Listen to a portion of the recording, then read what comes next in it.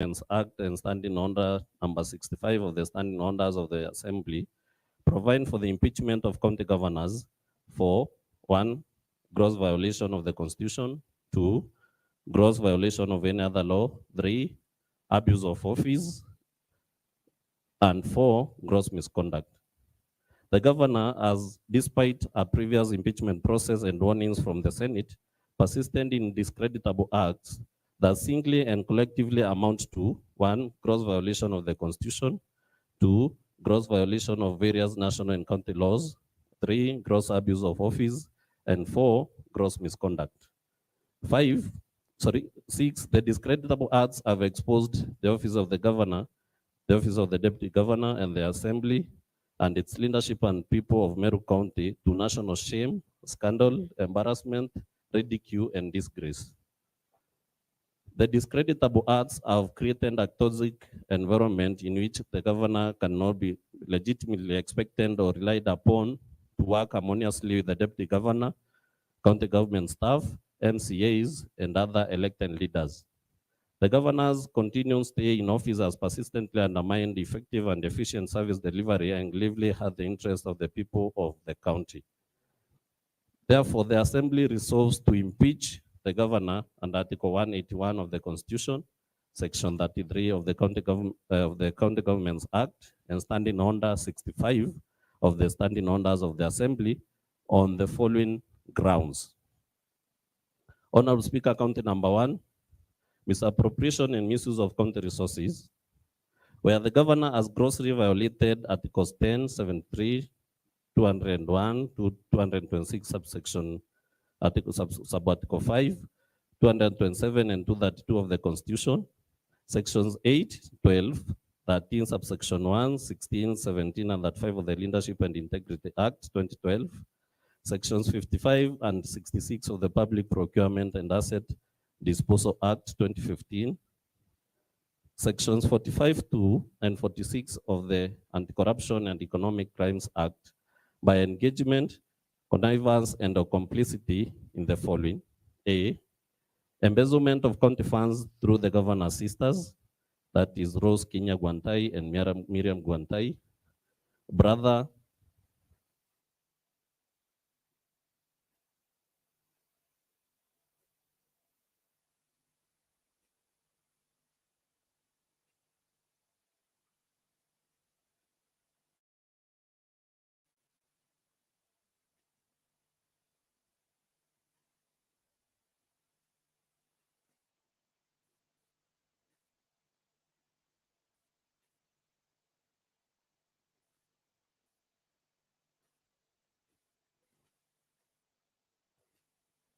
they are ineligible to tender for or supply any goods or services to the county government.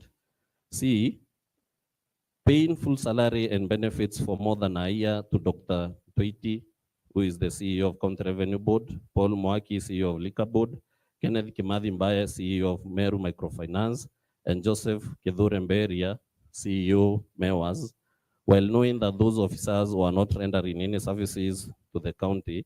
And D, the diversion and misuse of county resources, including funds and motor vehicles, to run the governor's private charity, duped Okolea, despite a previous promise to the Senate in previous impeachment proceedings to refrain from conflicting official county operations and Okolea operations. Honorable Speaker, the evidence of the governor's engagement, connivance, and complicity in the preceding gross violation of the Constitution and the law, gross misconduct, gross abuse of office is to be found in a complaint by Dranera Salesio Mutuma to the Ethics and Anti-Corruption Commission, the EACC, dated 11th August 2023, and the attachment to it, a copy of which is produced on pages 1 to 29 of the exhibits. B, a letter by the clerk of the Assembly dated 9th October 2023, requesting a certified copy of Meru County IFMIS records, a copy of which is produced on pages 30 of the exhibit. C, a letter by the County Executive Committee member for Finance dated 11th October 2023, declining to furnish a certified copy of Meru County if misreckoned on frivolous grounds, thus inviting an adverse inference against the governor in relation to the complaint raised by Mutuma Salesio Duranera, a copy of which is produced on pages 31 to 32 of the exhibit. D. Payslips for Dr. John Toiti, Joseph Kedure Mberia, and Kenneth Kimathi Mbae, copies of which are produced on pages 33 to 41 of the exhibit. And E. The Maua Chief Magistrates Court Miscellaneous Criminal Application number E085 of 2023, a copy of which is produced on pages 42 to 47 of the exhibit.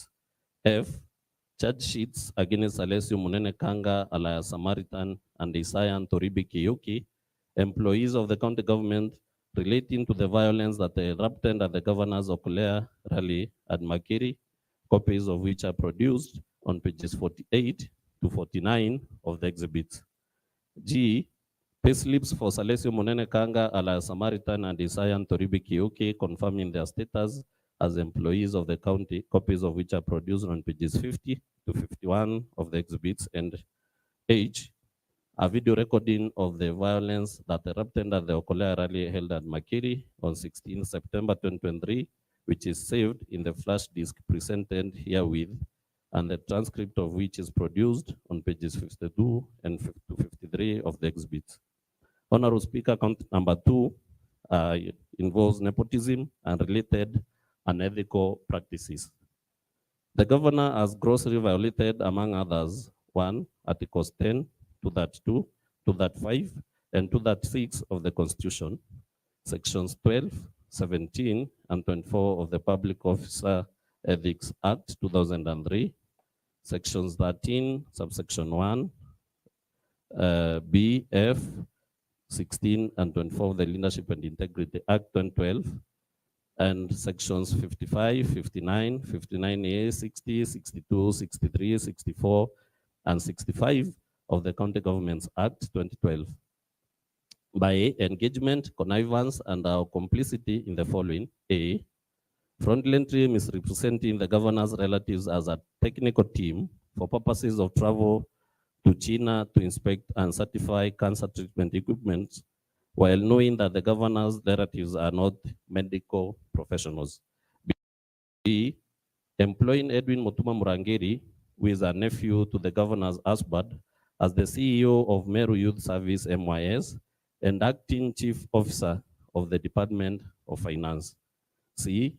The designation of Nefat Kinyua, who is the governor's brother-in-law, as the director of external leakages without transparent and competitive recruitment. And D. Assigning diplomatic duties, namely engagements with the foreign diplomats and dignitaries to unqualified sisters, that is Miriam Guantai, who is the personal assistant, and Rose Guantai, bodyguard.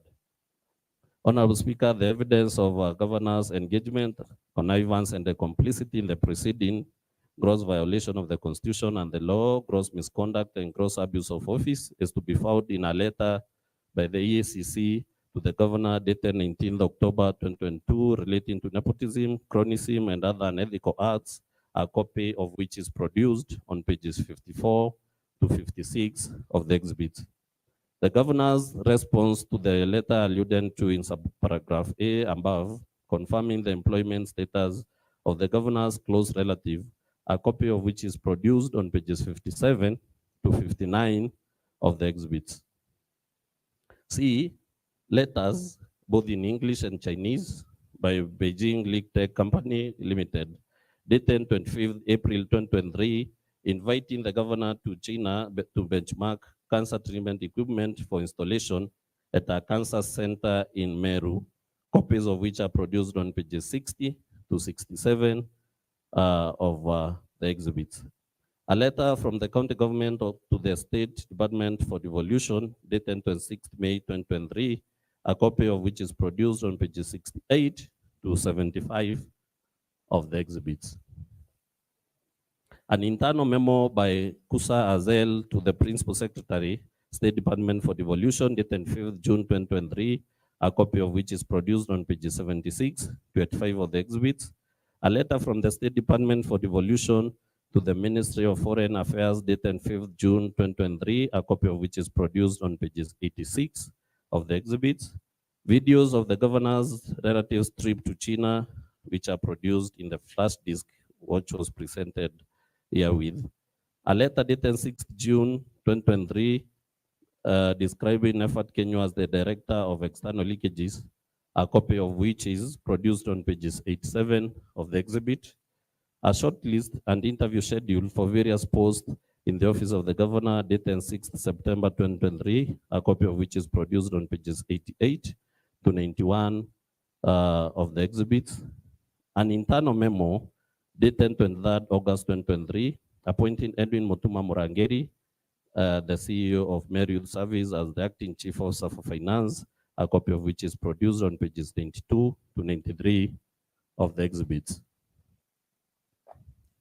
And K, screen grabs of the governor's official Facebook page, post on 23rd May 2023, copies of which are produced on pages 94 to 100 of the exhibits.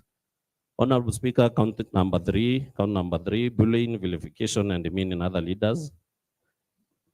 The governor has grossly violated, among others, Articles 10, 19, Sub-Article 2, 28, 73, and 75 and 179 of the Constitution, Sections 9, Subsection B, 19, and 24 of the Public Officers Ethics Act, Sections 29 and 34 of the Leadership and Integrity Act, and Sections 30, Subsection 2, and 3, C and D of the County Governments Act, by engagement, connivance, and or complicity in, among others, the following.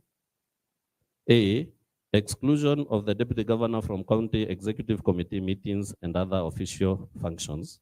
B, bullying, undermining, and posting insulting and demeaning messages about the Deputy Governor in our WhatsApp group styled that Government 012, whose membership includes several officers who are subordinate to the Deputy Governor.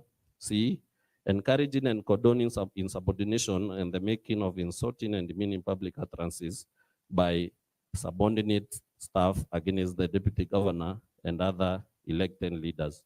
D, bullying, undermining, and posting insulting and demeaning messages about the Deputy Governor in a WhatsApp group styled Contact Demean Services, whose membership includes several officers who are subordinate to the Deputy Governor. Encouraging and condoning the removal of the Deputy Governor by junior officers from official county WhatsApp communication forums. Arbitrary suspension, dismissal, withdrawal, and frustration of the staff of the Office of the Deputy Governor. Illegally, irregularly, and fraudulently holding the Deputy Governor's staff out of office by purporting to accept their non-existent resignation.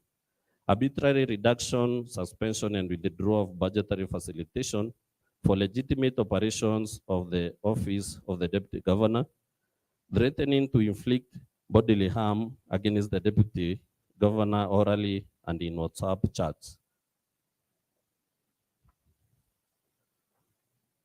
Forceful breaking, entry and ransacking of the Deputy Governor's office, changing the locks to the Deputy Governor's office, arbitrary relocation to the Deputy Governor's office, arbitrary withdrawal of security from the Deputy Governor's residences, and persistently making demeaning public utterances against other elected leaders, despite the same issue featuring prominently in the previous impeachment proceedings.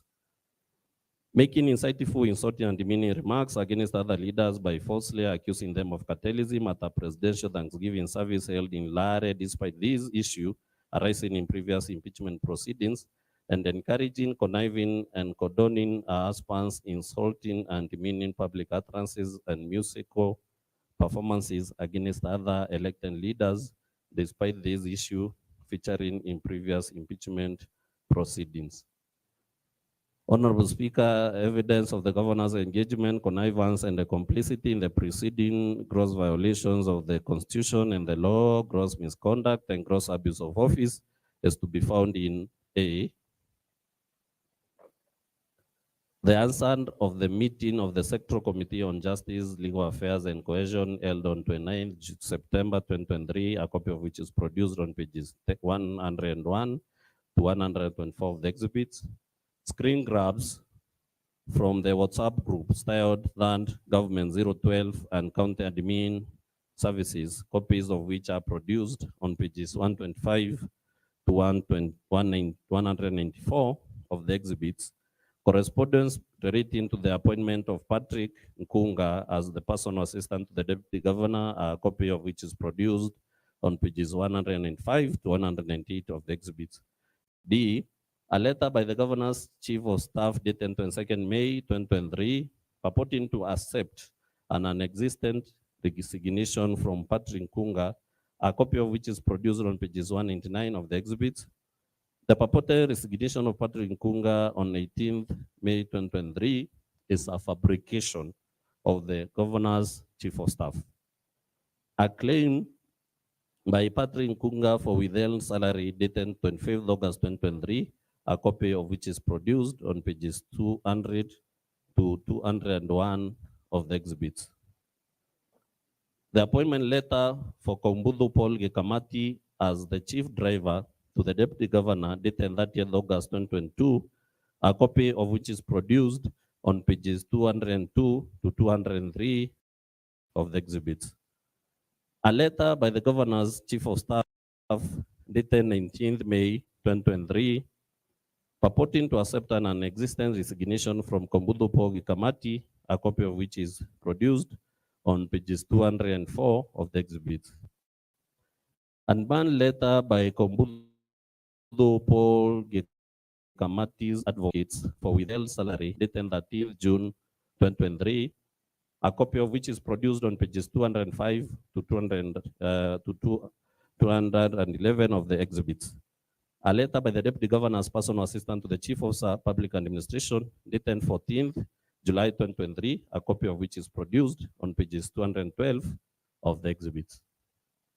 Correspondence dated 11th August 2023 to 11th September 2023 relating to repairs, service, and fuel for the Deputy Governor's official motor vehicle, copies of which are produced on pages 213 to 219 of the exhibit. An internal memo by the Deputy Governor's personal assistant to the Chief of Finance dated 23rd August 2023, requesting facilitation to attend a Meru Leaders meeting at the Nakuru State Lodge, a copy of which is produced on pages 220 to 225 of the exhibits. An internal memo by the Deputy Governor to the County Secretary relating to CEC meetings dated 25th August 2023, a copy of which is produced on pages 226 of the exhibits. Correspondence between the Governor's Chief of Staff, the Deputy Governor, and the County Secretary dated 30th August 2023 to 12th September 2023 relating to the relocation of the Deputy Governor's office, copies of which are produced on pages 227 to 229 of the exhibits. A letter by the Deputy Governor to the Speaker of the Meru County Assembly relating to office facilitation dated 30th August 2023, a copy of which is produced on pages 230 of the exhibits. A letter by the Deputy Governor to the Speaker of the Meru County Assembly relating to the exclusion from CEC meetings dated 30th August 2023, a copy of which is produced on pages 231 of the exhibits. A letter by the Deputy Governor to the Secretary of the County Public Service Board relating to the staffing of the Deputy Governor's office dated 30th August 2023, a copy of which is produced on pages 232 of the exhibits. A letter by the Deputy Governor to the Deputy President of the Republic of Kenya relating to reconciliation dated 1st of September 2023, a copy of which is produced on page 233 of the exhibits. A letter by the Deputy Governor to the Clerk of the Senate relating to an invitation to CEC meetings and office facilitation dated 1st September 2023, a copy of which is produced on page 234 of the exhibits. A letter by the Deputy Governor to the Chairperson of the Council of Governors and Chairperson of the Deputy Governor's Caucus relating to reconciliation dated 1st September 2023, a copy of which is produced on page 205 of the exhibits.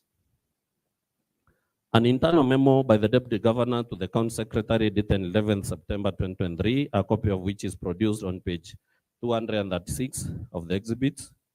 Receipts evidencing the Deputy Governor's expenses on official motor vehicles after denial of facilitation, that is, copies of which are produced on pages 207 to 242 of the exhibit.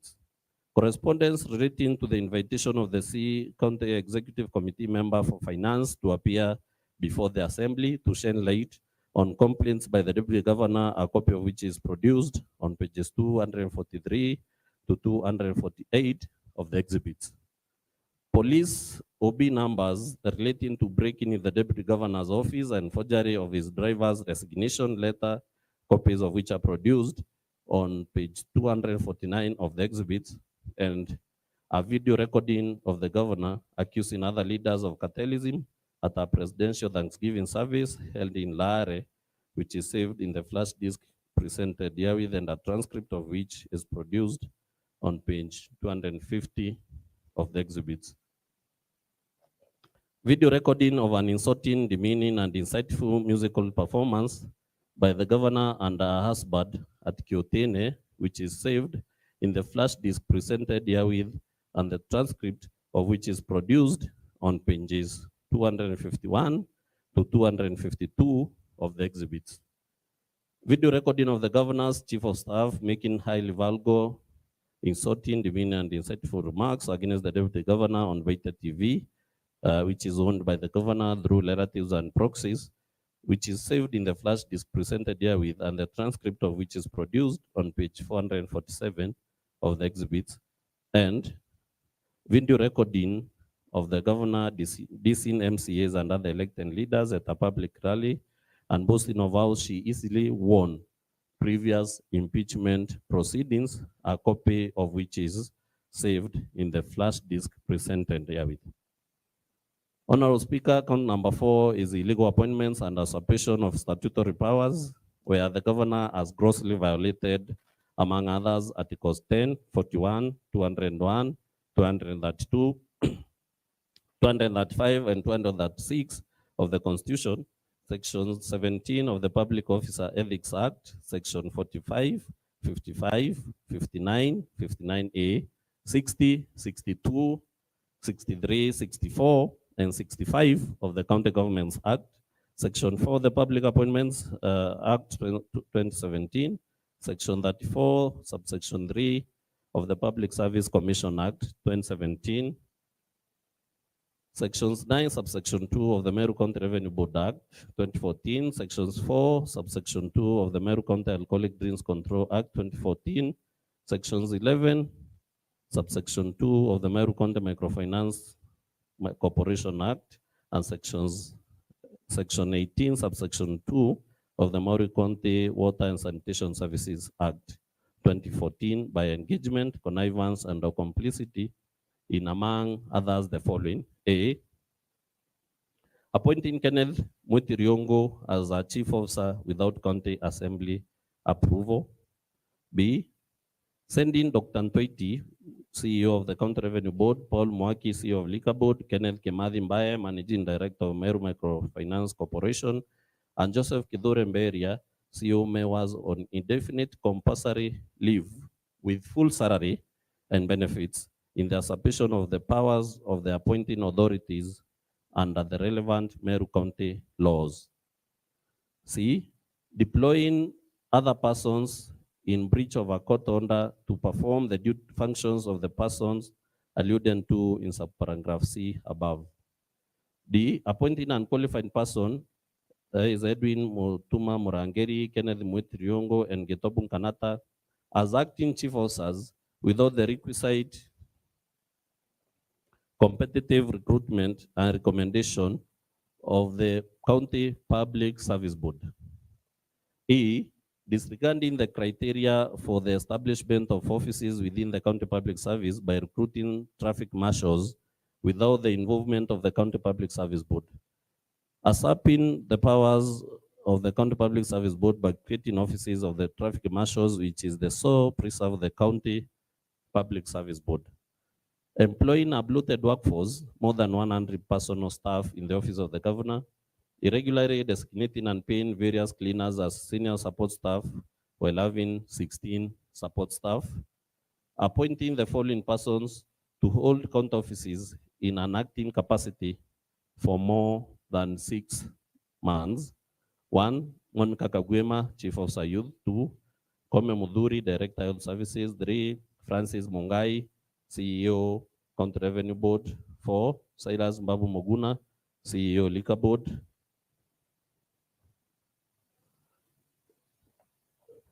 Honorable Speaker, the evidence of the governor's engagement, connivance, and complicity in the proceedings, gross violation of the Constitution and the law, gross misconduct, and gross abuse of office is to be found in A. Documents relating to the staffing needs of the office of the governor, adverts and shortlisting of chief officers, copies of which are produced on pages 253 to 204 of the exhibits. B. An internal memo by the county secretary dated 23rd August 2023, a copy of which is produced on pages 205 to 206 of the exhibits. Summons issued by the Assembly Central Committee on Labor, Public Service and Social Welfare on 26th September 2023, copies of which are produced on pages 297 to 310 of the exhibits. Response by the county secretary communicating the decision of the governor, the chief of staff, county secretary, county executive committee member for finance, and the fleet managers, not to appear before the sectoral committee of the assembly, thus inviting an adverse inference against the governor, a copy of which is produced on pages 311 to 312 of the exhibits. The handstand of the meeting of the sectoral committee on labor, public service, and social welfare held on 5th October 2023, a copy of which is produced on pages 313 to 323 of the exhibit. The County Public Service Human Resources Manual 2013 and the Public Service Commission Human Resources Manual 2016, relevant extracts of which are produced on pages 324 to 334 of the exhibits. Internal memo dated 22nd December 2022 by the County Public Service Board to chief officers through the county secretary, advising on transfers, appointments, and establishment of offices within the county public service, a copy of which is produced on page 335 of the exhibit. Letters sending various officers on compulsory leave, copies of which are produced on pages 336 to 342 of the exhibits. Circulars, guidelines from the Intergovernmental Relations Technical Committee, the Transition Authority, and the Salaries and Remuneration Commission on the staffing of the office of the governor, copies of which are produced on pages 343 to 353 of the exhibits. Correspondence relating to the bloated workforce in the governor's office, copies of which are produced on pages 354 to 362 of the exhibits. Payslips relating to some of the bloated workforce in the office of the governor, copies of which are produced on pages 363 to 382 of the exhibits. Correspondence between the Assembly and the County Public Service Board on the appointment of chief officers and the employment of various staff within the office of the governor, copies of which are produced on pages 383 to 408 of the exhibit. Screen grabs from the governor's official Facebook page relating to the appointment of traffic marshals, copies of which are produced on pages 409 to 412 of the exhibits, and a video recording of the governor flagging off traffic marshals saved in the flash disk presented herewith, and a transcript of which is produced on pages 413 to 414 of the exhibits.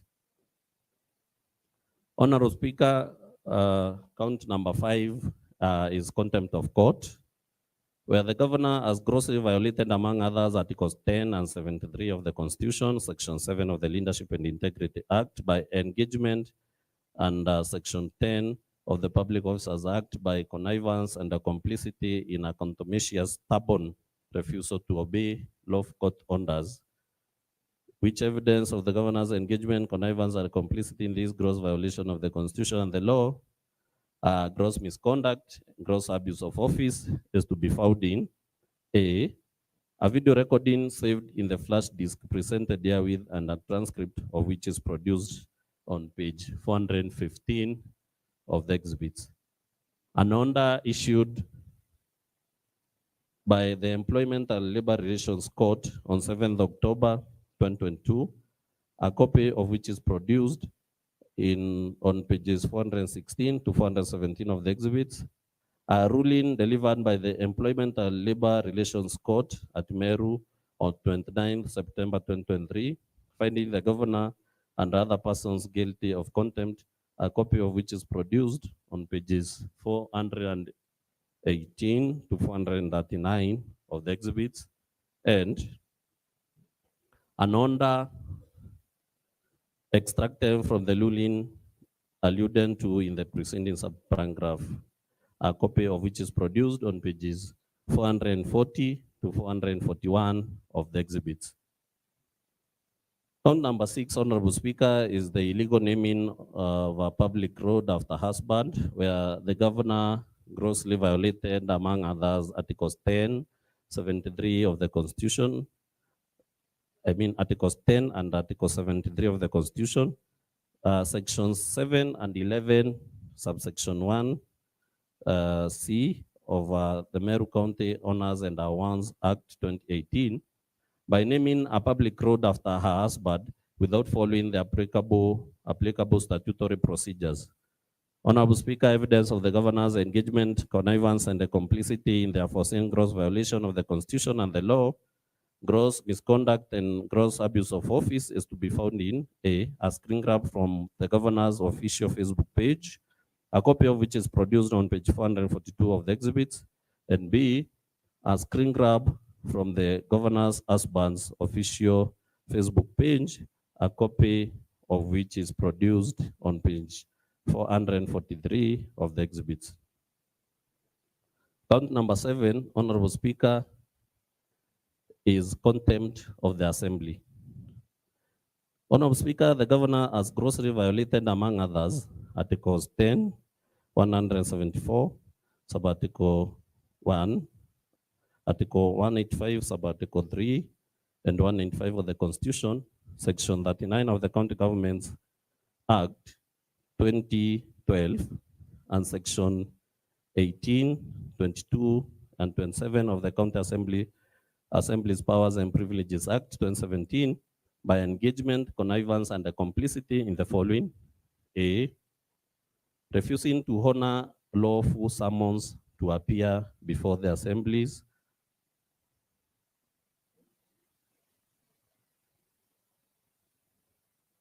Sectoral Committee on Justice, Legal Affairs, and Cohesion to answer questions to the matters raised in the preceding parts of this impeachment motion. B, directing a chief of staff and accomplice and lackey in malfeasance to write a contemptuous letter to the Assembly in response to lawful summons to appear before the Assembly's Sectoral Committee on Justice, Legal Affairs, and Cohesion, and C, in the refusal by a County Executive Committee member, Finance, and County Secretary to furnish documents to the Assembly on the frivolous grounds that 1, an incoherent audit process was underway, and 2, the matters raised by the Assembly were sub judice, the later frivolous ground being also disingenuous and contrived when viewed against the fact that the governor has already been convicted of contempt of court. Evidence of the governor's engagement, connivance, and complicity in the aforesaid gross violation of the Constitution and the law is to be found in a letter by the governor's chief of staff dated 11th October 2023, a copy of which is produced on pages 444 to 445 of the exhibits. Honorable Speaker, that is the content of the motion. And Honorable Speaker, before I invite the second of the motion, who is the leader of the minority party in the Assembly, allow me to prosecute a few counts in the Special motion, Honorable Speaker.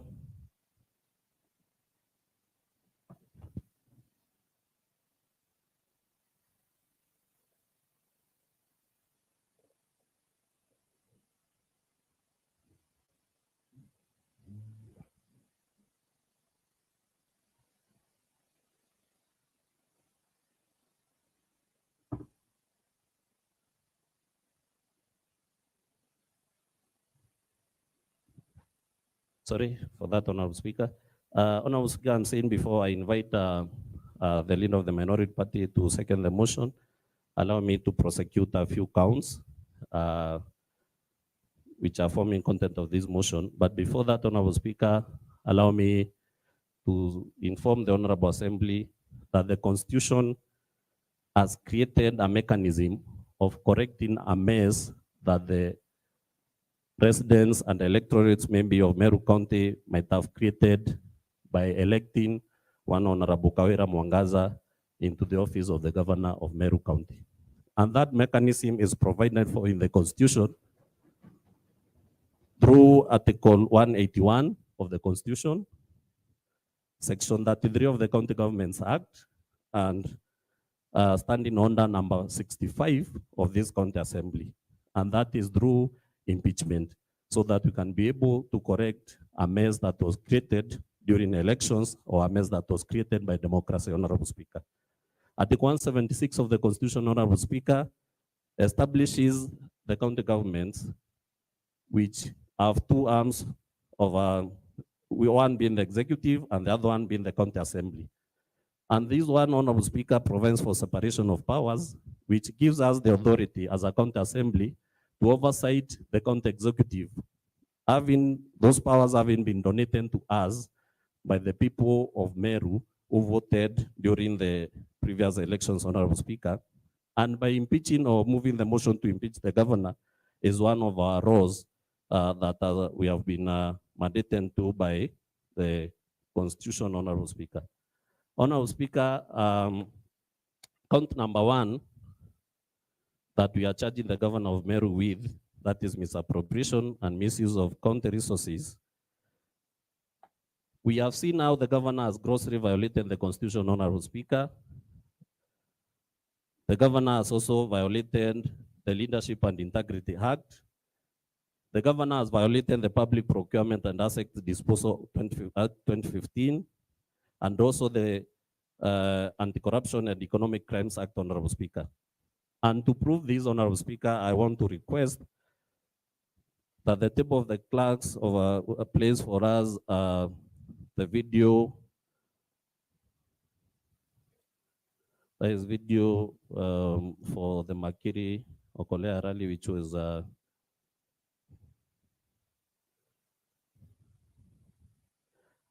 which is in the flash disk.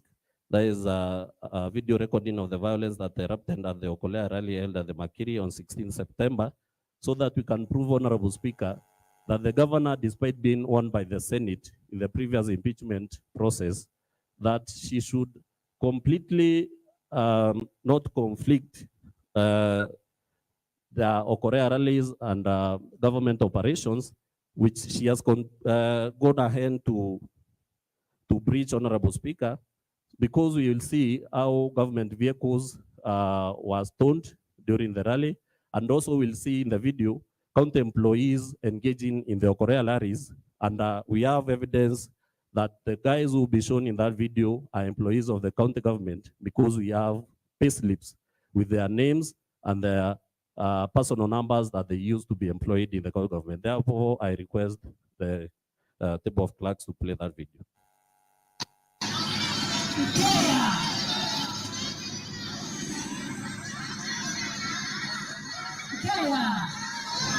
Bwana asifiwe. Hapo kwa ndugu bwana. Bwana asifiwe. Na tuone. Tutaongelea kama tulivyoa. Ile watasahau. Wapi hao kina mama wazee? Bado tuongezewe. Pastors wakuje hapa kwanza tuombe. Nitoe kama ng'ombe ngine kwa eteka alio kwa wako watu kwa Tanzania. Unaona watu wako yatemwa. Tunaenda kinyonga. Kengi ndio itamwanda wapya. Inua mkono juu. Back to the center. Now back to the center. Go back to the center. Unaona ukomeni. Ni ukomeni. Eo analeta mbele. Aleta ngare. Eo ni mwanamke. Aleta nyumba za baba. Now back to the center. Go back to the center. Wake Bwana asifiwe. Tokea na huwa katiba ya Kenya ilete Kenya mtu kwenda onge ala kwenda. Oni ndenga bana nteri nyaka ana kumukuma compound ile toka na tia mochilio kwa nyungwa. Kyoto mochilio mtu. Kwa hiyo kama umepangwa kukuja hapa, tuko hapa tayari. Tutapambana kiroho, tutapambana kisheria na hakuna uoga. Bwana asifiwe. Na ingo shokelea ile okay ya kuwa no komo ikawela ari governor 2077 yete kuraya. Kwa na mawe yako ile. Tutambue. Tukiomba kutambua no tukua tumia ana beto kwa maia. Hiyo ni ujinga. Na ni ukumbavu. Na ndio kwa ya wangu wiki maia. Na ndio maana bangu wiki maia. Yawe ngwana moko kugera maia. Ana wewe wango ya maia. Tukuone kiani neke. Ile tu angotambua. Lakini hii chini ya namba utumira kwa kwa hizo waziri.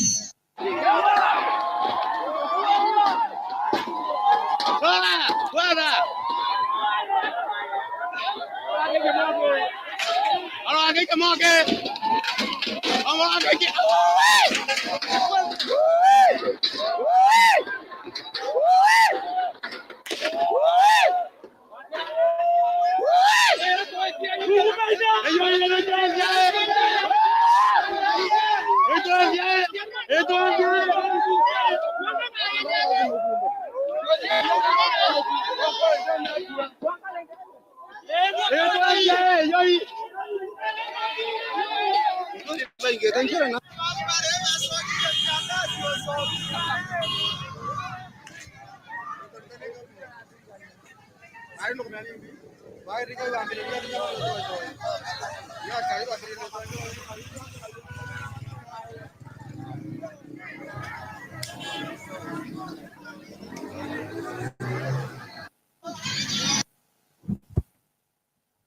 Thank you, Honorable Speaker. Honorable Speaker, Article 201 of the Constitution provides for how public money shall be used, that is both prudently and in a responsible way. And in this respect, the governor fails to abide by that provision of the Constitution because, Honorable Speaker, through that rally, the governor of Meru used both the financial resources for the county and also human resource for the county, as it will also be established, on our speaker, because that incident was reported at Maua police station, where we have in the exhibits OB number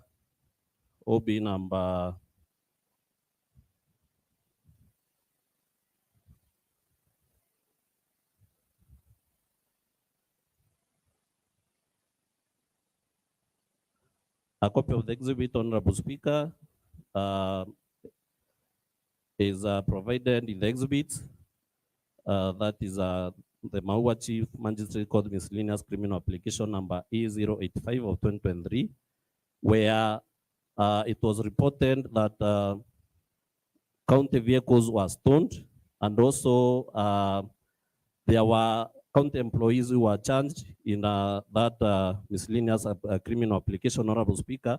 That is one, Mr. Salesio Munene Kanga La Samaritan and Isayan Toribi Kiuki, who are employees of the county government of Meru. And their pay slips, Honorable Speaker, are produced on pages 50 to 51 of the exhibits. Therefore, there is enough evidence, Honorable Speaker, that the governor of Meru has misappropriated and misused county resources.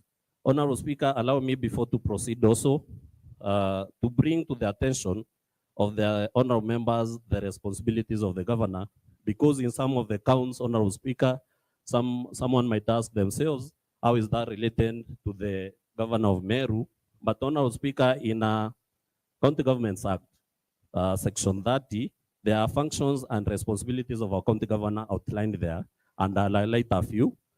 Subject to the Constitution, that is Section 30, subsection 2, Honorable Speaker, subject to the Constitution, the governor shall diligently execute the functions and exercise the authority provided for in the Constitution and legislation, that is Part A. Part F, submit the county plans and policies to the county assembly for approval. Also, Part J, submit to the county assembly an annual report on the implementation status of the county policies and plans. And Part I, sign and cause to be published in the county gazette, notice of all important formal decisions made by the governor or by the county executive committee. Subsection 3 of the same, Honorable Speaker, states, in performing the functions under subsection 2, the governor shall A, provide leadership in the county's governance and development. B, provide leadership to the county executive committee and administration based on the county policies and plans. C, promote democracy, good governance, note good governance, unity, and cohesion within the county. D, promote peace and order, note peace and order within the county. E, promote the competitiveness of the county. And F, be accountable for the management and use of the county resources. Therefore, Part F, Honorable Speaker, as the governor culpable of whatever happened at Makiri, because she needs to be accountable for the management and use of the county resources. Honorable Speaker, still at count number 1, we have seen now embezzlement of county government funds has happened through the governor's relatives, which is in contravention of the Leadership and Integrity Act, and also the Public Procurement and Asset Disposal Act, and also the Anti-Corruption and Economic Crimes Act. Honorable Speaker, the Leadership and Integrity Act 2012, Sections 8,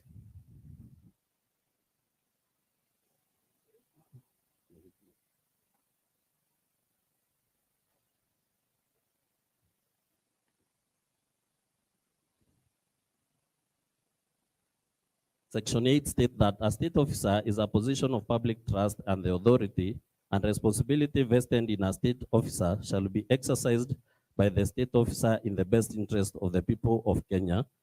Then Part 12 states, Section 12, subsection 1 states, a state officer shall not use the office to unlawfully or wrongfully enrich himself or herself or any other person. Then Section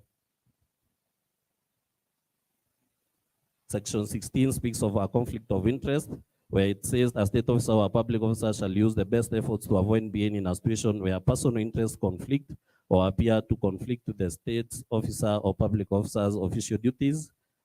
And Honorable Speaker, the other one speaks of, that is in a Public Officer Ethics Act, where it speaks of nepotism, where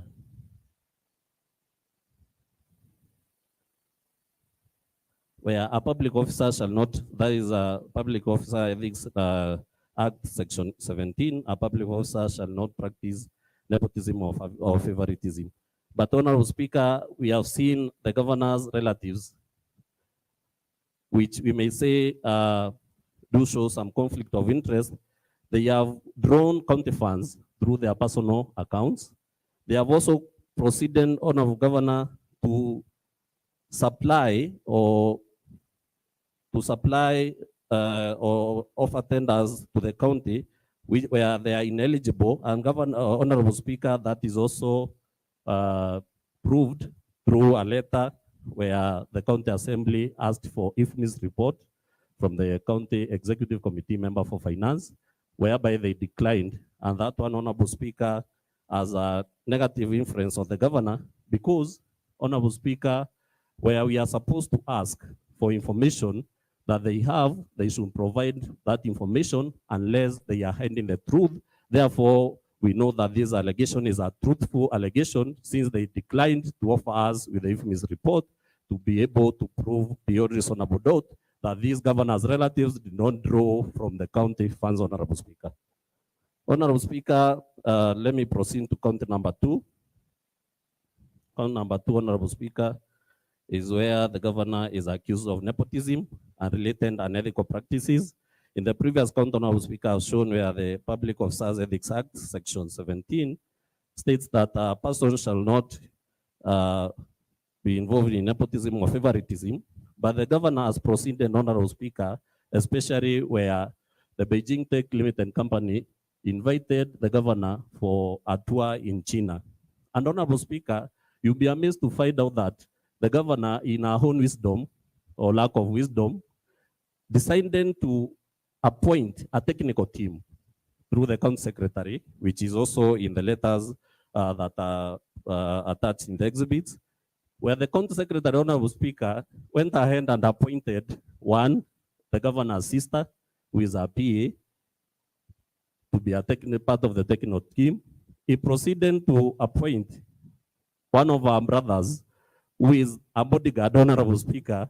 And funny, you wonder how a police officer will be part of a technical team to go and benchmark on medical equipment to also proceed to China. She proceeded, Honorable Speaker. Honorable Majority, you do verify if he's also a medical conductor. He can be a medical conductor and then an askari. Sorry? Did you verify if he's a medical conductor? What does the document that he has given say? Honorable Speaker, in part of the exhibits that we have, there is a letter in Chinese by the Beijing League Tech Company. That is in exhibit number page 60 to 67.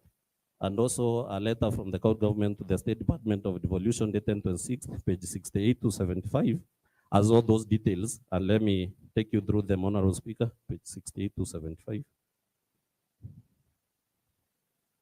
The letter by the Beijing League Tech Company Limited, Honorable Speaker, let me read it verbatim, was addressed to Her Excellency Governor Kawira Mwangaza, Governor, County Government of Meru, PO Box, blah, blah, blah, Your Excellency, the invitation for a visit to China.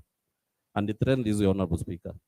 We are delighted to invite you and your distinguished members to visit us in China for you to witness and benchmark our state-of-art linear accelerator machines designed and manufactured in China, in reference to our planned cancer treatment center in Meru, Kenya. Take note, Honorable Speaker, benchmark on state-of-art linear accelerator machines designed and manufactured in China in our reference to our planned cancer treatment center in Meru, Kenya. Among other activities, you'll also have an opportunity to visit other medical equipment manufacturer that produce digital radiography, X-ray equipment, and a mobile C-arm that we plan to manufacture and assemble in Kenya, preferably in a designated special economic zone. With this trip, we believe you will not only get to know who we are and what we offer, but also have confidence with our ability to execute our plans in ensuring that a state-of-art cancer treatment center is set up in Meru, Kenya in time. Then it proceeds and it's signed by a Militon H. Young, Chairman and CEO. Honorable Speaker, the letter was not specific. But in your own wisdom, Honorable Speaker, I wonder how a normal person would appoint a police officer, Honorable Speaker, to go and benchmark or to go and witness the state-of-art linear accelerator machines, which, Honorable Speaker, is not something that everybody will understand. But Honorable Speaker, prove... Honorable Majority, I believe also a cancer treatment that requires a security officer. Is it true or false? But security officers, Honorable Speaker, are not required to travel to China to be trained how to protect such facilities. Because... And Honorable Speaker, you see in a letter from the County Secretary and Head of Public Service, he states, which is addressed to the Principal Secretary, State Department of Devolution, the reference is Meru County Delegation Official Visit to China from 7th June to 17th June 2023. In that letter, Honorable Speaker, it is noted that delegation of the Meru County government is scheduled to make an official visit, not an official visit, to China with effect from 7th June to 17th June 2023. And in this respect, the county government of Meru requests the Department of Devolution to communicate this information to the Ministry of Foreign Affairs and Diaspora for the purposes for the purpose of the letter to communicate to the Embassy of the People's Republic of China in Nairobi to issue the county delegation with entry visas. And he states the technical team is as follows, Honorable Speaker. One, Dr. George Mungania, and the identity number is there, who is, I believe, is the County Executive Committee member for health. Number two, Ms. Miriam K. Guantai, who is the personal assistant to the governor. They have indicated there. Number three, Mr. Nefat Kenyo Meme, who is also alleged, Honorable Speaker, to be the husband to the PA. The identity number is there. He is, the title is the Director External Leakages. And number four, Mr. Murangeri Kenneth Guantai, who is now the brother to the PA and the brother to the governor.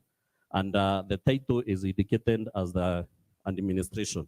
So I don't know if it is administration, police, or in which department does he work, because he has even been seconded to protect the governor from the Kenya National Police.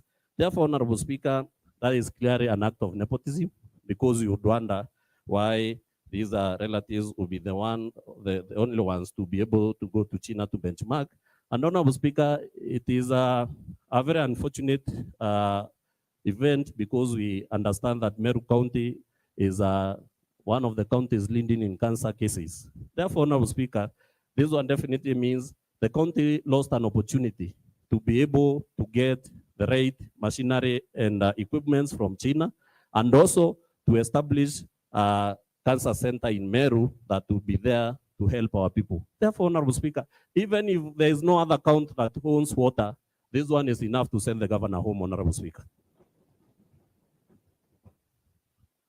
Count number still on nepotism and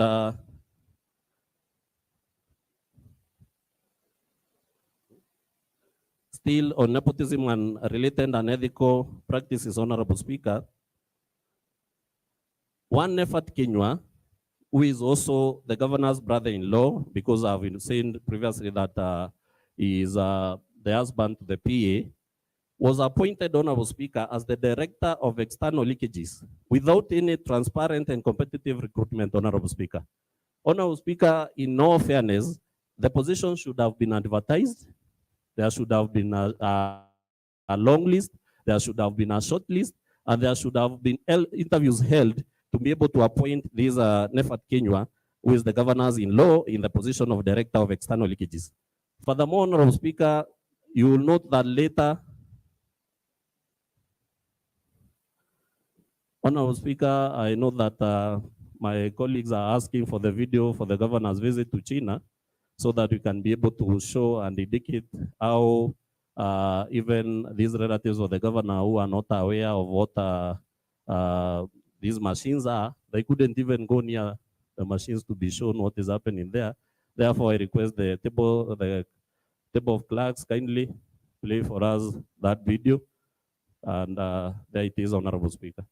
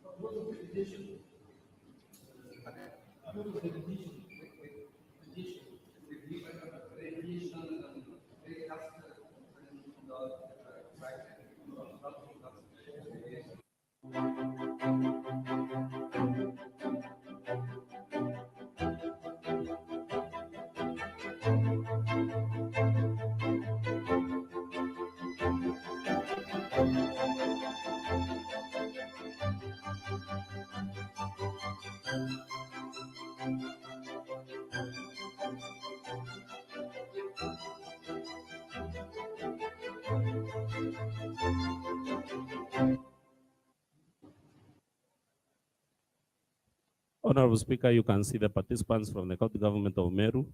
They are well known to most of the members of this Honorable Assembly. But Honorable Speaker, you'd wonder, since the governor didn't travel to China, where was the bodyguard to the governor who is her brother going to, or what are they going to do in China, Honorable Speaker? Therefore, Honorable Speaker, there is enough proof of nepotism and favoritism. Honorable Speaker, I was prosecuting the case of employing one Edwin Mutuma Murangeri, the nephew to the governor, as the CEO of the Meru Youth Service, and also, I was executing the one for Nefat Kenya, who is the governor's brother-in-law, as the director of external leakages without transparent and competitive recruitment.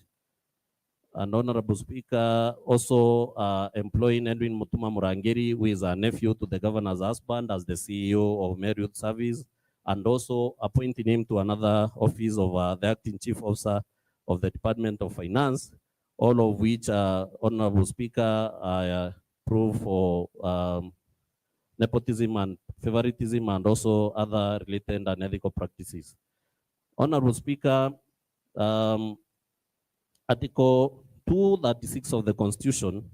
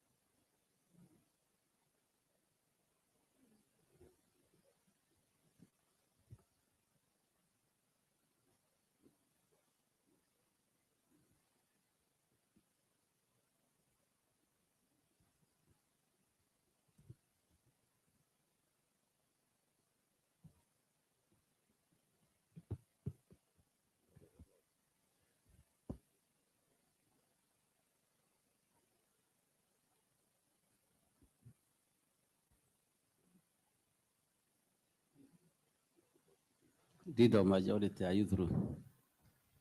No, you know, Honorable Speaker, I'm not a lawyer, Mm. so I'll take my time to find these articles in the Constitution. Mm. Therefore, allow me to do it at my own pace, kindly. But you have lawyers closer to you. Who is that, Honorable Speaker? The The Deputy lawyers are Speaker. close to you. There are so many. They will be given a chance when their time comes, Honorable Speaker. They also take time in court. Okay, majority leader.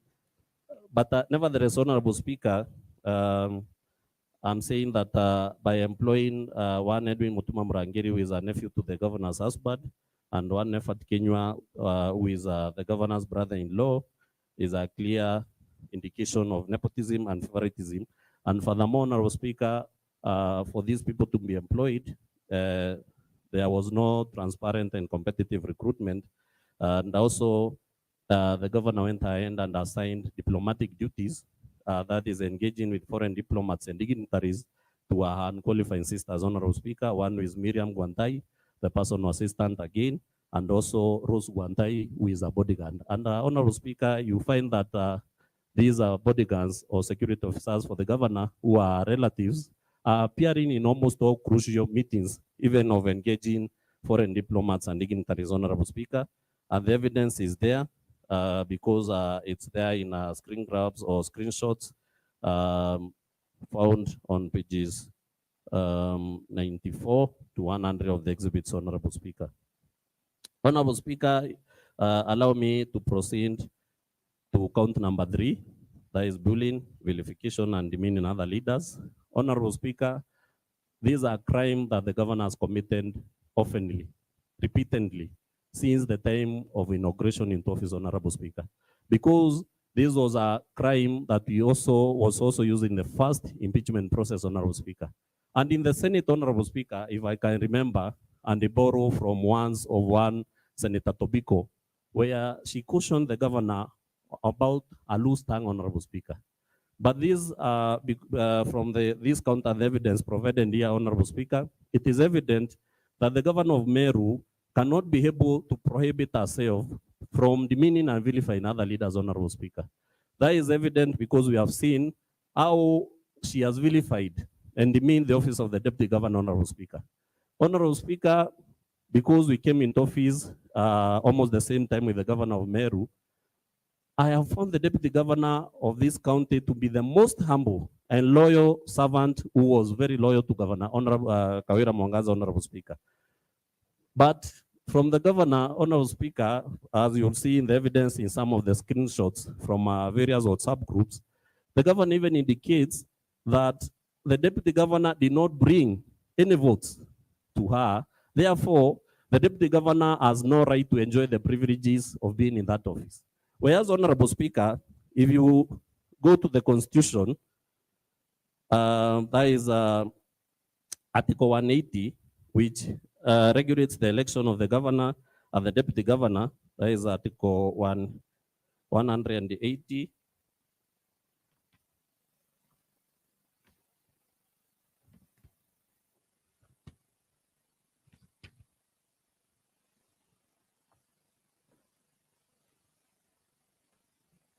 I found this one very fast, Honorable Speaker. The election of county governor and deputy governor is provided for in Article 180 of the Constitution, where it starts by saying, number one, the county governor shall be directly elected by the voters registered in the county on the same day as a general election of members of parliament, being the second Tuesday in August in every 5th year. Then it proceeds to indicate that there is a sabbatical 5. Each candidate for election as a county governor shall nominate a person who is qualified for nomination for election as county governor as a candidate for deputy governor. Honorable Speaker, it is the governor who nominates the candidate for a deputy governor. And after nomination, Honorable Speaker, the right of mercy for the one who is doing nomination ends at that point, Honorable Speaker, because Part 6 indicates, sabbatical 6 indicates, the Independent Electoral and Boundaries Commission shall not conduct a separate election, not a separate election for the deputy governor, but shall declare the candidate nominated by the person who is elected, not the candidate who is nominated by the person who is elected county governor to have been elected as the deputy governor. Therefore, there is no favor that the governor is doing to the deputy governor because he or she also undergoes the process of elections. And that, Honorable Speaker, gives the candidate or the one who is elected to the office of the deputy governor to enjoy all the privileges that comes with that office, Honorable Speaker. But we have seen the governor, even instructing junior officers of the county to go and use demeaning ones on a person who is senior in the county, Honorable Speaker. In the case of one chief of staff, and I'll read verbatim of what he said. That is provided for in, it's provided for in. Honorable Leader Majority, I don't get you. Who enumerates the government officers? Is it the governor or who does that?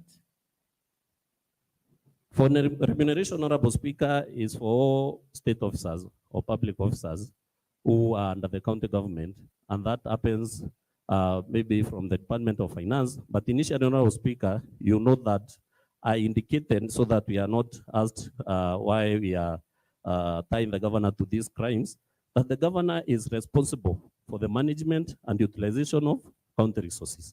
So that one means she is the overall manager. That's why you would say she is the CEO of the county. Therefore, when Honorable Speaker, you find that the chief of staff of the governor goes to a TV station to demean and vilify the deputy governor, who is elected together with the governor, Honorable Speaker, that is something that must have, or they must have been empowered by the governor, because the governor is the one who appoints the chief of staff, Honorable Speaker. And I want to read verbatim of what the governor, the chief of staff said about the deputy governor. That is provided for in transcript. It's provided for in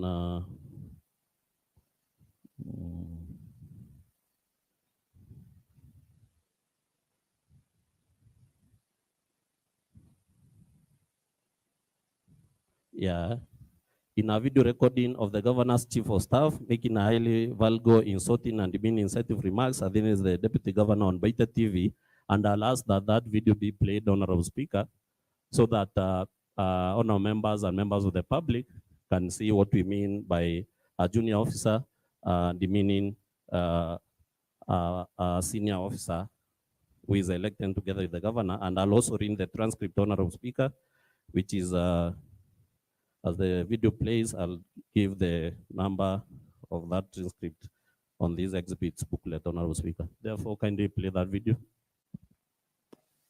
Gento kira mutuma kuthithia igento kira ntenda kuga kinya no tuimbije baite ni thairwa iri national ithi keri na toba bingi nationally mutuma ga kumira thani ira kurira bwana Peter. Ajuge wi migambo enchamba ndatu tumira migambo tewi ketera wi tamono po na nchamba lakini mbitekiria bombera mimi jogo within migambo. Honorable Speaker, because I understand some of the councils for the governor do not understand Kimeru, allow me to read the transcript and English translation of utterances made by the governor's chief of staff, Chamba Mbedi, during an interview on Baita TV, which is also owned by the governor through relatives and proxies, Honorable Speaker. And it says in Kimeru, Kintukira mutuma kuthithia igintukira ntenda kuga kinya no ntuimbije baite ni thairwa ethikeri ni antu baba ingi nationally mutuma gakumira thani ira akurira bwana Peter. What that means in English is what mutuma, now mutuma is the deputy governor, is doing is something I would not want to say here because I know Baita TV as a national audience, Mutuma is defecating on the plate from which he feeds. Honorable Speaker, such derogatory terms to be used on the deputy governor by a chief of staff is really astonishing because this is a junior officer to the deputy governor, where now the journalist proceeds to pretend to assist him to withdraw the ones by saying, katuge eu ni migambo ya nchamba na ntenda tutumira migambo ta eu ekethira egwita muno bwana nchamba lakini mbetekeria bwa mbere ma imbije oko withdraw migambo eu. So it is not even so sorry, what it means in English is let us reiterate that those are Nchamba's ones that I would not like us to use because we have a wide reach. But allow me to say that you have withdrawn those ones. So even it is not the chief of staff who is remorseful, it is the presenter who is pretending by saying, allow me to say you have withdrawn these ones. Therefore, furthermore to that, Honorable Speaker, also the governor herself used such ones of the deputy governor in a public rally where she said that, and I'll also ask that that clip will be played, Honorable Speaker, where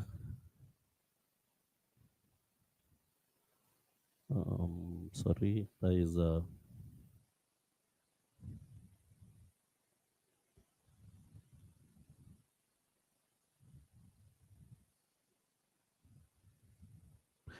it was not a video record. It is from one of the screen grabs or screenshots of the WhatsApp groups that where the governor and junior government officers are there, where she says, the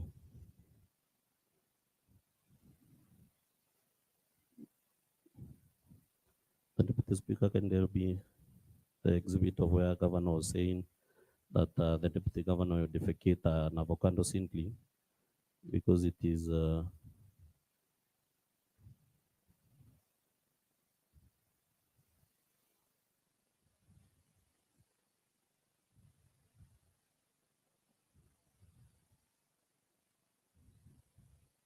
a screen grab.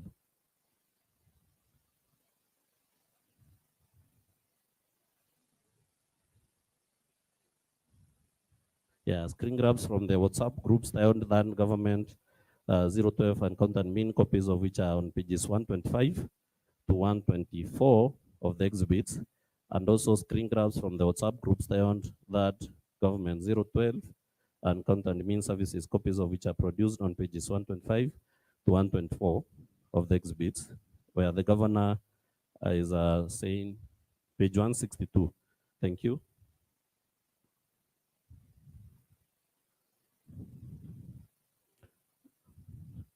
And there's a transcript of the same.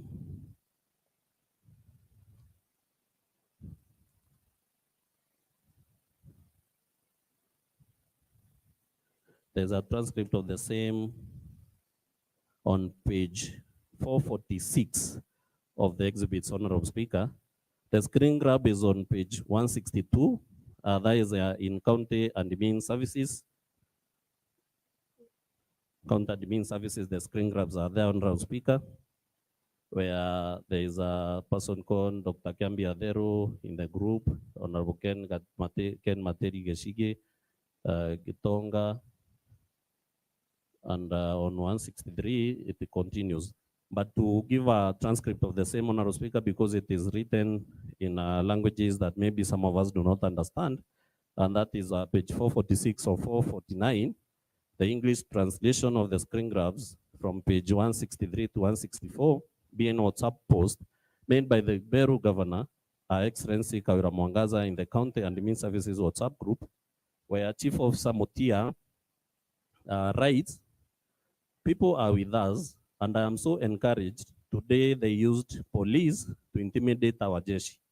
Their darkness won't and can't overcome our light."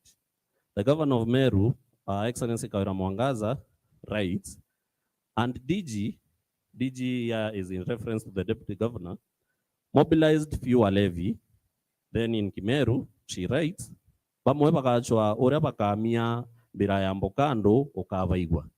In translation in English, the governor says, Honorable Majority, who is saying that? I say that Governor of Meru, Her Excellency Kawira Mwangaza. Okay, continue. So in translation in English, that means, or what she wrote means, the deputy governor mobilized a few drunkards. Some people will have to find ways of defecating an avocado seed. You'll hear them, meaning, of course, if you are to defecate an avocado seed, you have to be hand crying because of pain, Honorable Speaker. Therefore, what the governor here, or the inference here from the governor is that the deputy governor will be hand crying because maybe she'll make him cry or something else. But those are ones from the county CEO, Honorable Speaker, in reference to her deputy, whom they were elected together on the same ticket. And in this group, they are junior officers. Maybe the ward administrators, because it is called county and admin services. Yes, they are the ward administrators, sub-county administrators, chief officers, who rank lower, way lower than the deputy governor who is elected, Honorable Speaker. And also in the constitution, the deputy governor is given the role of deputizing the governor. Therefore, in the absence of the governor of Meru County, it is the deputy governor who assumes that office. You wonder. Just a minute, in the majority. Honorable Jim, what is it? Thank you, Mr. Speaker. I rise on the number 31(3), and Mr. Speaker, I seek to move a motion pursuant to provisions of standing order number 31. Mr. Speaker, it's clear that we have a heavy matter before us, and we are only allowed legally to sit here up to 12:30. So, Mr. Speaker, I want to move a motion for extension of time until we conclude the business of the day. Thank you, Mr. Speaker.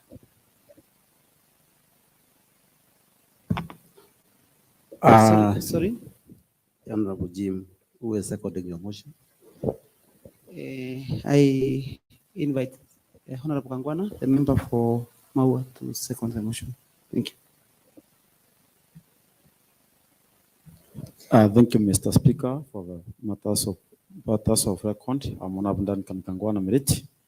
I rise to second the motion, and before I sit down, I also concur with Honorable Jim that the matters ahead of us are of essence, and we need time to exhaust whatever is ahead of us so that we can make the public and everyone understand why we are here. Thank you, Mr. Speaker. Thank you, Honorable Kangwana. The motion having been moved and seconded, I now propose the question pursuant to the provisions of standing order number 54, which is that pursuant to the provision of standing order number 13A, This Honorable Assembly to extend its sitting time for this sitting until in the change all the businesses appearing in the order paper. The motion is now ready for debate, and members wishing to contribute on the motion may proceed and catch a speaker's eye.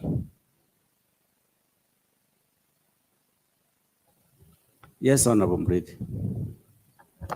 Asante sana Mheshimiwa Spika, sababu ya kumbukumbu za rekodi katika bunge hili.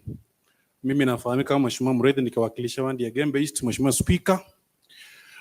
Spika, leo ni haku ya haku. Mheshimiwa Spika, leo ni kaski ya kaski. Mheshimiwa Spika, almaarufu siku ya ndovu kumula mwanawe.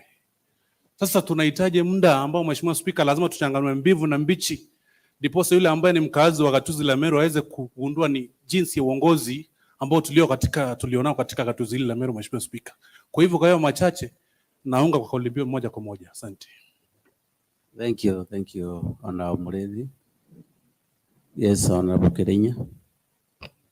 Thank you, Honorable Speaker. For the purpose of records, I'm Kirinya Mwenda Benson, specially elected by Devolution Empowerment Party. I rise, Honorable Speaker, to support the motion on an extension of time so that we can exhaustively handle the matter that is ahead of us. Thank you, Honorable Speaker.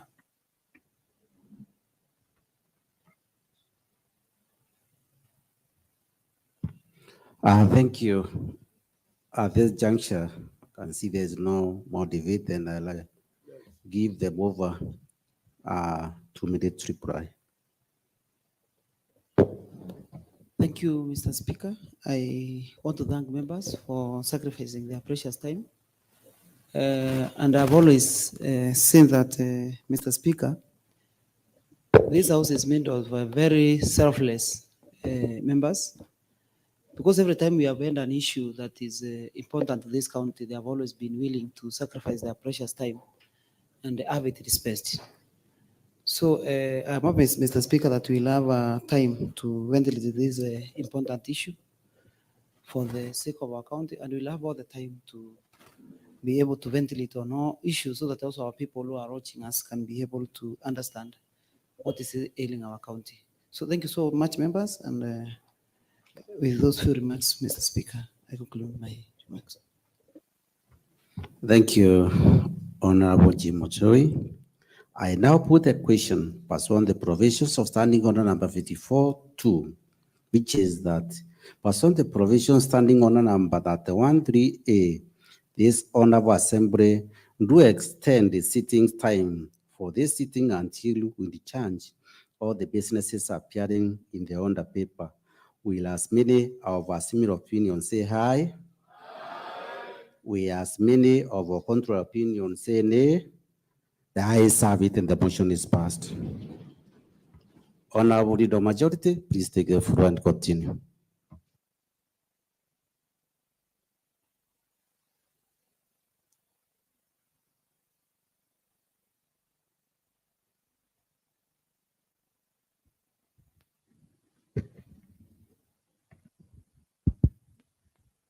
Thank you, Honorable Speaker. Honorable Speaker, I was saying that the insulting ones and then meaning ones used on the Deputy Governor by the Governor and the subordinate staff in that WhatsApp group.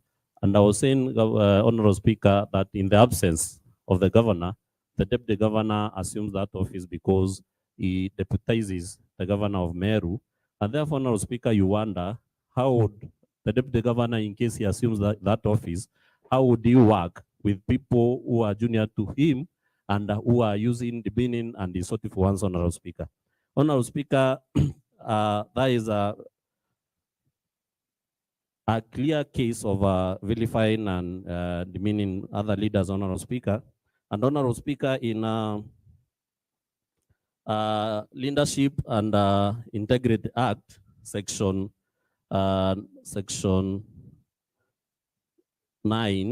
11, Honorable Speaker, Part A states that a public officer shall always carry out duties in a way that maintains public confidence in the integrity of his office. Part B, treat the public and his fellow public officers with courtesy and respect. With courtesy and respect. Therefore, the governor has flouted that provision of the law, Honorable Speaker, which by all means should take out of the helm of the leadership in this county, Honorable Speaker. Honorable Speaker, in the same count, you will know that the governor, through the subordinate staff, excluded the deputy governor from the county executive committee meeting.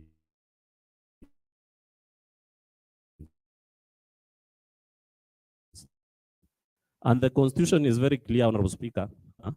Therefore, meaning, Honorable Speaker, that by excluding the governor from these meetings, the county executive committee meetings, they have already breached the law, because from the Hansard of this assembly, where the deputy governor was invited by the Committee on Justice and Legal Affairs, the deputy governor himself alluded to that he was available. He was available for all those meetings, but he was removed from the official WhatsApp groups where he saw the invitation to these meetings. Meaning, by removing him from this WhatsApp group, they didn't want the deputy governor to attend the county executive committee meetings, Honorable Speaker.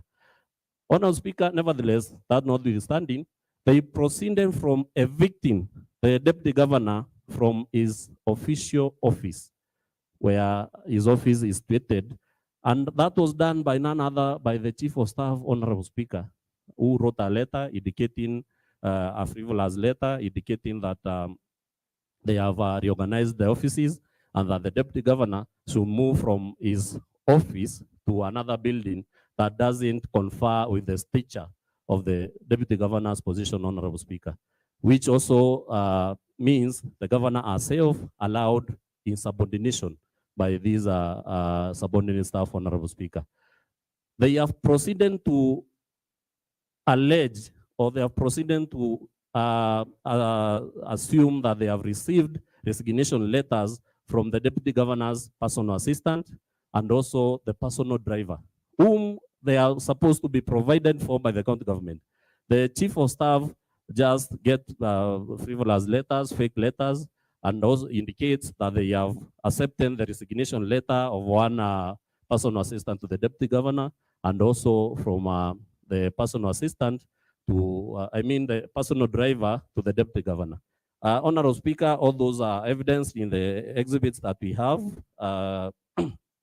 where the personal assistant wrote a letter asking why his salary was delayed. The personal driver also, through his advocates, did the same, requesting for salary that had been withheld, because from their own affidavit, Honorable Speaker, they have sworn that they never wrote any resignation letters, either addressed to the chief of staff or to the county public service board, because that is where, in fact, they should have addressed the letter if they wanted to resign. Therefore, Honorable Speaker, that is a proof of bullying, vilification, and demeaning other leaders, without even have prosecuted the case where the governor, in front of the President of the Republic of Kenya, accused leaders who are elected in and are also appointed in offices in this country of cartelism, and using ones matumbo makubwa ambayo wanalipwa mshahara wa milioni 1,500,000, and I want to request that one as the final proof of that case, for that video to be played, so that all of us can be shown those utterances where the governor vilified and demeaned leaders in the presence of the President of this Republic in a prayer rally in Lare.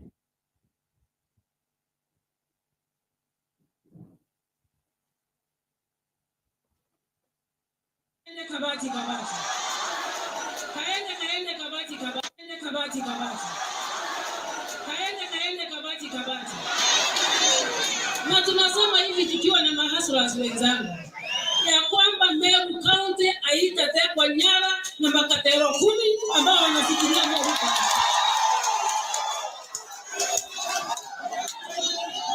Watu 10 viongozi ambao wanalipa mshahara wa 1 million ama 500 and above hawezi ku make decision ya kwamba Meru iko katika shimo, whereas we know shida yao ni yao wenyewe binafsi, tumbo zao. Tunakuomba ufungue Meru siku ya leo, Mheshimiwa Rais. Na kuna watu hawajakubali kama nani mama. Kuna watu hawajakubali kama nani mama. Kama vile kuna watu huko juu ambao hawajakubali rais wetu alishambuliwa. Hawaamini ya kwamba mtoto ambaye alikuwa anatengeneza makuku ama a simple person ambaye alitoka vijijini anaweza kuwa rais, na wanamsumbua kwa sababu bado hawajaamini kama president wetu Ruto ni rais pamoja na naibu wake. Hivyo ndivyo ilivyo Meru. Kuna matajiri na viongozi wachache ambao hawajaamini ya kwamba walipoteza katika kura ambazo zilipita. Ni vizuri wajipange na waelewe ya kwamba Meru iko na kiongozi, na kiongozi ni government.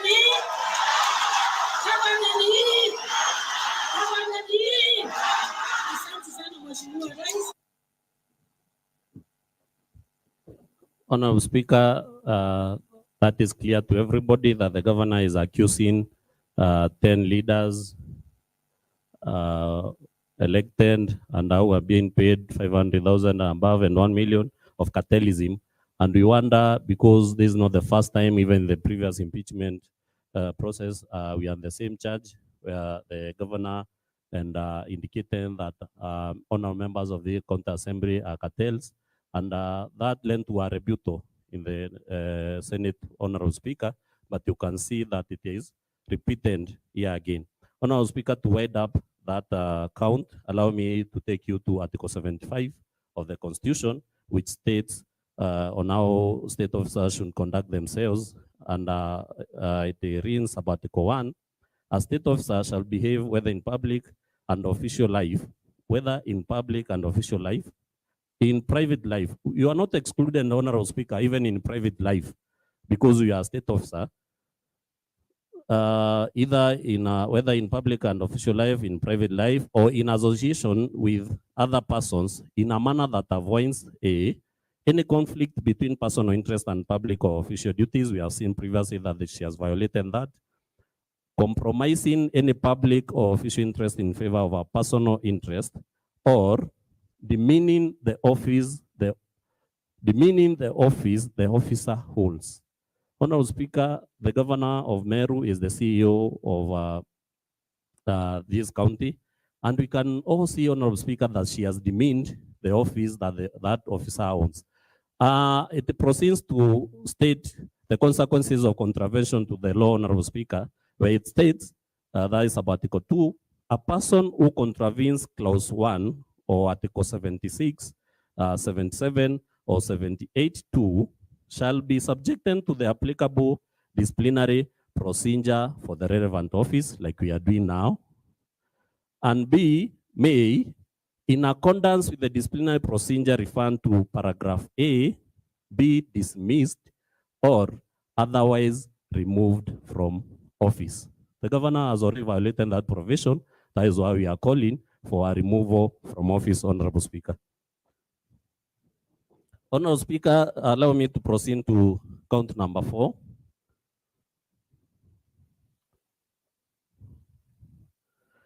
And count number 4, Honorable Speaker, is the illegal appointments and usurpation of statutory powers, Honorable Speaker.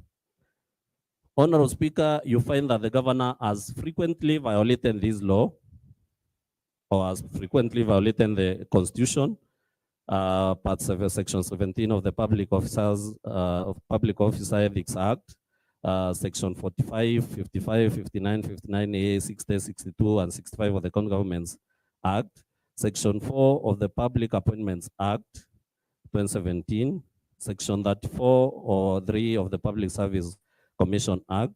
And Honorable Speaker, I'll start by proving how by appointing one Kenneth Mwetiriongo as chief officer without county assembly approval is a contravention of that law, Honorable Speaker. And Honorable Speaker, County Governments Act Section 45, 55,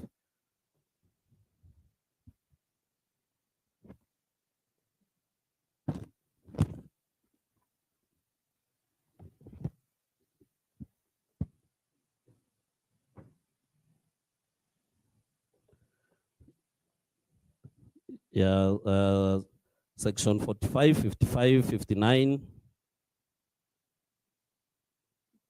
Specifically, Section 45 indicates or provides for the appointment of county chief officers, Honorable Speaker. And it reads, whenever a vacancy arises in the office of a county chief officer, the respective governor shall within 14 days nominate qualified and experienced county chief officer from among persons competitively sourced are recommended by the County Public Service Board, and it ends with the approval of the County Assembly, appoint county chief officers. Honorable Speaker, they need to be competitively sourced and they need to be recommended by the County Public Service Board. Furthermore, to add to that, they need to be approved by this County Assembly, Honorable Speaker. By appointing Kenneth Mutiriongo as chief officer without the County Assembly approval is already a contravention of the law, Honorable Speaker. And Honorable Speaker, in the Public Appointments County Assemblies Approval Act 2017, Section 4, and I wish to take you there, Honorable Speaker. I don't know if you have a copy. There is a County Assemblies.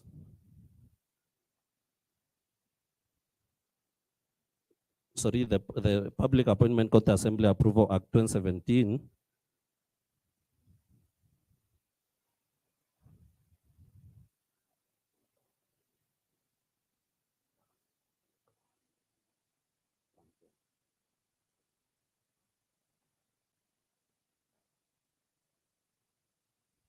It states, Honorable Speaker, that is Section 4, exercise of powers of appointment. It reads, an appointment under the Constitution or any other law for which the approval of a county assembly is required, not for which the approval of a county assembly is required, shall not be made unless the appointment is approved by the relevant county assembly in accordance with this act. Therefore, the governor has already contravened the law by appointing one Mr. Kenneth Mutiriongo as a chief officer without county assembly approval. When the governor came into office, Honorable Speaker, out of personal vendetta, she came, Honorable Speaker, and found bodies or sagas or parastatals of the county government which were in operation, which were fully constituted with board members and CEOs, Honorable Speaker. And Honorable Speaker, when she came into office, without even following any disciplinary procedure, sent home 4 CEOs of these boards, Honorable Speaker, one being Paul Mwaki, who is the CEO of Liquor Board, and this Liquor Board is supposed to have a board of directors. Kenneth Kimathi Mbae, who was the managing director of Meru Microfinance Corporation. Joseph Kithure Mberi, Honorable Speaker, who was the CEO of MEWAS. And the governor sent them on indefinite. Indefinite means it's not known when they will come back. Compulsory leave, Honorable Speaker. And they went home with full salary and benefits, Honorable Speaker. Honorable Speaker, in count number 1, which was misappropriation of county resources, county funds and resources, you see that the county government has been paying these people full salary and benefits for a whole year without them having rendered even a single service to the county government, Honorable Speaker. You wonder why when someone do this, and the law states that the resources for the county government should be prudently and responsibly used. So, Honorable Speaker, that is already a contravention of the law, and the county government has lost so much money because, on average, all these 4 CEOs, Honorable Speaker, draw a salary of 350,000 times 12 months, Honorable Speaker, times 4. Anyone can see how much the county government has lost because of actions by one Governor, Honorable Kawira Mwangaza, Honorable Speaker. And furthermore, Honorable Speaker, there are laws, county government, county assembly, which were passed in this county assembly, Honorable Speaker, which govern these corporations, Honorable Speaker, or these bonds, because, and also they state how the CEOs of these bodies should be appointed or recruited. And Honorable Speaker, these are people who have entered into contract with the respective bonds. Therefore, Honorable Speaker, the governor has already usurped powers of these bonds by sending these people home, because it is the board of directors that should send them home after having gone through a disciplinary process, Honorable Speaker, which is normal and which is fair to all employees. Therefore, Honorable Speaker, you find that the governor has usurped powers of these bodies. She has usurped powers of the County Public Service Board. She has even went ahead and usurped powers of this county assembly, because by appointing a chief officer without having come through the county assembly, it means the governor is acting both as the CEO, the executive, and as the county assembly, Honorable Speaker. And that is very long, because the law has provided for the separation of these powers, separation of powers, Honorable Speaker. Honorable Speaker, the governor went ahead and deployed other people in breach of the law to these offices that they have already sent these people on compulsory leave, the CEOs on compulsory leave. She went ahead and deployed other people from wherever she wished, Honorable Speaker, who are not employees of those bonds, to come now and become the acting chief officers, Honorable Speaker. And also, that was in breach of a court order, because already when these guys were sent home, they went to court and claimed that they were sent home and procedurally. And the court, Honorable Speaker, directed that these guys be reinstated back into their office, which the governor blatantly refused to honor and obey those court orders, Honorable Speaker. Therefore, Honorable Speaker, when we call for the removal of Governor of Meru from office, Honorable Speaker, we have enough evidence and we have enough grounds, because, Honorable Speaker, apart from only usurping powers, we have lost money, public money, through sending these people home, Honorable Speaker. Honorable Speaker, through the law, it is only the County Public Service Board that is mandated to create offices in the county government, Honorable Speaker. When the governor came in, Honorable Speaker, because maybe she wanted to bring in her relatives or her cronies or people who supported her, she went ahead and created offices called traffic marshals, Honorable Speaker.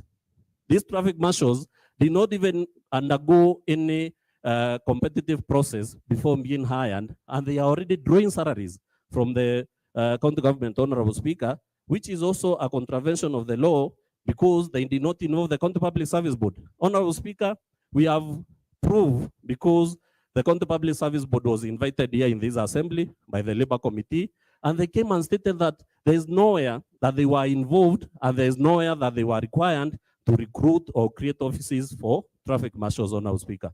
Even if you go around there in Meru town, you see them maybe marauding in motorbikes around town. They have also went ahead and even arrested maybe people in town. But Honorable Speaker, this is illegal, because there is no office under the county structure called traffic marshals, Honorable Speaker. Honorable Speaker, the governor has contravened the law by even employing a bloated workforce, which is also provided for by by circulars sent to the governors. Majority. You have mentioned that these traffic marshals use motorbikes. Clarify, who owns these motorbikes? Are they their own? Are they owned by the county government? Or who owns them? Honorable Speaker, because you have provoked that maybe assessment from me, Honorable in the majority, I have not provoked you, please. I just want them to know, if somebody is driving his own motorcycle, what's the problem with that, Honorable in the majority? Thank you, Honorable Speaker, but I didn't mean provocation in bad faith. I mean, you have urged me to prove further that these motorbikes are owned by the county government, and also these traffic marshals are employed by the county government.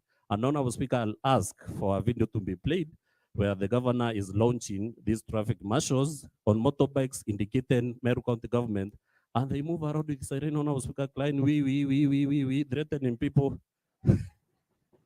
around town, Honorable Speaker. And also arresting people they allege are offenders, and maybe they also collect fines from them, Honorable Speaker. Let's see from the clip, Honorable Speaker, you'll see where they are crying, we.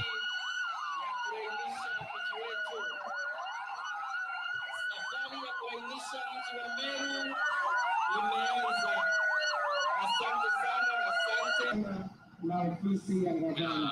Kwa hivyo kazi kwa hizi pikipiki ambazo zitapewa kila macho, kazi kubwa ni kusaidia mji wetu wa Meru, mji wa Kwebo, mji wa Maua kutoa msongamano wa magari na ndeja neduganije kwithwa twina ana betu baria batreni baria bedina tabagwiri kuthithia kire department ya M&E na bangi baumite kire enforcement kenda city yetu ya Meru ithirwa ikionekanagia ni city kana ithuranirite kwa city kwa mbere bikibiki ici ciendete na arua igatetheria kimandu ja maingi muno ja monitoring ni kuga atia igotegera department cia thirikari ciothe kenda iciruta mugi department ya mbere iria igategerwa ni ana baba betu ni department ya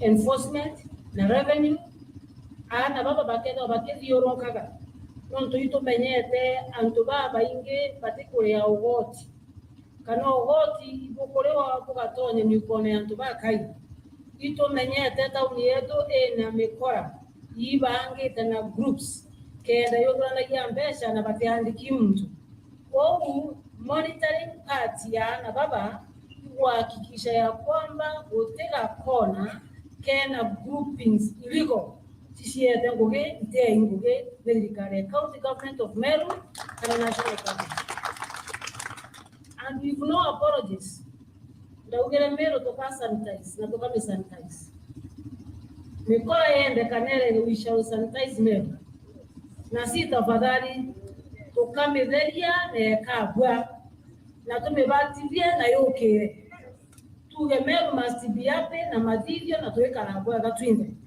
kwa biashara betu barabara ndene Meru town baba ingi bararamikite obishine kwa bambero rire nyangari ingite nduka kirori gike kinene kigatira mwari ne kaija mathaja tatu gutinaona baboka igwa bakiuga area eastern kwena mikore karao yothanagia mbeca na batiani kithirikari bangi ukaigwa kuri botunyo tubeti botunyo thimu tauni ne ije ende ngari ici kana ndaka ici cia tubakethwa bethiuruka tukani ya mikorere kuthara thimu na akathara tubeti kiria kurubetu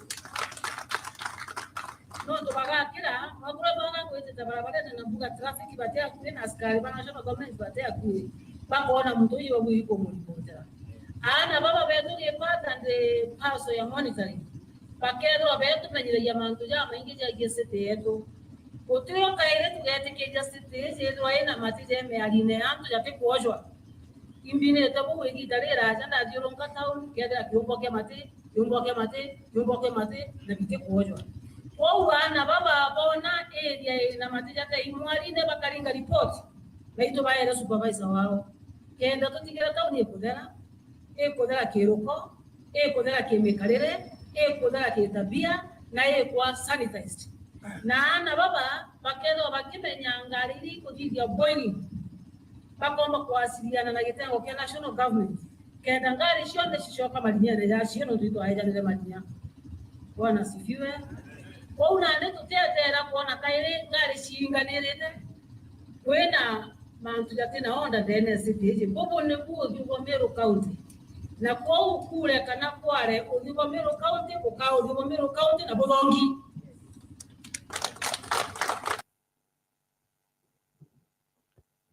Honorable Speaker, you have seen the governor herself commissioning and launching the traffic marshals, and she has even gone ahead to hand them duties of the police. That is, she has created her own militia from nowhere because there is no fiscal traffic marshal, and also give them the role of policing within our town so that they can protect women from theft of phones and handbags, which is a contravention of the law. Honorable Speaker. And finally, Thank you, the Leader of Majority, for the clarification. You can continue.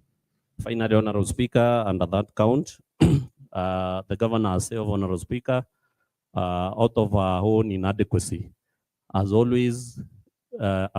been always appointing people into offices in an acting capacity, Honorable Speaker.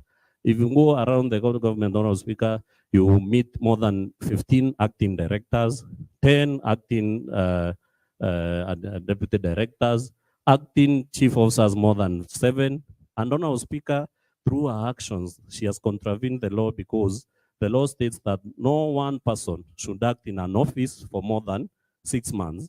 And Honorable Speaker, we already have four public officers who have been acting in an acting capacity for more than 6 months. That is one, Monica Kagwema, a chief officer for youth, Kome Muduri, director, health services, Francis Mungai, CEO, County Revenue Board, and Silas Babu Moguna, CEO, Liquor Board. And Honorable Speaker, all these are key positions in the county government that need a substantive public officer to be in place for them to be able to execute their duties. But Honorable Speaker, you see the governor, in contravention of the law, has given them into offices in an acting capacity for more than 6 months, Honorable Speaker.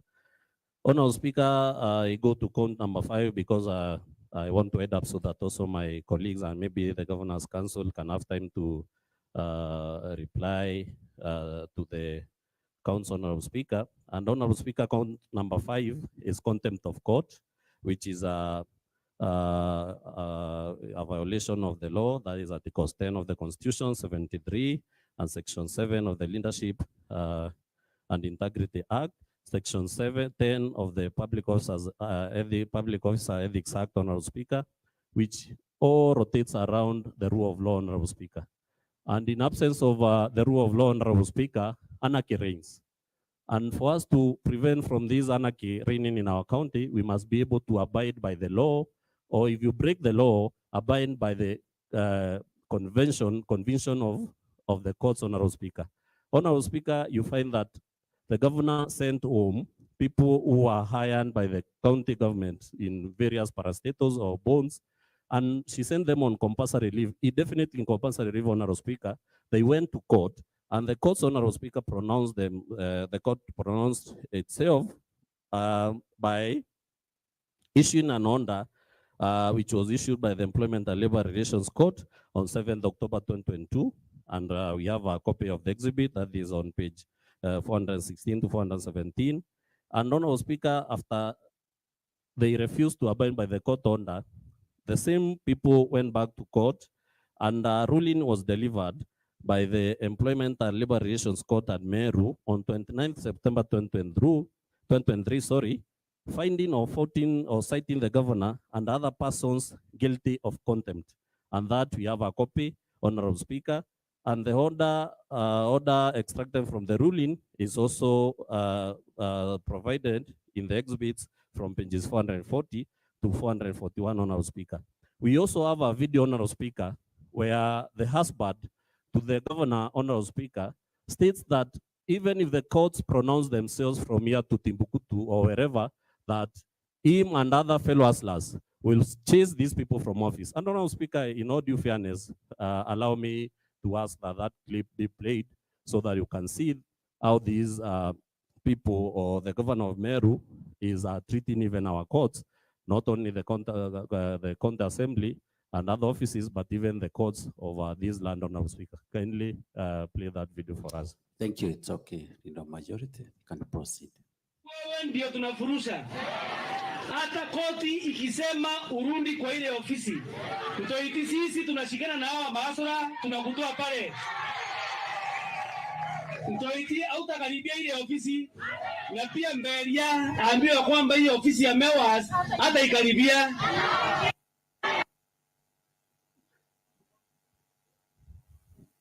That is already proved, Honorable Speaker.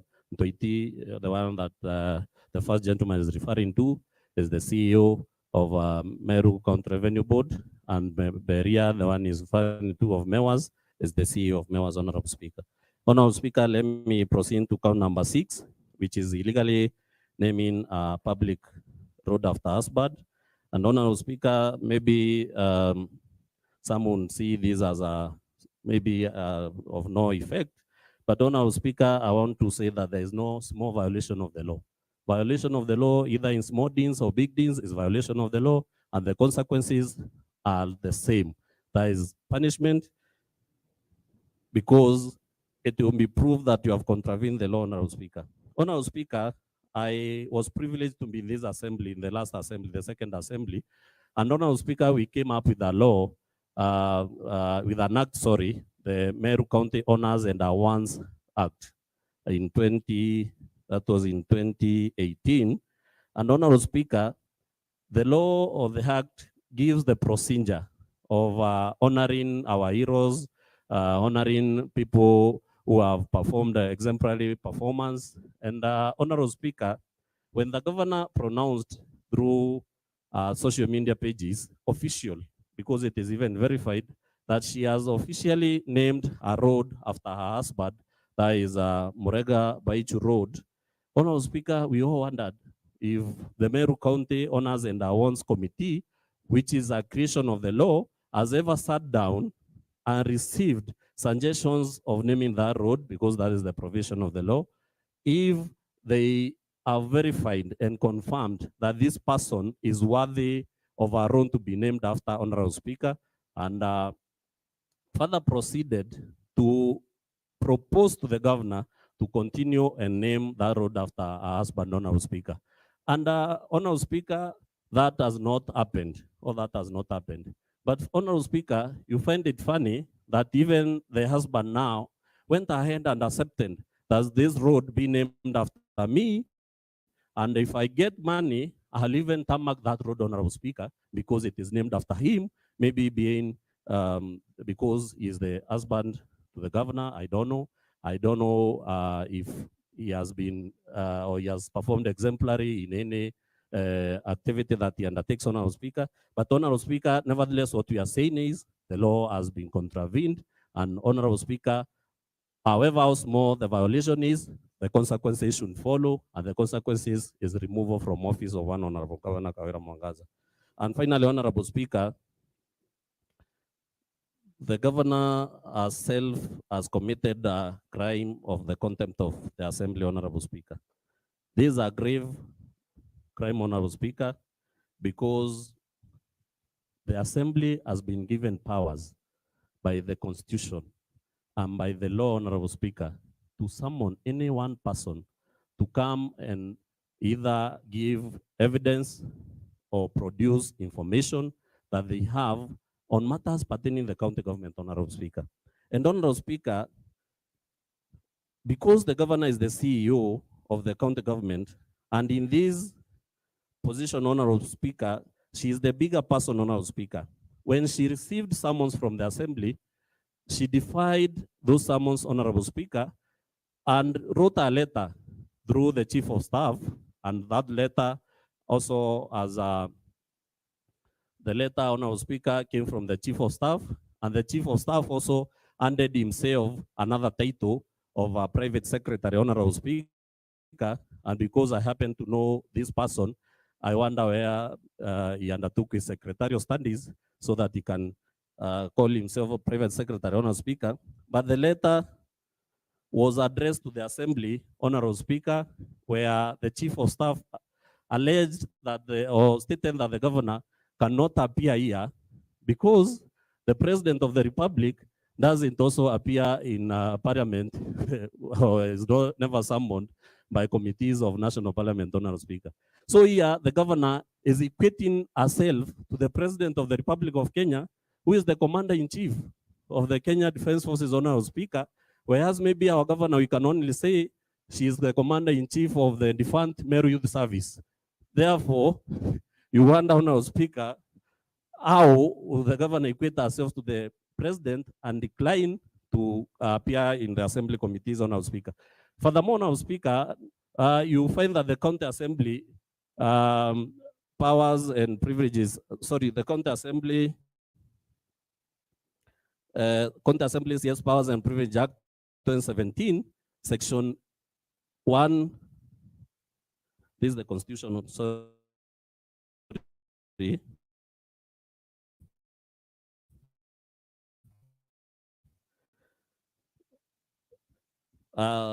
Provide for the constitution was part of the constitution that provides for summons by the county assembly. The constitution, Honorable Speaker, is Article 195, which states sub-article 1, a county Assembly or any of its committees has power to summon any person to appear for it for the purpose, from my understanding, the law doesn't operate on a vacuum. If the law wanted to state clearly that the governor cannot appear in the county assembly or cannot be summoned to the county assembly, it should have went ahead and dedicated a county assembly or any of its committees as power to summon any person with the exclusion of the governor. But it is from county assembly committees, Honorable Speaker. Honorable Speaker, as I wind up, I want to state, Honorable Speaker, that through this impeachment process or through this special motion, Honorable Speaker, we are heeding to the call of the residents of Meru County, Honorable Speaker. And we, the representatives of the people, we have made a decision, Honorable Speaker, that we must bring back the glory, bring back the dignity, bring back the Meru County that we knew, Honorable Speaker, that was avowed and honored all over in this country and beyond, Honorable Speaker. Nowadays, Honorable Speaker, if you go to Nairobi and people ask you where you are coming from, you tell them you are coming from Meru County, they'll ask you, Meru County of Governor Kawira Mwangaza. And you see people astonished why, Honorable Speaker, because we have been exposed to shame, to ridicule, and to all things that we can't even think of, Honorable Speaker. Therefore, Honorable Speaker, we are doing this for our motherland, and in borrowing ones from one person, Honorable Speaker, we say, if we win, we'll win for our motherland, Meru County, and if we die, we'll die for our motherland, Meru County. Honorable Speaker, having seen that, let me invite the minority leader to come and second this motion. Thank you. Thank you, Honorable Leader of Majority, Honorable Evans Mawira. Honorable Member for Kithia, Honorable Mwanda. The minority leader, please take the floor. Thank you, Mr. Speaker. My name is Mwenda Idile, representing the people of Akede Ward and the Lino Minority Party. Mr. Speaker, before I second the motion by the Lino Majority Honorable Evans Mawira on the impeachment of Honorable Kawira Mwangaza, the Governor of Meru, Mr. Speaker, I want to say that today is a great day for Meru people. And I'm sure today is the day that Meru will be happy. They mustn't be happy today. Because, Mr. Speaker, we are trying to relieve Meru from this leadership that has become abandoned to Meru people. And Mr. Speaker, I must say that we as the County Assembly of Meru, we are the representatives of people, and we are the legislators. We are supposed to make laws in this house.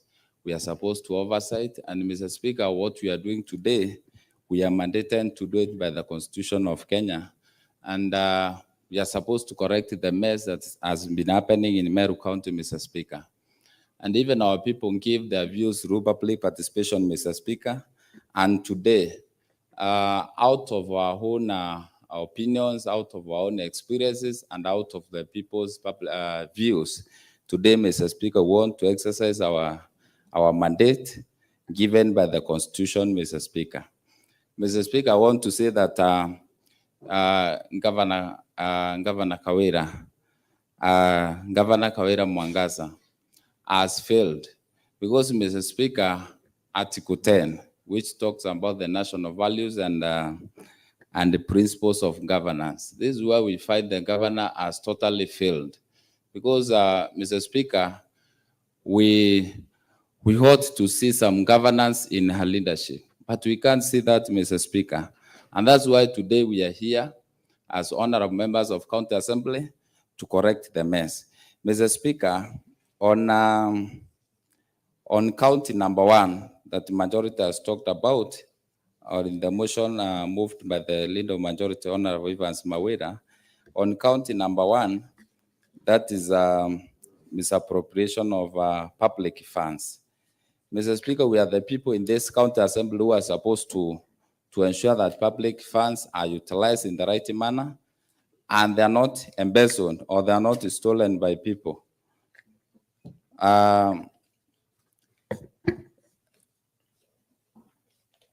misappropriation of funds. Mr. Speaker, we have found in this motion whereby the governor's relative sisters, we have monies, we have funds channeled into the account. For example, in the account of one sister who is Rose Guantai.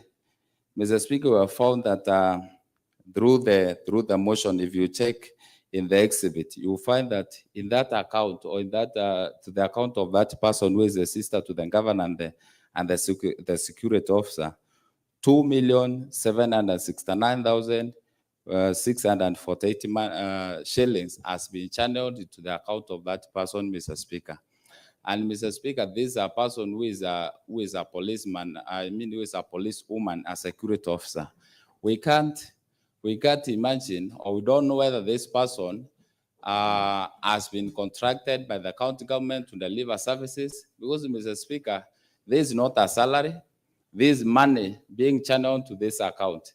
And this is why we are saying that Governor Kawira Mwangaza has to be impeached, and she has failed, and she has embezzled the funds for Meru people. Mr. Speaker, we have found that in this motion by the majority leader, the governor or these are the people who have been suspended. They have been accruing funds from the county government. They have been getting full salaries, full benefit from the county government. Yet they have not delivered. They have not been delivering services to the people of Meru. And this is why, Mr. Speaker, we are saying the governor of Meru has to be impeached because of the embezzlement of funds in this county government. Mr. Speaker, I want to link that one to the law because we are here to prove. I want to link that one to the law, Article 201.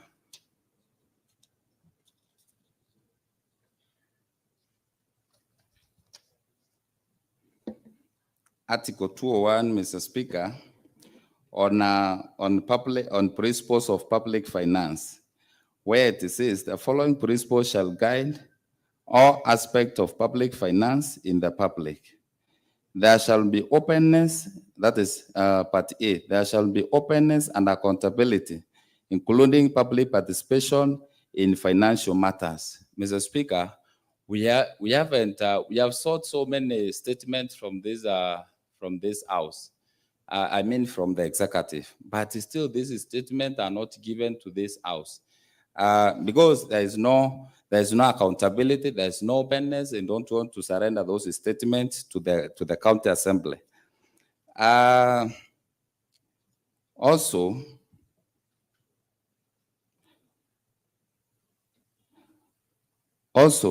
the same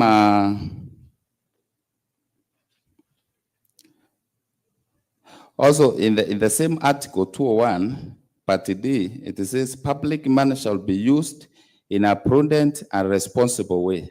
So, Mr. Speaker, on that account, why we are impeaching governor on embezzlement of funds?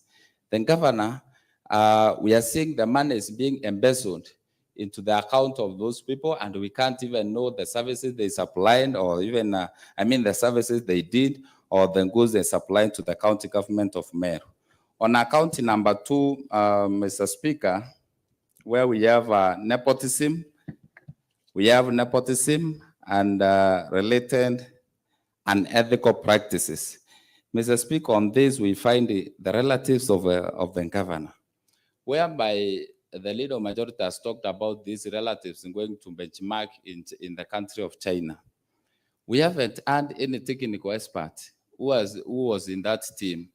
Only the relative and the county executive member who is a pharmacist. Mr. Speaker, we have oncologists in this county. We have a cancer department in this county. Because these people had gone to benchmark on cancer machines, we could have seen the governor picking the technical experts from the cancer department and sending them to benchmark in China. But, Mr. Speaker, we can say this is a trip whereby people had gone to enjoy themselves, whereby people had gone to maybe to visit the country of China and maybe to spend the resources of the county government. And so, Mr. Speaker, this is account which we are holding on to ensure the governor of Meru gets impeached, because there's no way a PA or a security officer can have the knowledge about the machines, and even if they go and get the knowledge about the machines, they don't have the mandate to come and execute in the county government, because they have their roles and they have the roles which they were employed to do in the county government of Meru. Mr. Speaker, on the account number 3, about bullying and the vilification of other leaders. And Mr. Speaker, you remember last time when we impeached the governor, I was a victim of vilification, because I was a person who was told to apologize publicly. The governor demanded that I should apologize publicly. Mr. Speaker, on the same about bullying and vilification, I want to refer to Article 28 of the Constitution. Article 28 of the Constitution, where it says, it is about human dignity. It says every person has inherent dignity and the right to have that dignity respected and protected. Mr. Speaker, on the same, we have seen the Deputy Governor of Meru being vilified, being humiliated in WhatsApp groups, whereby there are junior officers in those groups, and that's insubordination, Mr. Speaker. And on the same, I want to show the public, or I want to show the people who are following these proceedings on the screenshot by the governor in those WhatsApp groups, whereby she is demeaning the deputy governor and humiliating him. On page 166 of the exhibit, page 166, I'm sure honorable members have this document, the exhibit. On page 166, where the governor wrote on a WhatsApp group, and this WhatsApp group it has junior officers, it has ward administrators, it has all the junior officers who are under the deputy governor, because he's the second in command in Meru County. The governor wrote, he thinks I'm the type of a person who can be scared by useless, childish, mannerless, mobilized group of people with threats. Kwanza nitafinya kieleweke. So, Mr. Speaker, I don't see how this one is supposed to come from a governor, a person who is holding such a big office, the CEO of Meru County, the person who is a unifying factor in this county, Mr. Speaker. But she's the one who is writing these ones and saying how or vile atafinya governor, because she wrote in Kiswahili, kwanza nitafinya kieleweke. So these are threats to the deputy governor, and these are humiliation. Actually, this is why, Mr. Speaker, you found that the chief officer couldn't go into a television and say what he said about the deputy governor and defecating on the plate that he feeds on. Because if the governor had to threaten or to use the ones that are not respective to the deputy governor, then you don't expect the junior officers to respect the deputy governor, who is the second in command in this county. Mr. Speaker, on the same, page 190 of the exhibit, you find that the governor wrote, he is now claiming that pesa ya ofisi of the governor to be split into two. Laughable. Oyo, I now read in Kimeru. Oyo akaringwa imurungu wengwa atitumene in Jesus' mighty name. May Jehovah God, who sees the motive in every move, deal with our enemies speedily in Jesus' mighty name. So, Mr. Speaker, on the where the majority has talked about the deputy governor being excluded in the budget, because the deputy governor has been fueling the government car that he has been using. He has been paying for his bills, which are supposed to be paid by the office of the governor, because the deputy governor is part of the office of the governor. They were elected conjointly, both of them.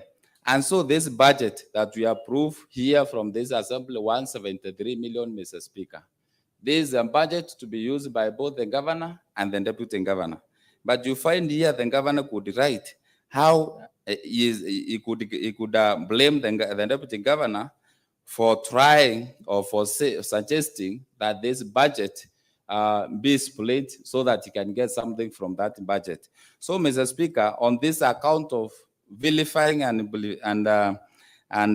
bullying the other leaders or the people of Meru, on this account, Mr. Speaker, it is our hope that the governor will be impeached on this account, because there are several accounts. There are 7 of them. And if, Mr. Speaker, we shall be able to prove even 1, even 2, even 3, then the governor will have to be impeached.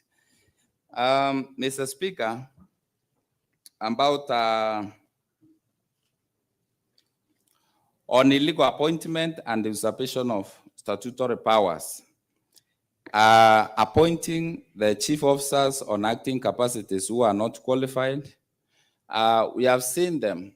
I've heard the move of the motion, Honorable Majority Leader, talking about somebody who was the chief officer for trade tourism, Ken Mweti.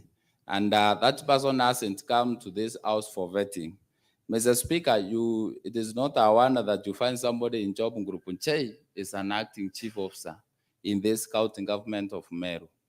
I understand some of them who got into employment in Job Group Nchei. And still these people have been going up the ladders. Some of them have become chief officers, some of them have become directors, and yet they have not gone through public service, Mr. Speaker. Mr. Speaker, on appointing this person, I mean, they are the person, they are these chief officers or the persons who the governor has appointed in acting capacity for more than 6 months. This is against the law. This is against the law to have somebody in office with an acting capacity for more than 6 months, Mr. Speaker. And still you find in the department of, the same department, the Department of Trade and Tourism, you find, Mr. Speaker, we have more than, I think more than 4 chief officers who have acted for 1 year that the governor has been in office. Somebody acts for 3 months, then the person is transferred to another department. Somebody acts for 2 months, the person is transferred to another department. Even before the person settles in that department and gets to implement the plans in that department, the person is transferred. Simply because, Mr. Speaker, this person, I tend to think this person, because he or she fails to go in accordance to the wishes of the governor in that department, because the governor might have maybe she might have requested for some things that didn't happen, and then the governor thinks the best way it is transferring this person from that department, and the person is taken to another department. Mr. Speaker, about the traffic marshals, I've heard the majority talk about in the same motion that we have here. These people, I've seen letters of apology. These traffic marshals demanding apology from the matatu operators. They, when they get these matatu operators on wrong, they demand apology letters. They demand the fines. And so, Mr. Speaker, these people have been illegally operating in town, as a majority leader has said. Then, Mr. Speaker, about the contempt of court, here in Meru County, the governor of Meru County seems to be above the law. Because, Mr. Speaker, if the law directs something, if the court directs something to happen, and then the governor doesn't execute that thing, then it means here in Meru, we're in another country. We are not in Kenya, because there is a rule of law in Kenya, Mr. Speaker, and this rule of law must be followed.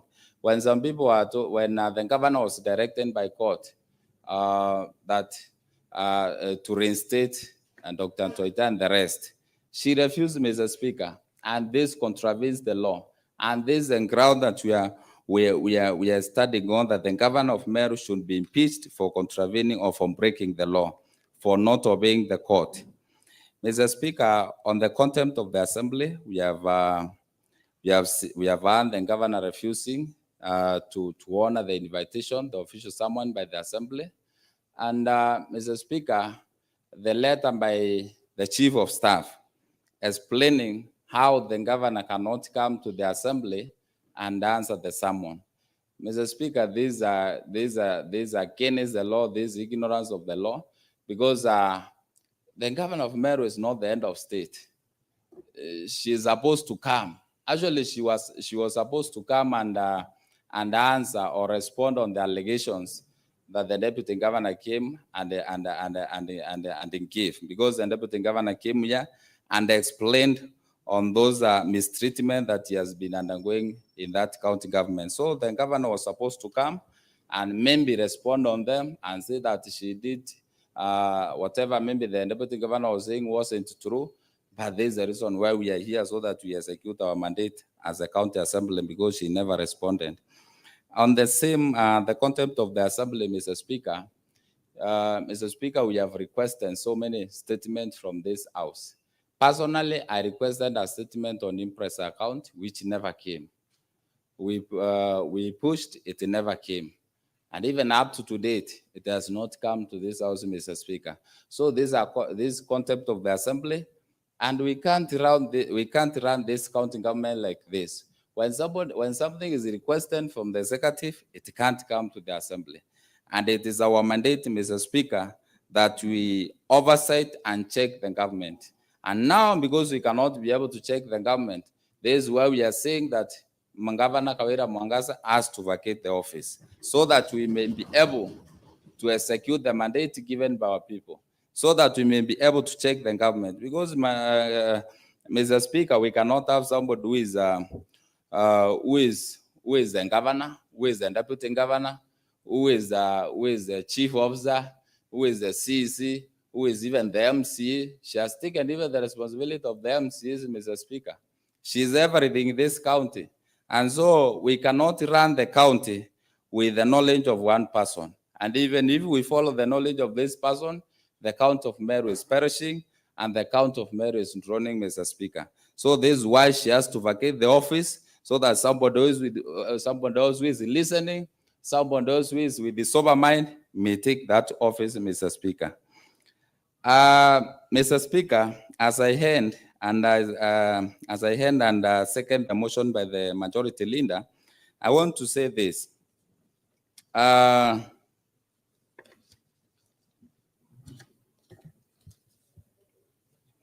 want to say this, Mr. Speaker. With the MCs, we have also undergone mistreatment from Governor Kawira Mwangaza. This mistreatment, Mr. Speaker, we have had meetings to discuss development, but the MCs are denying they're excluded from those meetings simply because they are not praising the governor. And the mandate of this house is not to praise the governor. The mandate of this house is to do the three things by the Constitution: legislation, oversight, and representation, Mr. Speaker. But you find, because you are not praising the governor, you go for a meeting, you are excluded. Some of us, personally, I'm a victim. There was a development meeting that was supposed to happen with the elected leaders and the governor. And myself included, the deputy speaker, and some other 4 members, we got excluded from the meeting, Mr. Speaker. And this is the leadership you are saying that we must end today in Meru. That's why we are here, Mr. Speaker. Because if we don't attend those meetings, who is there on behalf of my people, the people of Akede? Who is there on behalf of the people of Jiawon, where the deputy speaker represents, Mr. Speaker? This is the leadership that we are handing today, so that Meru may see light, so that everybody else may feel part and parcel to give their views. Rumors are there, Mr. Speaker, but we are not here to give rumors. That even in those cabinet meetings, It is only the governor who gives her views, not anybody else, not even Waziri. It is only the governor who comes and she gives her views and the meeting ends, Mr. Speaker. So, Mr. Speaker, today we are here to execute our mandate. We are here to tell Kenyans, we are here to tell even our people of Meru what has been happening. Some of Marians know, some of even the people from across the country know about the Meru County. And this we have gone viral as Meru County. And so today, Mr. Speaker, it is my prayer and the prayer of this House that the governor of Meru, Kawira Mwangaza, stands impeached today, Mr. Speaker. And now, Mr. Speaker, with those few or many remarks, I rise to second the motion by the leader of Majority Honorable Evans Mawira Karia to impeach the governor of Meru, Her Excellency Honorable Kawira Mwangaza. Thank you, Mr. Speaker.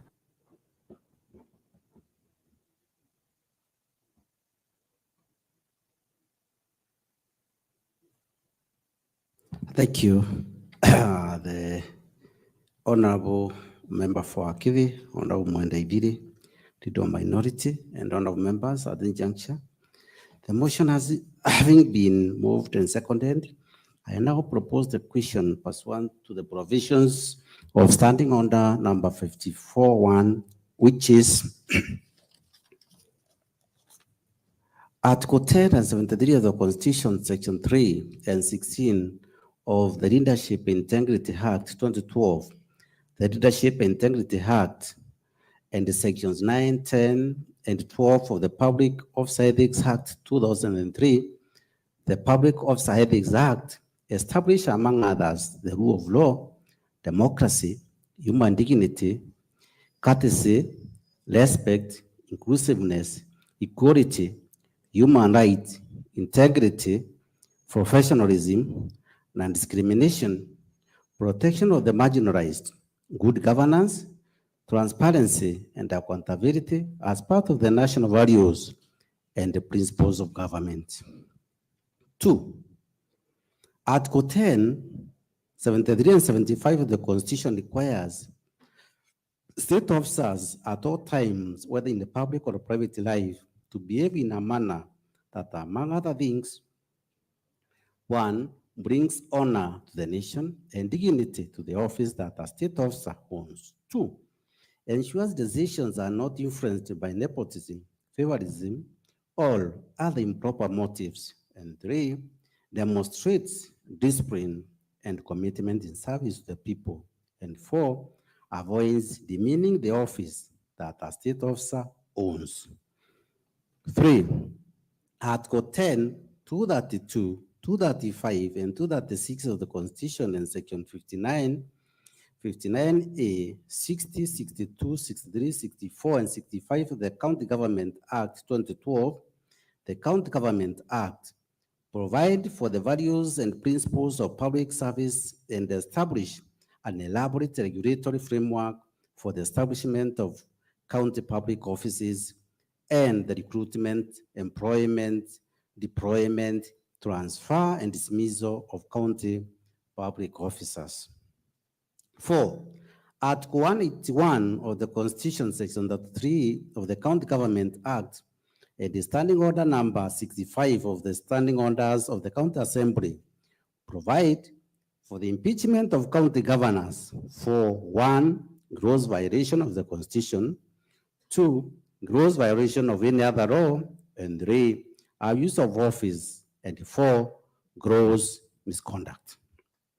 5, the governor has, despite a previous impeachment process and warnings from the Senate, persisted in discreditable acts, the discreditable acts that singly and collectively amount to 1, gross violation of the Constitution, 2, gross violation of various national and county laws, 3, gross abuse of office, and 4, gross misconduct.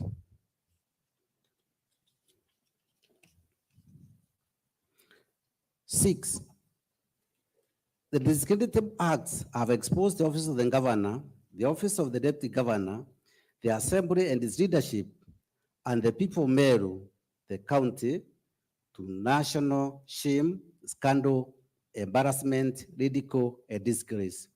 7, the legislative acts have created a toxic environment in which the governor cannot be legitimately expected to or relied upon to work harmoniously with the deputy governor, county government staff, MCAs, and other elected leaders.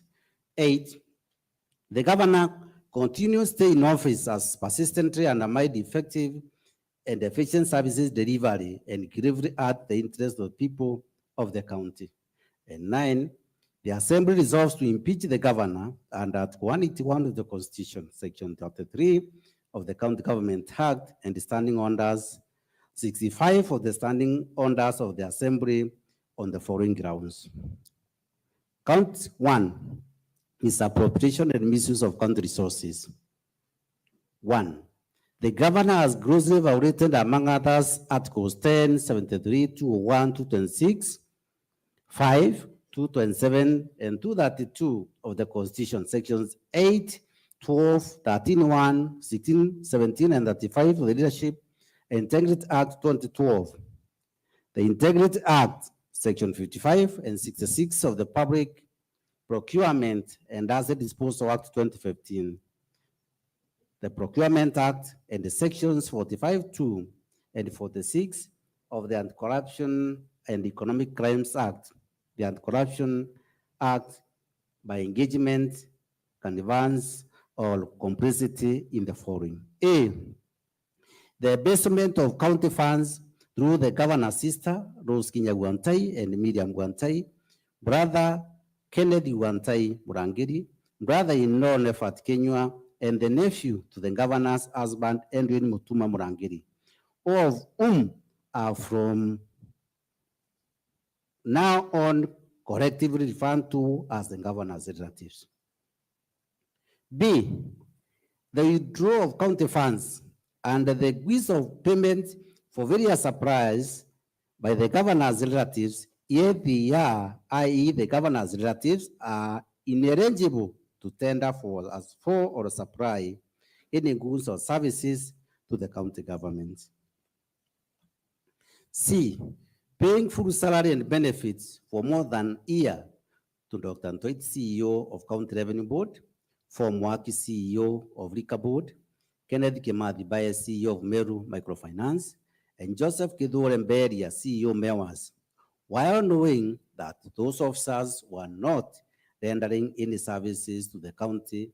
And D, the diversion and misuse of county resources, including funds and motor vehicles, to run the governor's private charity, dubbed Korea, despite a previous promise to the Senate in previous impeachment proceedings to refrain from contracting official county operations and Korea operations. 11, evidence of the governor's engagement, canvass, or complicity in the preceding. 1, gross violations of the Constitution and the law. 2, gross misconduct. 3, gross abuse of office is to be found in A, accompanied by Turandira Sareshi Mutuma to the Ethics and Anti-Corruption Commission, the EACC, dated 11th August 2023, and the attachment to it, a copy of which is produced on page 1 to 29 of the exhibit. B, a letter by the clerk of the Assembly dated end October 2023, requesting a certified copy of Meru County infamous records, a copy which produced on page 30 of the exhibit. C, a letter by the CCM for Finance dated 11th October 2023, declining to furnish a certified copy of Meru County infamous records on frivolous grounds, thus inviting an adverse inference against the governor in relation to the complaint raised by Mutuma Sareshi Durandira, a copy of which is produced on page 31 to 32 of the exhibit. D, press release for Dr. John Toiti, Joseph Kidoremberia, and Kenneth Kimathi Mbaye, copies of which are produced on page 33 to 41 of the exhibit.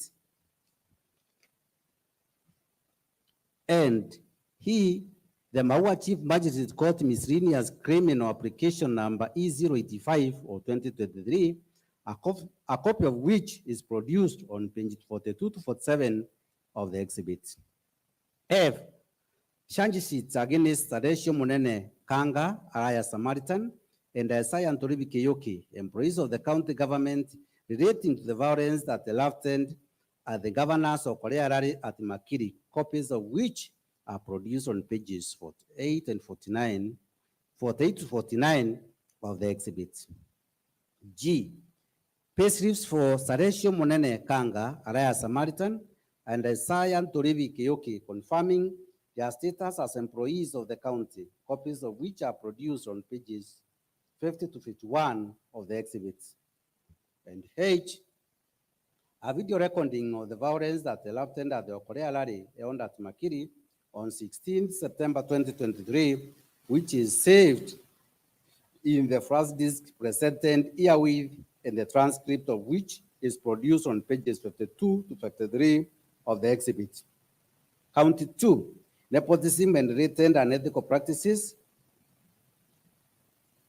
The governor has grossly violated, among others, Articles 10, 232, 235, and 236 of the Constitution. 2, Sections 12, 17, and 24 of the Public Office Ethics Act 2003, 3, Section 13(1)(b), F 16 and 24 of the Leadership Integrity Act 2012, and 4, Section 55, 59, 59A, 60, 62, 63, 64, and 65 of the County Government Act 2012, the County Government Act by engagement, conveyance, and or complicity in the following. A, fraudulently misrepresenting the governor's relatives as a technical team for purposes of travel to China to inspect and certify cancer treatment equipment, while knowing that the governor relatives are not medical professionals. B, employing Edwin Mutuma Murangeri, who is a nephew to the governor's husband, as the CEO of Meru Youth Service, MYS, and acting chief officer of the Department of Finance. C, the designation of Nefat Kenywa, who is the governor's brother-in-law and the director of external leakages without transparent and competitive recruitment. And D, assigning diplomatic duties, namely engagement with foreign diplomats and dignitaries to unqualified sisters, i.e. Miriam Guantai, PA, and Rose Guantai, bodyguard. 13, evidence of the governor's engagements, connivance, and or complicity in the proceeding. 1, gross violation of the Constitution and the law. 2, gross misconduct. And 3, gross abuse of office is to be found in A, a letter by the ESCC to the governor dated 19th October 2022 relating to nepotism, cronyism, and other unethical acts, a copy of which is produced on page 54 to 56 of the exhibit. B, the governor responds to the letter alluded to in paragraph A and above, confirming the employment status of the governor's close relative, a copy of which is produced on pages 57 to 59 of the exhibit. C, letters in English and Chinese by Beijing Big Tech Company Limited, dated 25th April 2023, inviting the governor to China to benchmark cancer treatment equipment for installation at a cancer treatment center in Meru, copies of which are produced on pages 60 to 67 of the exhibit. D, a letter from the county government to the State Department for Devolution dated 26 May 2023, a copy of which is produced on pages 68 to 75 of the exhibit. E, an internal memo by Kusa Asel to the Principal Secretary, State Department for Devolution dated 5th June 2023, a copy of which is produced on pages 76 to 85 of the exhibit. F, a letter from the State Department for Devolution, the Ministry of Foreign Affairs, dated 5th June 2023, a copy of which is produced on page 86 of the exhibit. G, videos of the governors relatives in trip to China, which are produced in the first disc presented herewith. H, a letter dated 6 June 2023 describing Nefat Kenya as the director of external leakages, a copy of which is produced on page 87 of the exhibit. I, a short list and interview schedule for various posts in the office of the governor dated 6 September 2023, a copy of which is produced on page 88 to 91 of the exhibit. And J, an internal memo dated 23rd August 2023, appointing Edward Mutuma Murangiri, the CEO of Meru Service, as the acting chief officer, finance, a copy of which is produced on pages 92 to 93 of exhibit. And K, screen grabs of the governor's official Facebook post on 23rd May 2023, copies of which are produced on pages 94 to 100 of the exhibit. Count 3, bullying, verification, and demeaning other readers. 14. The governors has grossly violated, among others, 1 Articles 10, 19, 2, 28, 73, 75, and 179 of the Constitution, 2, Section 9B, 19, and 24 of the Public Officers Ethics Act, 3, Section 29 and 34 of the Leadership and Integrity Act, and 4, Section 32 and 3, Section C and D of the County Government Act by engagement, connivance, and or complicity in, among others, the following. A, exclusion of the deputy governor from county executive committee meetings and other official functions. B, bullying, undermining, and posting, insulting, and demeaning messages about the deputy governor in our subgroup, Sound Than Government 012, whose membership includes several officers who are subordinate to the deputy governor. C, encouraging and condoning insubordination and the making of insulting and demeaning public utterances by subordinate staff against the deputy governor and other elected leaders. D, bullying, undermining, and posting insulting and demeaning messages about the deputy governor in our subgroup Sound County and Mean Services, whose membership includes several officers who are subordinate to the deputy governor. E, encouraging and condoning the removal of the deputy governor by junior officers from official county or sub-communication forums. F, arbitrary suspension, dismissal, withdrawal, and frustration of the staff of the office of the deputy governor. G, illegally, irregularly, and fraudulently holding the deputy governor's staff out of office by purporting to accept their non-existent designations. H, arbitrary reduction, suspension, and withdrawal of budgetary facilitation for legitimate operations of the office of the deputy governor. I, threatening to inflict bodily harm against the deputy governor orally and in WhatsApp chats. J, forcible breaking, entry, and sacking of the deputy governor's office. K, changing the locks to the deputy governor's office. I, arbitrary location of the deputy governor's office. M, arbitrary withdrawal of security from the deputy governor's residence. And N, persistently making demeaning public utterances against other elected leaders, despite the same issue featuring prominently in the previous impeachment proceedings. O, making insightful, insulting, and demeaning remarks against other leaders by falsely accusing them of cartelism at our presidential Thanksgiving service held in Lare, despite this issue arising in the previous impeachment proceedings. And lastly, P, encouraging, conniving, and condoning our husbands insulting and demeaning public utterances and musical performances against other elected leaders, despite this issue featuring in the previous impeachment proceedings. 15, evidence of the governor's engagement, connivance, and or complicity in the preceding. 1, gross violation of the Constitution and the law.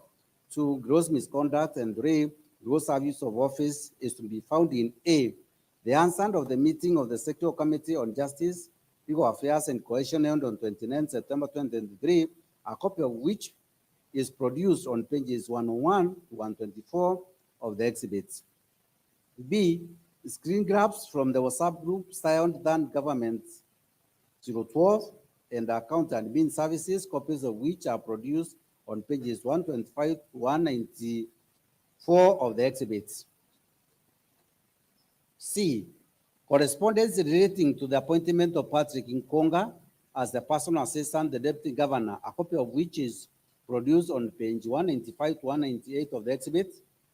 D, a letter by the governor chief of staff dated 22nd May 2023, purporting to accept an existing resignation from Patrick Nkonga, a copy of which is produced on page 199 of the exhibit. The purported resignation of Patrick Nkonga on 18th May 2023 is a publication of the governor's chief of staff. E, a claim by Patrick Nkonga for withheld salary dated 28th August 2023, a copy of which is produced on page 200 to 201 of the exhibit. F, the appointment letter for Kambudo Paul Gikamati as the chief driver, the deputy governor dated 30th August 2022, a copy of which is produced on pages 202 to 203 of the exhibits. G, a letter by the governor chief of staff dated 19th May 2023, purporting to accept an existing resignation from Kambudo for Gikamati, a copy of which is produced on page 204 of the exhibits. H, a demand letter by Kambudo for Gikamati advocates for withheld salary dated 13th June 2023, a copy of which is produced on page 205 to 211 of the exhibits. I, a letter by the deputy governor, personal assistant, the chief of officer, public administration dated 14 July 23, a copy of which is produced on page 212 of the exhibit. J, correspondence dated 11 August 2023 to 11 September 2023 relating to repairs, services, and fuel for the deputy governor's official motor vehicle, copies of which are produced on pages 213 to 219 of the exhibits.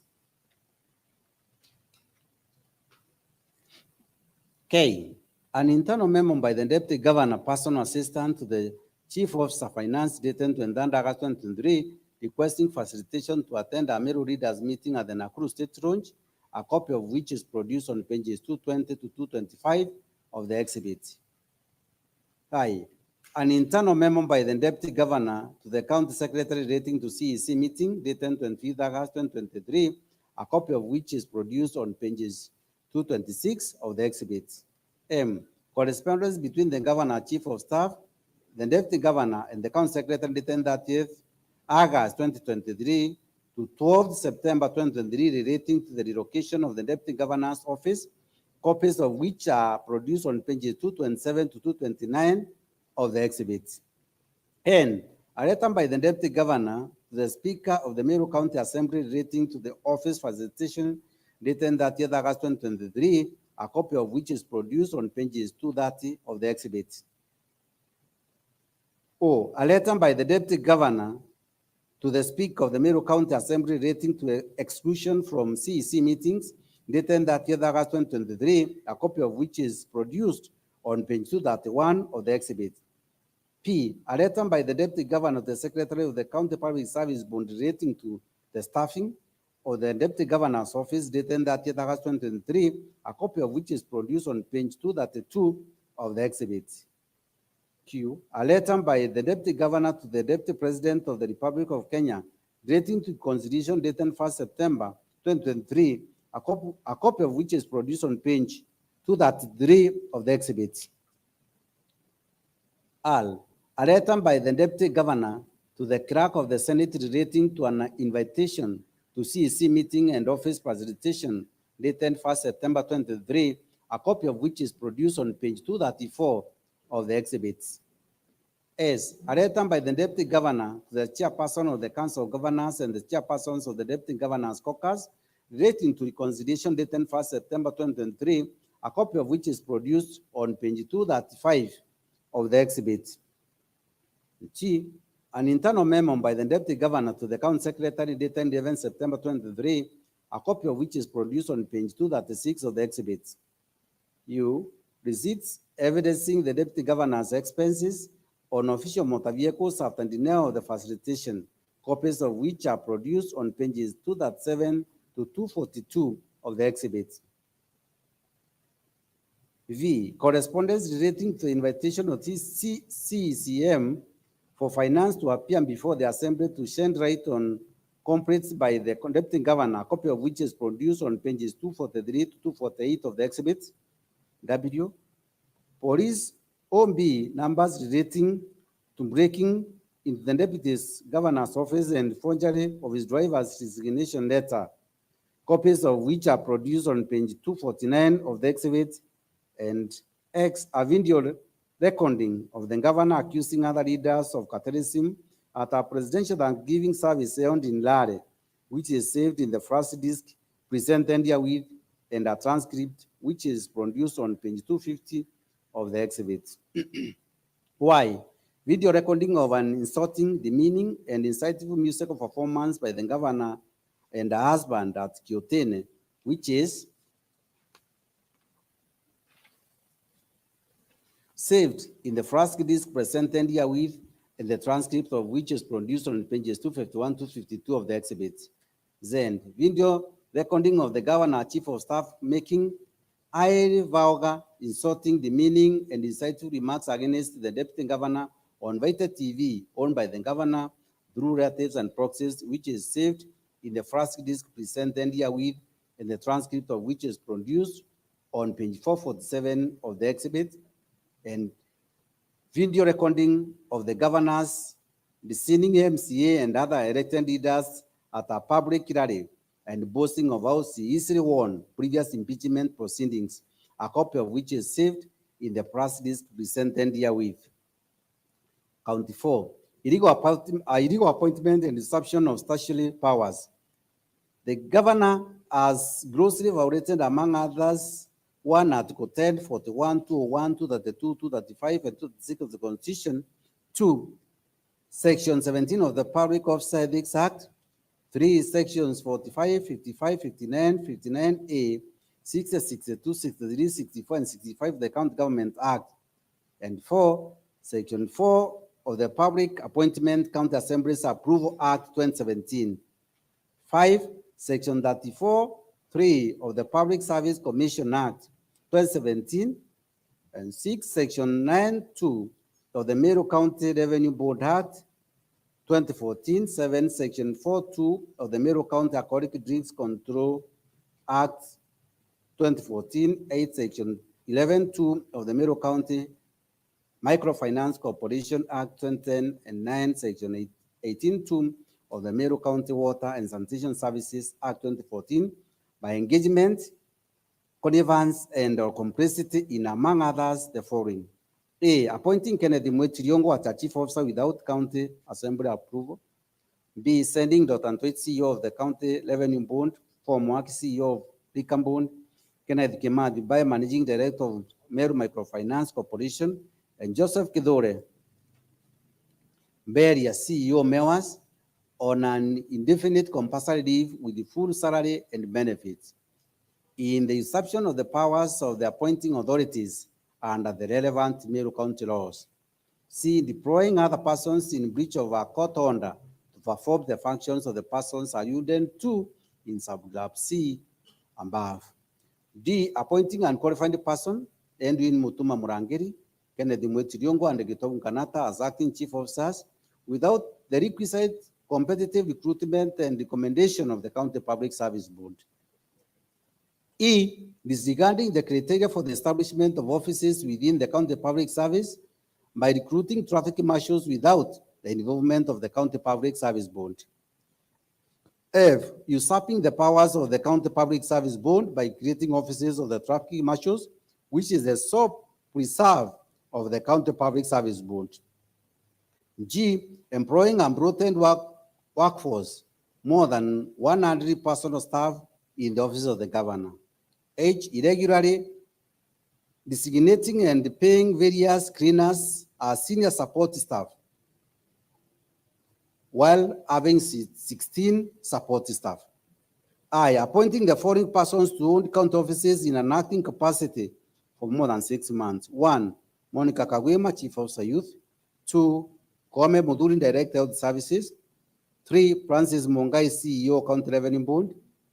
4, Silas Babu Muguna, CEO, Rikam Board.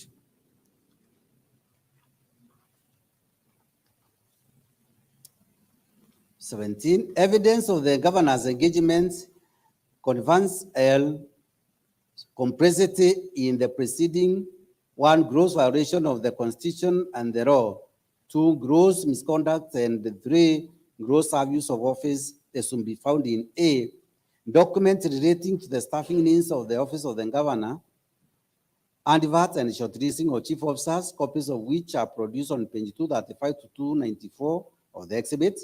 B, an internal memo by the County Secretary dated 29 August 23, a copy of which is produced on pages 295 to 296 of the exhibit. C, summons issued by the Assembly Secretarial Committee on Labor, Public Service and Social Welfare on 26 September 2023, copies of which are produced on pages 297 to 310 of the exhibit. D, response by the County Secretary communicating the decision of the Governor, the Chief of Staff, County Secretary, CCM Finance, and the Fleet Manager not to appear before the Secretarial Committee of the Assembly, thus inviting an adverse interference against the Governor, a copy of which is produced on pages 311 to 312 of the exhibit. E, the answer of the meeting of the Secretarial Committee on Labor, Public Service and Social Welfare held on 5th October 2023, a copy of which is produced on pages 313 to 323 of the exhibit. F, the County Public Service Human Resource Manual 2013 and the Public Service Commission Human Resources Manual 2016, relevant extracts of which are produced on pages 324 to 334 of the exhibits. And I'll repeat: F, the County Public Service Human Resource Manual 2013 and the Public Service Commission Human Resources Manual 2016, relevant extracts of which are produced on pages 324 to 334 of the exhibits. And G, internal memo dated 22nd December 2022 by the County Public Service Board to chief officers through the County Secretary advising on transfers, appointment, and establishment of offices within the County Public Service, a copy of which is produced on pages 335 of the exhibits. H, letters sending various officers on compulsory leave, copies of which were produced on pages 336 to 342 of the exhibit. I, circulars, guidelines from the Intergovernmental Relations Technical Committee, the Transition Authority, and Salaries and Remuneration Commission on the staffing of the office of the governor, copies of which are produced on pages 343 to 353 of the exhibits. J, correspondence relating to the bloated workforce to the governor's office, copies of which are produced on pages 354 to 362 of the exhibit. K, pay slips relating to some of the bloated workforce in the office of the governors, copies of which are produced on pages 363 to 382 of the exhibits. I, correspondence between the Assembly and the County Public Service Board on the appointment of chief officers and the employment and of various staff within the office of the governor, copies of which are produced on pages 383 to 408 of the exhibit. M, screen grabs from the governor's official Facebook page relating to the appointment of traffic marshals, copies of which are produced on pages 409 to 412 of the exhibit, and a video recording of the governor's flagging of traffic marshals saved in the first disc presented here with, and a transcript of which is produced on pages 413 to 14 of the exhibit. Count 5, contempt of court. The governor has grossly violated, among others, Articles 10 and 73 of the Constitution, Section 7 of the Leadership Integrity Act by engagement, and Section 10 of the Public Officer Ethics Act by connivance or complicity in a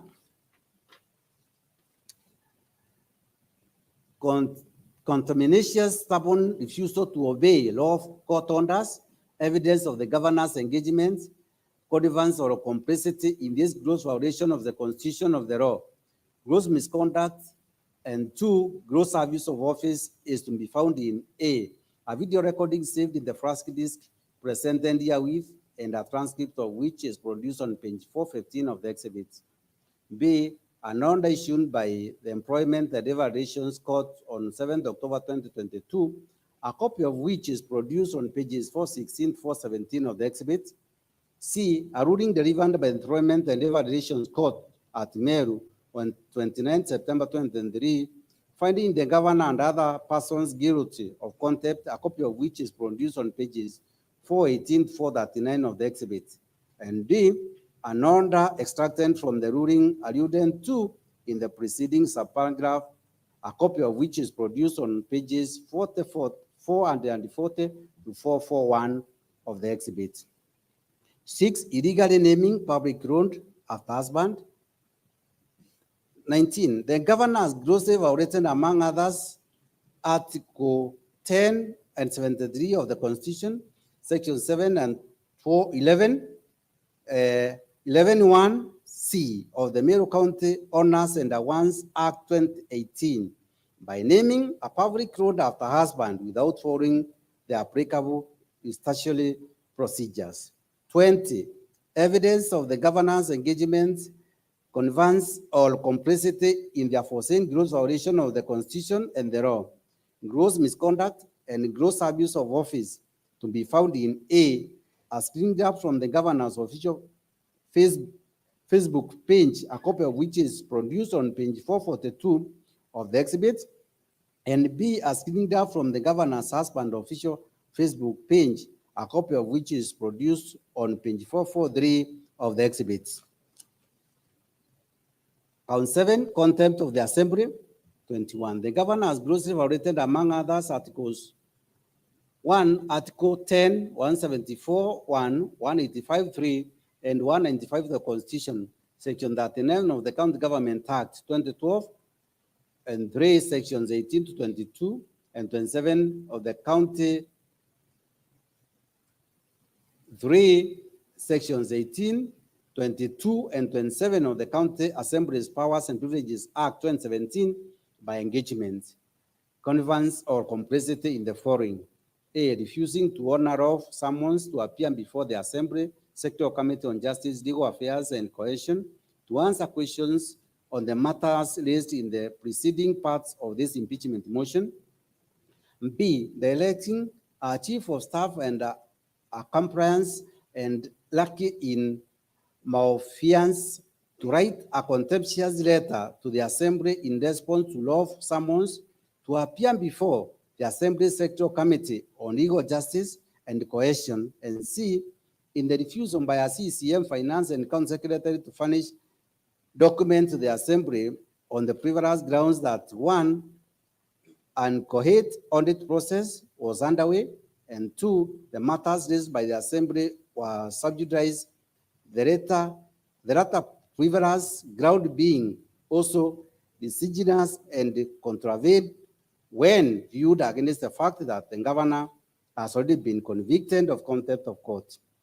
22, evidence of the governor engagement and conveyance or complicity in the aforesaid gross violation of the Constitution and the law is to be found in a letter by the governor's chief of staff dated 11th October 2023, a copy of which is produced in pages 444 to 445 of the exhibit. Honorable members, before we begin the debate on the motion that is now,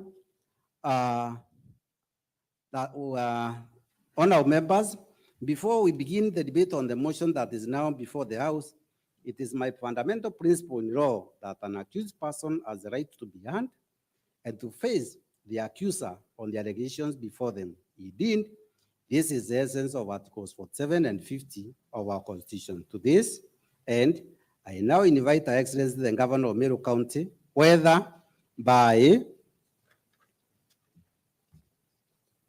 herself or by council, to take the floor and make a submissions of the grounds and the particulars of the motion before this Honorable Assembly for a period not exceeding 1 hour. And I have received a letter from one Dunstan Omari, who as per the letter, is supposed to represent the governor because the governor is not with us. And council, I would wish to invite you this juncture to make your remarks. And Normally, I know you come from the other side of the Meru, you are our cousins. And I don't want you to go back when you go to Kisii and says your cousins in Meru denying you time to make your contribution and defend the governor. In this case, I would ask you kindly, how many hours would you like me to grant you for the purpose that is ahead of you? Normally.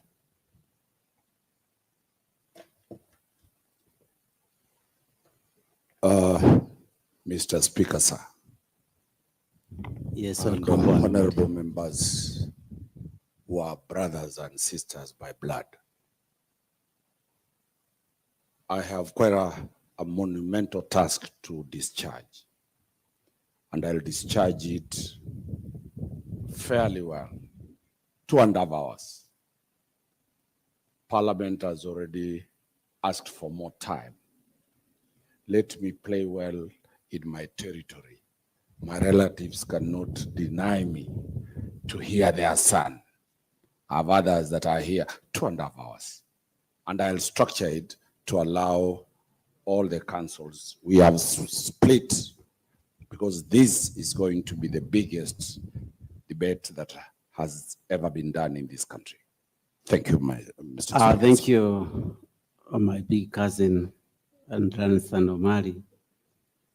You know, the Kisis and the Merus are the same. And I believe you grant you the 2.5 hours that you want, so that when you go back home, you don't tell them ungood stories about the Meru and your cousins. Clerk, know the time. Clerk, please know the time, so that at that time, then we can proceed with that business. Council can continue. Thank you very much, Mr. Speaker, sir. And as I said to all the members of Meru County Assembly and the citizens who are at the public gallery, my full names are Wakili Danstan Omari. I am going to lead a team to defend the governor of Meru County over serious allegations that have been put by the accusers. First and foremost, accept the apologies of the governor for her not being present today, but she's ably represented by a battery of 7 lawyers who are equal to the task. The first issue that I'll raise through the Mr. Speaker is to go back to the standing orders of Meru County and refer to standing order number 90.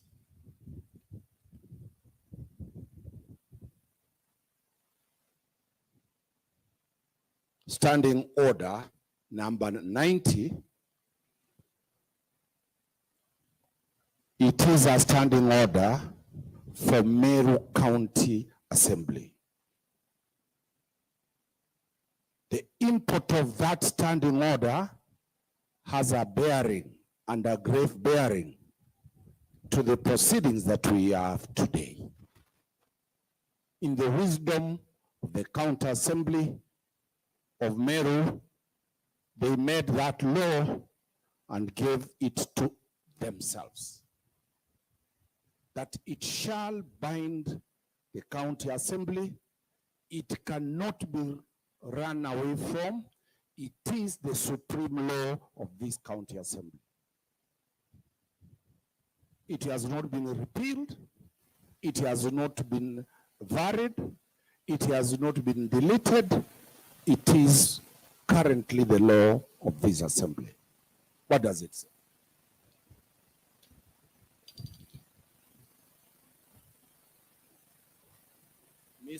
Mr. Speaker, sir, it reads matter sub judice or secret.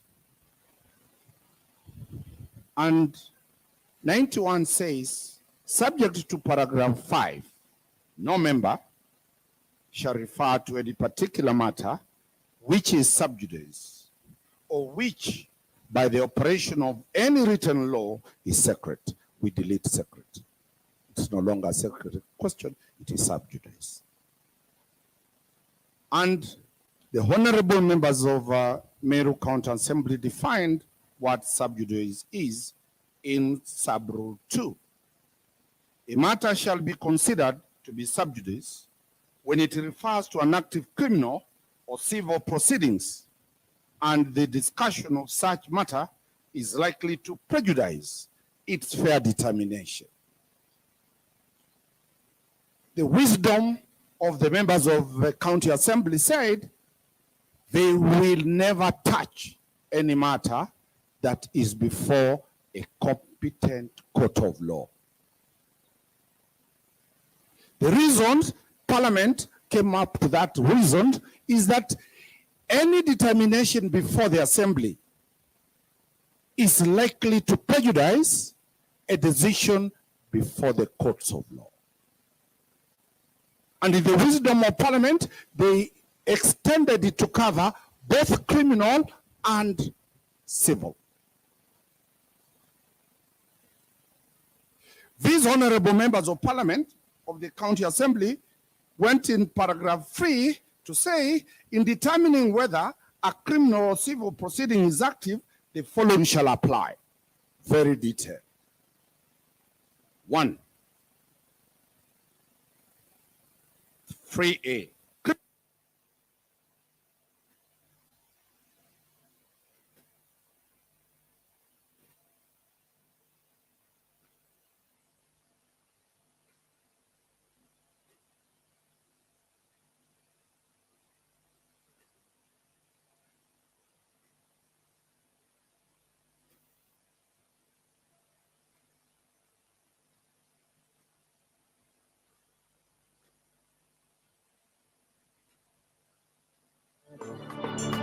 AJ ni Meru TV.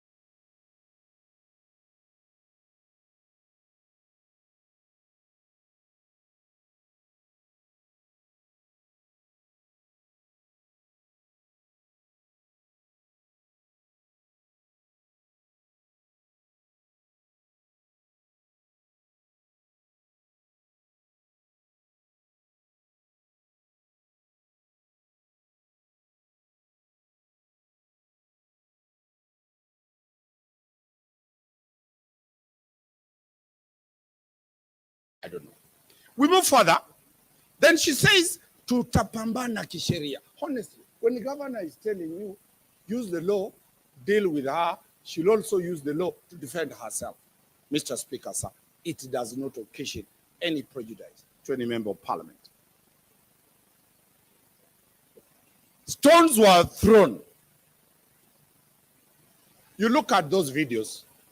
Thank God I'm a criminal lawyer. Those videos are two. They're not one.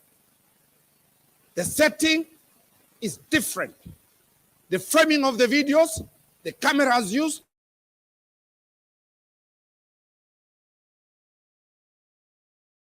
are not start. The rally is separate. The throwing of stones are in another scenario. Is the governor present where the stones are being thrown? Is there any evidence who those people throwing stones are? And they are under clear instructions to throw stones and spoil vehicles?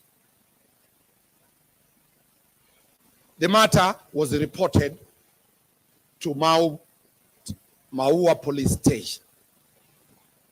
The mandate of the police under Article 244 and Article 245 is clear.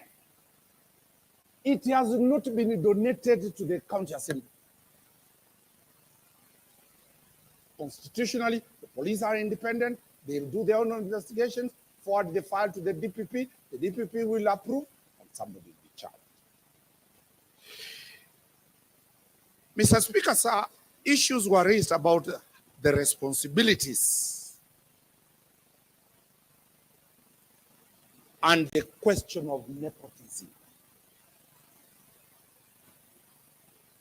Allegation that she has employed her relatives.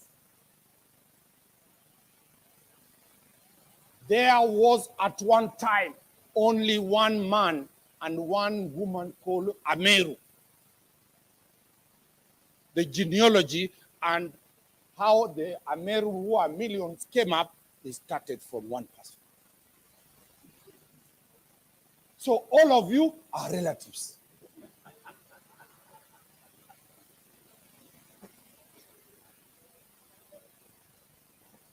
There was only one Kisi, all of us are relatives. So today, when you are saying this is a relative, to what level of it? Section 17 that has been used defines a relative. To what level of consanguinity? To what level? I've told you, all of you are relatives. That's why you are called a Meru. So when we talk about nepotism, let us not narrow it because of circumstances that must be created to enable framing the governor.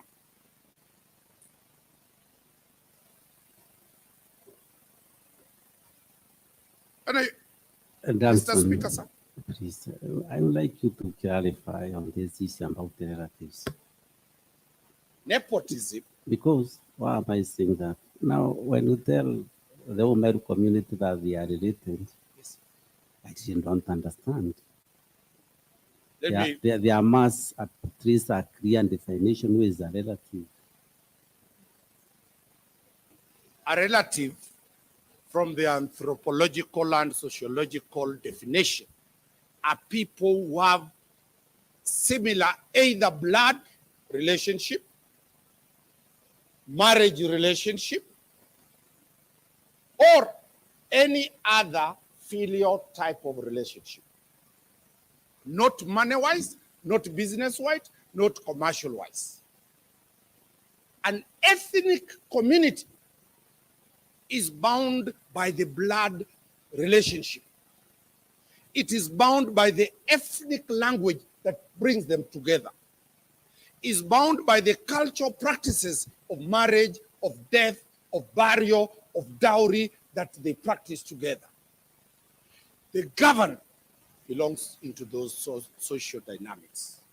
Those social norms binds all these members of the county assembly as their Meru.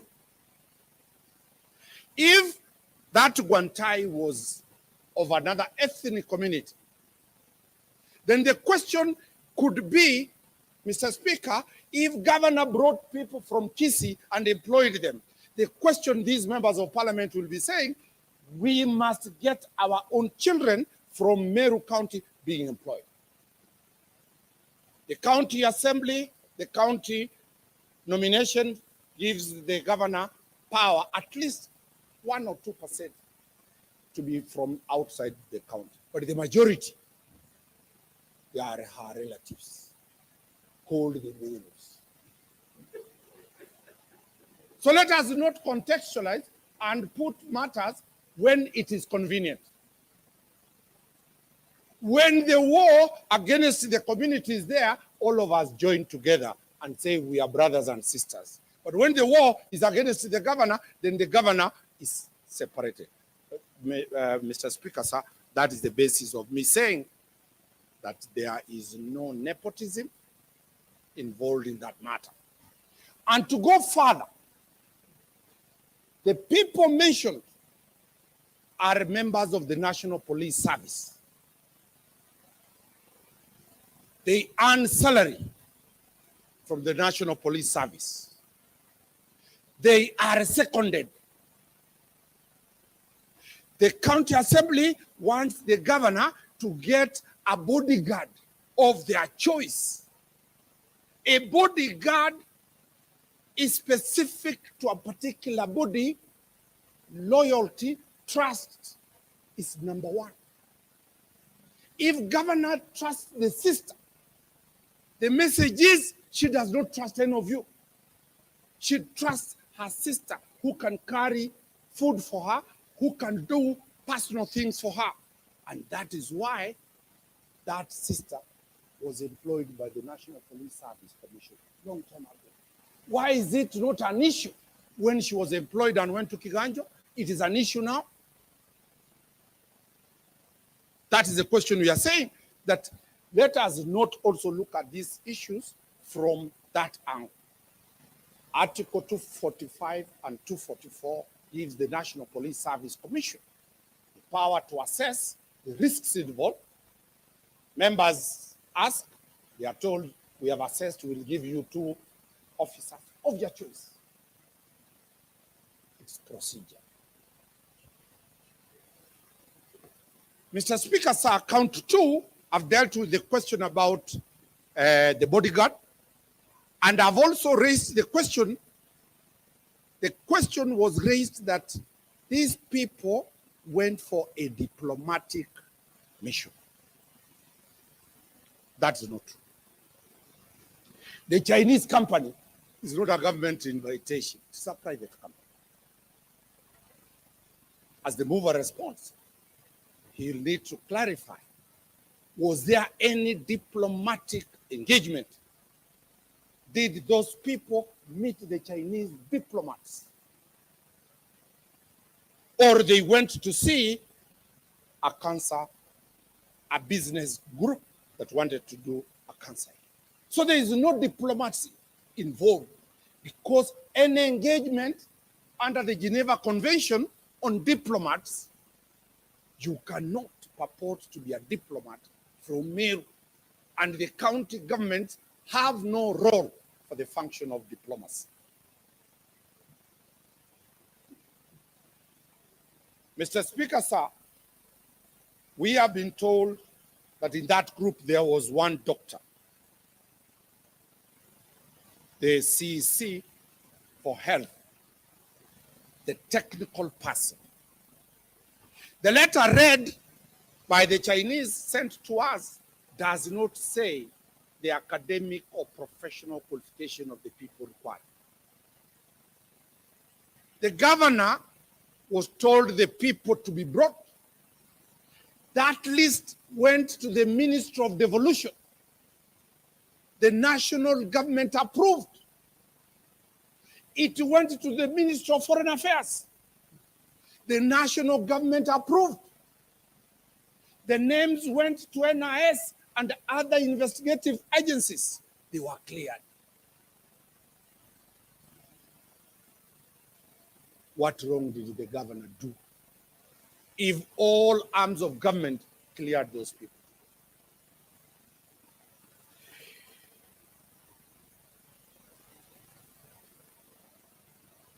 Mr. Speaker, sir, Article 236 of the Constitution was referred to, and the question that I beg the governor wants to know, was there any public fund spent or lost?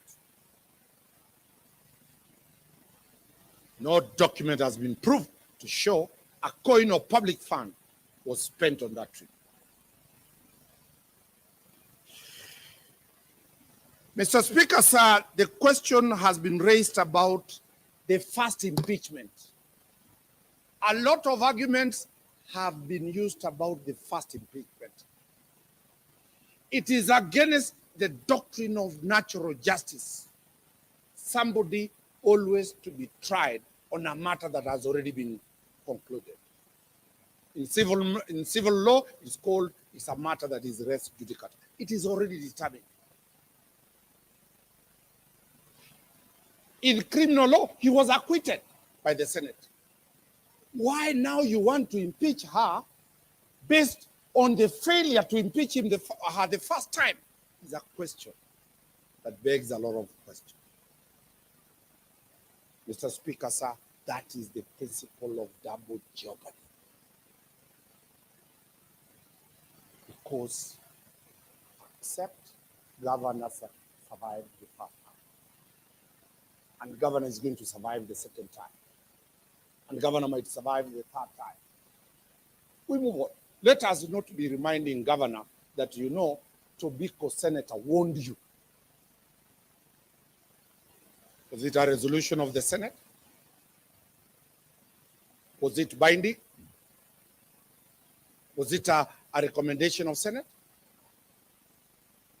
At what position does one senator have the power to represent the position of Senate? Mr. Speaker, sir,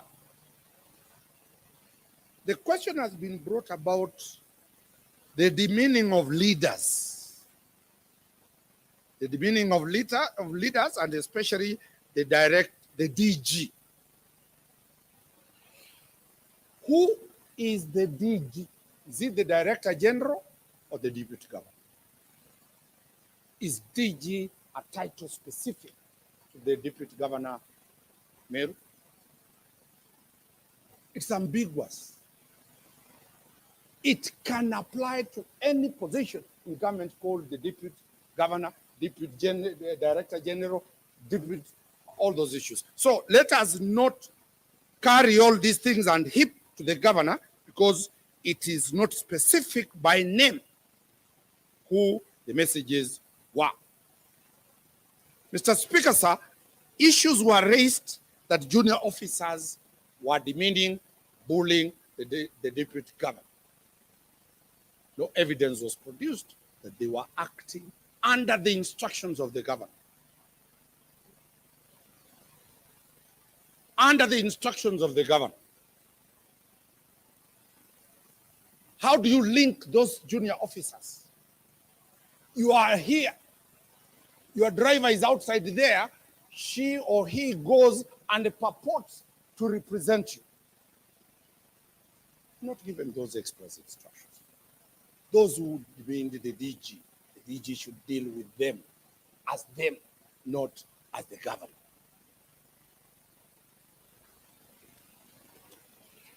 Especially a question about on TV station, a chief of staff gave an address on the TV station.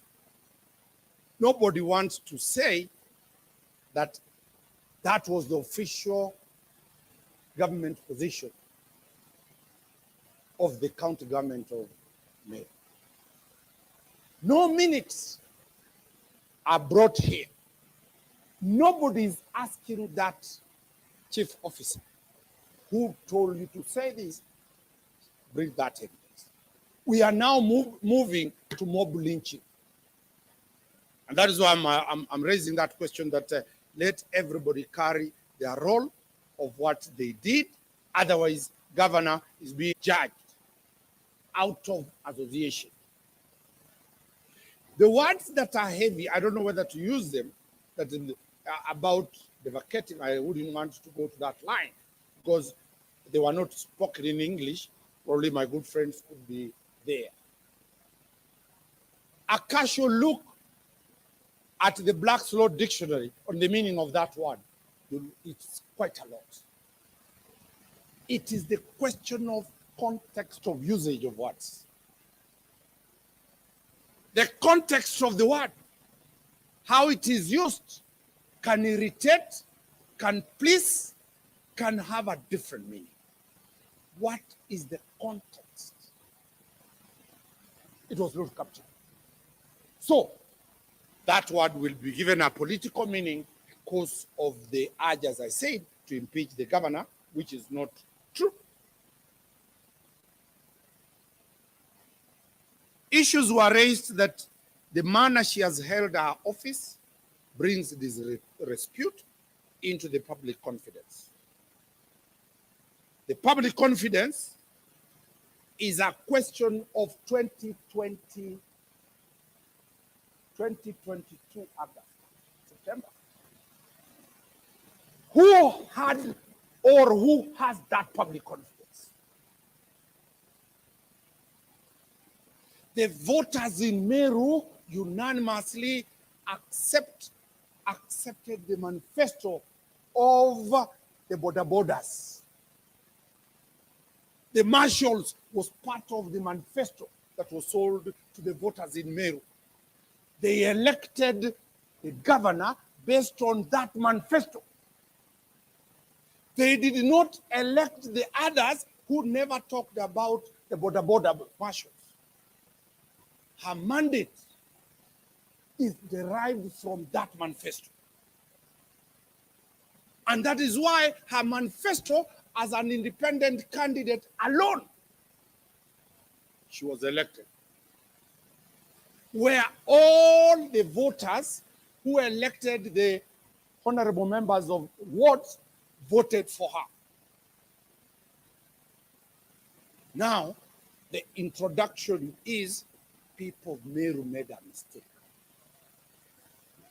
And that is the mistake that is being corrected today. That is my honorable mover brought that question.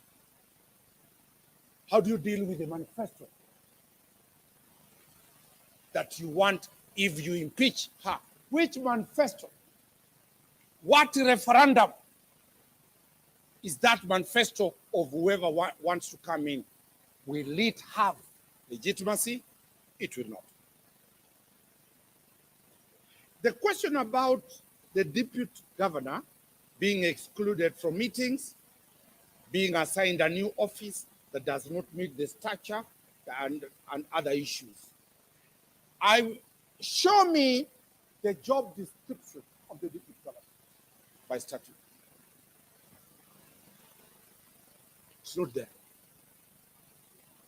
He will or she will be assigned duties by the government.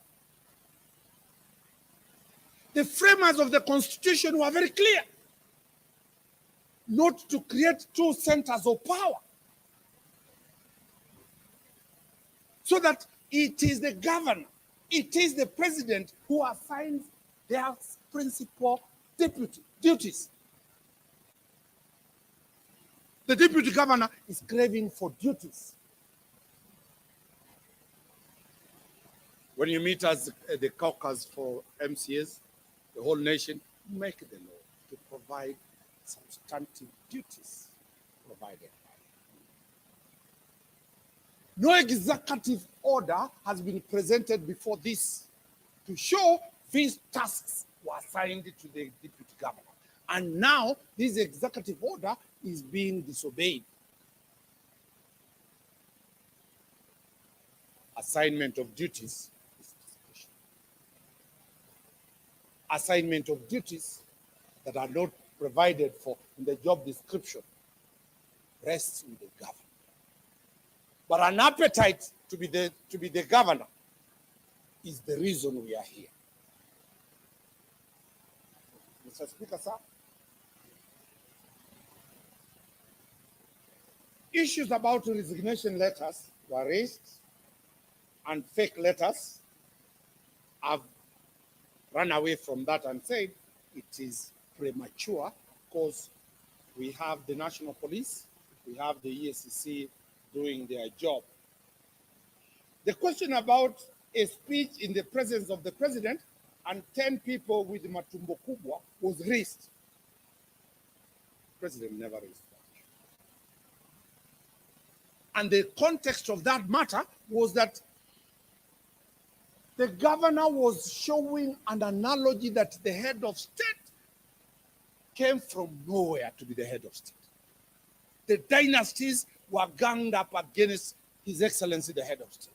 But he became the head of state. The governor is saying, I was also not in any formation, political formation, party. I was independent.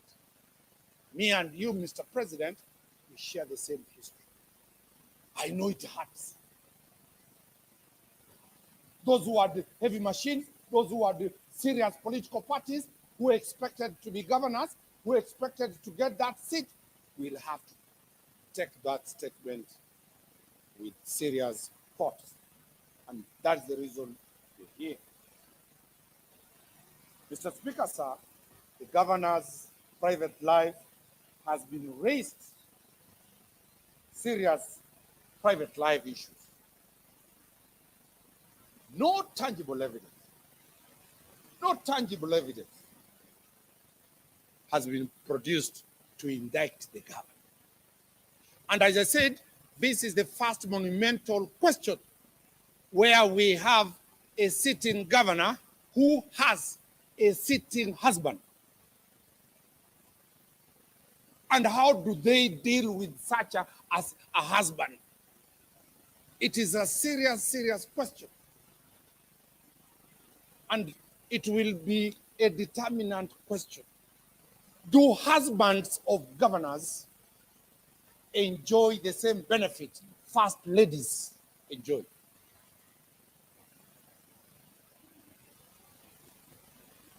It is not easy.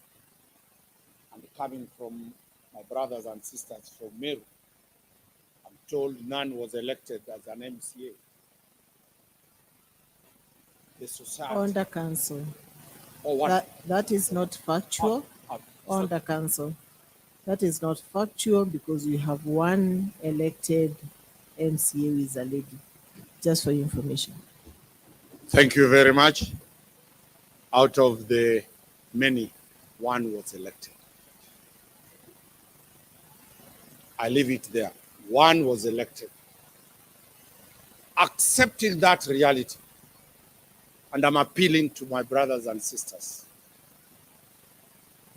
let us not be seen that the governor is facing what she's facing because she's a lady, but she's equal to the task. Thank you, Madam Speaker. The question about illegal appointments of people without coming to the county assembly. The Public Service Board is still intact.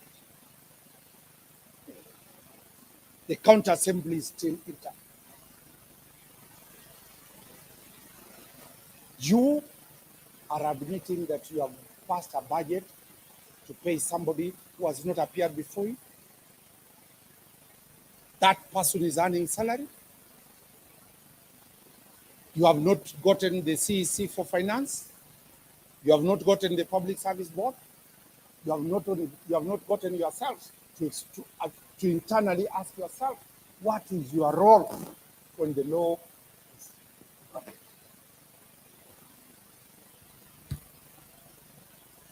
Madam Speaker, there are people that have been sent home and they are still earning.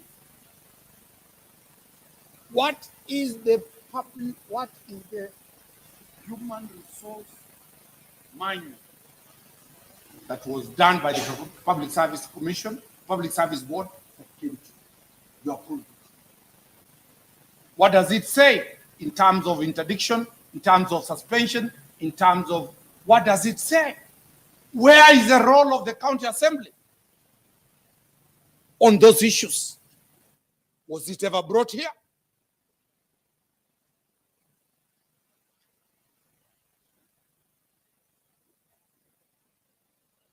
The question about the court martial, the question about the court, these people called the marshals. The mover said the justification is that they have been created to ensure funds that were being stolen from women are protected. A noble idea to protect our sisters, our mothers, our aunties. Is it what you are going against? Is it what you want women of Meru to continue to be mugged and their phones taken? Assess yourself.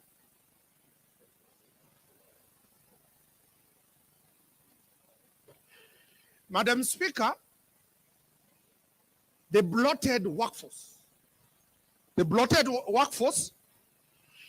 is that how does a governor sign letters other than the letters of the cabinet?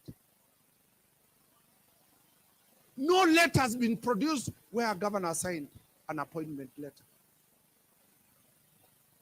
They are officers, technical officers, who do needs assessment, who come out with the specifications of the qualifications, who recruit.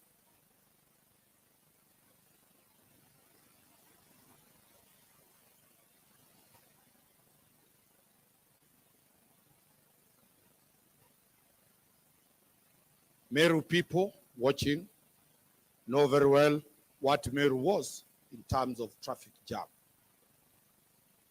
Today, the county knows the input of those marshals. But the allegation against the marshal is that they are arresting.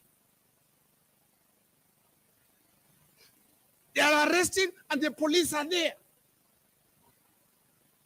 Why can't the police arrest them if they are doing anything illegal? Because credit, and I'm telling you, members of the county assembly, credit for those people for reduction of the jam within the town. As I said, let us assess. Do we need the jam to make Meru town a town full of traffic jam? Or do we want business to grow by making Meru a town where vehicle movement, traffic movement is easy? 5, allegation 5 was about the contempt of the court, which I dealt with, and that is clear. Then there is the Timbuktu video of the husband, where somebody, allegedly to be the husband, is threatening to chase the CEO. This is a country of the rule of law. You impeach somebody because somebody has said that we will chase somebody? Not the governor herself say. There are no charges against the husband before this. On the question of the public road, I was told there is an act of 2018 on how to honor heroes. I totally agree with that. Is there the powers of the governor bestowed under what is called executive order? At the national level, it also goes to presidential decrees. Does the governor have the power to issue executive orders? Are the laws of executive orders subject to parliamentary approval? So, the act is there, but there is residual power that is remained in the office of the governor. So that every time the governor is coming to your ward, you will ask, Governor, maji hapa, kisima ya maji.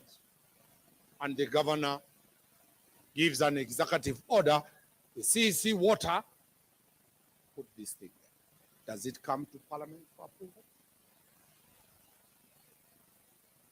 Don't take everything, because tomorrow you are going to be the governor. You will have no power left in that office.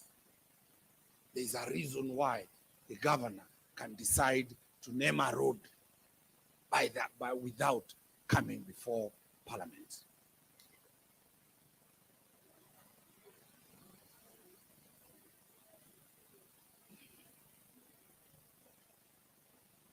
The contempt of the assembly, I have only two more groups, then I give my other. Contempt of the court assembly, the contempt of this assembly. I have laid bare that the governor comes here during the opening state and address of the state of the nation. She cannot come under summons to answer questions. The clear separation of power under the Montesquieu rules that there is the legislature and there is the executive. Once the legislature wants information from the executive, it summons the CECs. The CECs come and explain. Similar to Parliament. Standing orders of this assembly have not checked. If they have not been amended, they should amend the CECs to come and address issues from the executive, just like the National Assembly and Senate. But the constitutional provision on summoning the governor, my good friend Mutuma will build. The question of bullying. My brother Paul, if you are bullied, I pass my apologies. Because if you are bullied, I pass my apologies. You had the remedy to take up under the Cybercrime Bullying Act. You could have taken to the police and pursued that. That you didn't. I take that was a political statement. Article 26, Article 28 is clear on human dignity. The assembly must be dealt with human dignity. Completely, I agree. Are you dealing with the governor under the same Article 28 of human dignity? Let it not only be on one side, let it be on both sides. Have you produced any statements you've made against the governor? I'm sure none has ever made that statement. It is only the governor and her team who are making those statements. Are you in the group of politicians? Have you looked at the freedom of expression? The right for everybody to have association and the right of expression? Is the assembly trying to curtail the freedom of expression? Is it defamatory? That's what I said my brother could have gone for defamation. He's never gone. The threshold is so high. The Director General, the DG, is paying his bills. The DG is paying his bills.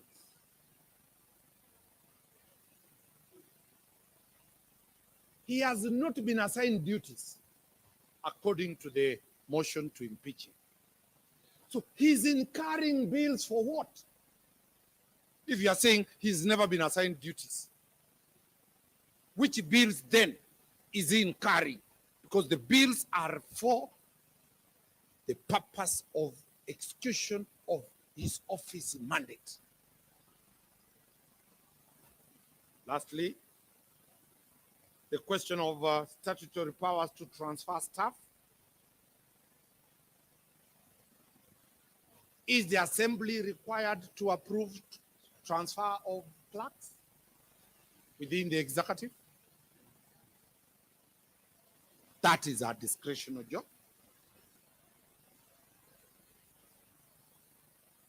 Lastly, on the question about the meetings that he has been excluded from sitting in those meetings, I have clearly defended the governor that that's not true.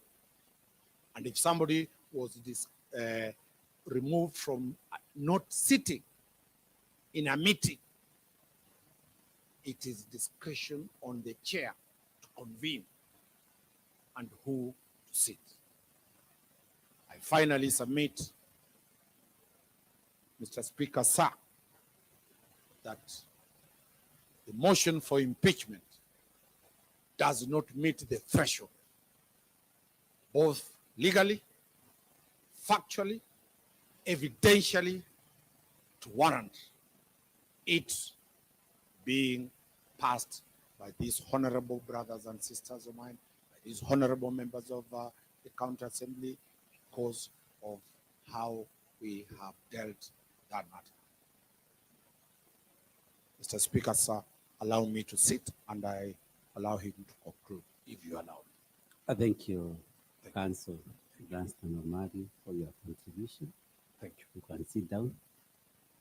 And also I've seen that we make arrangements for at least a sonda so that the sugar levels can be okay.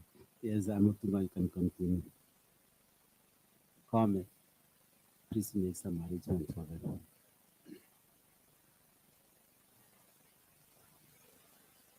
Thank you, Mr. Speaker, sir, and the honorable members of the House. I do not know whether to be happy or glad to be here.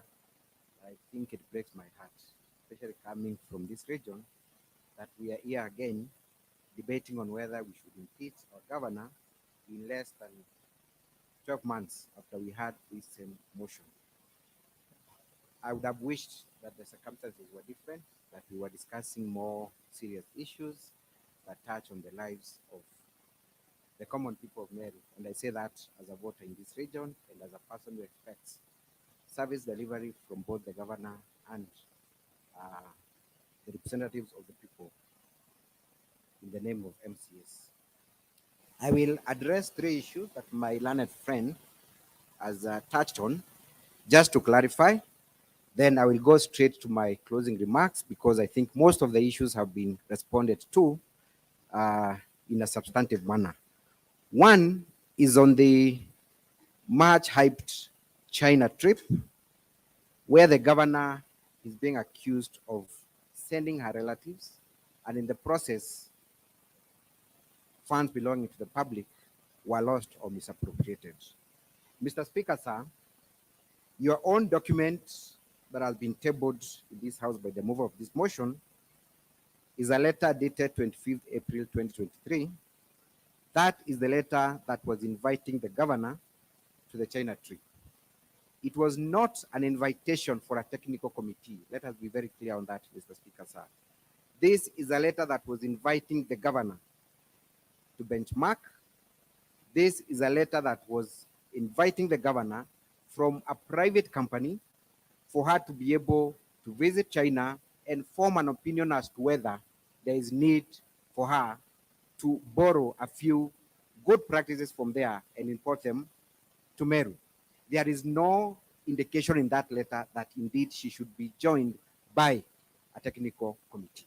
If you may allow me read, Mr. Speaker, sir, paragraph 1 says, "We are delighted to invite you and your distinguished members to visit us in China for you to witness and benchmark our state-of-the-art linear accelerator machines designed and manufactured in China in reference to our plant cancer treatment center in Meru."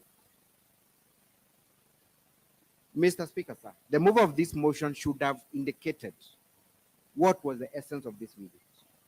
If governor chose to go to this visit alone, it would have still be within our rights.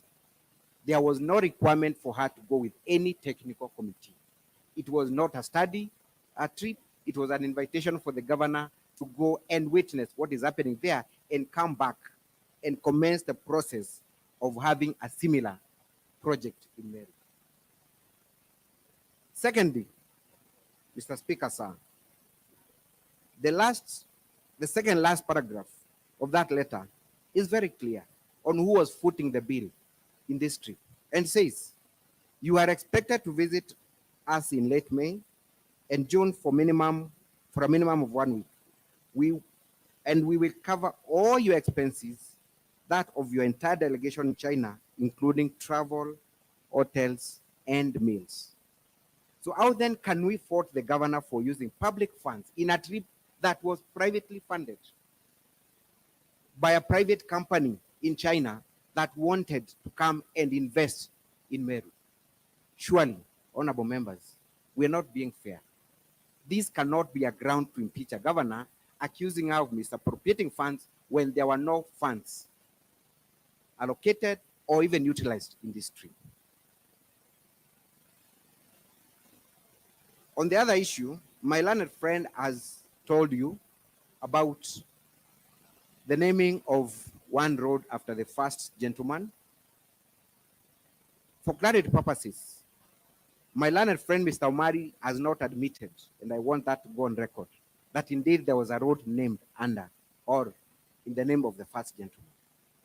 What he's saying is the governor, in our wisdom, is allowed to do certain acts. But in this case, we deny that there was any naming of a road. I was expecting the move of this motion to table evidence before this court that are in tandem with our statutes on how a road has been named. When I walk along the Meru streets, Nairobi streets, and any other street, there are clear signages that indicate Jorincheke Street, Moy Avenue, Tomboya Street. I invite the mover of this motion to show me one signage that reads Muregabaichu Road. None. So how is it that we are talking about naming a road that has not even been named at all? Where is that signage? Where is that instrument in the hand and seal of the governor naming that road, so that then we are able to accuse her of breaching the law? A Facebook extract is what was produced. The governor states that that was just a humorous comment on social media. Does that constitute an executive order? Does that constitute a government directive? It does not. So we cannot then rely on social media extracts and then accuse the governor of having done or not done a specific act. Let that be clear. And I was expecting the move of the motion to be able to do that. The other issue that I want to address before I go to my closing remarks is the issue of contempt of assembly. And allow me to state this. This particular count does not exist under our statutes. I was expecting the mover of the motion to show us which particular standing order, which particular statute, which particular provision of the Constitution the governor breached by failing to appear before the House Committee. And at what point does failure to appear before House Committee amount to contempt of assembly? My understanding is that the governor was invited. She responded through a letter requesting for interpretation and proper application of Article 175 and 195, whether the speaker can indeed summon a sitting governor. There was no response from the speaker giving directions on whether it was provided for under the law that the governor could appear before the House Committee to answer to charges. In a proper setup, when there is a response to a summons, the person then who initiated the summons is expected to respond to that particular complaint or concern that has been raised. Council Mukuma, please, Yes. Please allow me to inform you that the first letter that summoned the governor was cited by the speaker, and nobody else has the powers to write a letter to the governor except the speaker. In the first instance, the letter that I received from the governor stated very clearly that the governor was attending a meeting convened by His Excellency the Deputy President. A reminder that I wrote again the second letter requesting the governor to appear to the committee. She said that she cannot appear to the committee. So generally, she gave two contradicting letters. And I believe by the time she wrote the first letter, then she must have consulted the lawyer. So please bear with us on that. It is clear, the way she wrote the letters, she knew that she's supposed to appear before the House Committee. Thank you very much, Mr. Speaker, sir. In my usual duties, when the court summons, you fail to appear, what they do is to issue a warrant of arrest. If you then respond to summons, giving an explanation as to why you cannot appear, then there is a determination on that issue. Mr. Speaker, sir, what then we expected is that once the governor raised the issue of interpretation and application of Article 175 and 195, the Speaker ought to have informed the governor that indeed the opinion of the House and the Speaker is that they have the powers to summon. Only then would the governor be in a position to seek further advice and make a decision on whether to appear or not. In any case, Mr. Speaker, sir, let us interrogate the contempt of assembly count, assuming that indeed the county assembly had the powers to invite the governor before it. How did this form the basis of the impeachment motion? The impeachment motion itself is dated 16th of October 2023. All the members in support of that motion signed the motion of impeachment on or before the 16th of October 2023. The records will bear me witness. The count that forms the basis for contempt of assembly is based on the report by the JLAC committee.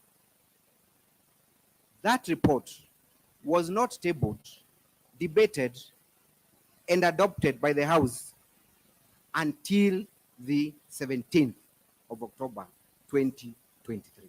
Indeed, the mover of the impeachment motion first tabled the impeachment motion, then thereafter, the JLAC report was tabled, discussed, and adopted. How then did a motion that had not been tabled before the House form the basis of impeachment in a motion that had been prepared a day before tabling? Mr. Speaker, sir, my humble submission is that this is not a count that ought to have found itself in the impeachment motion. On that basis, it is defective. Having said that, I will go straight to my closing remarks so that the House can proceed to its next business. And I'll begin by just asking a question. Why are we here today?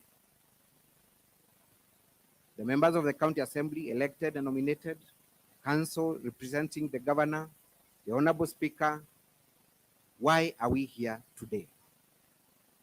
Now, the County Assembly, and I do not wish to lecture you on your mandate, you have three main roles. One is legislative, second is oversight, and the third one is representation.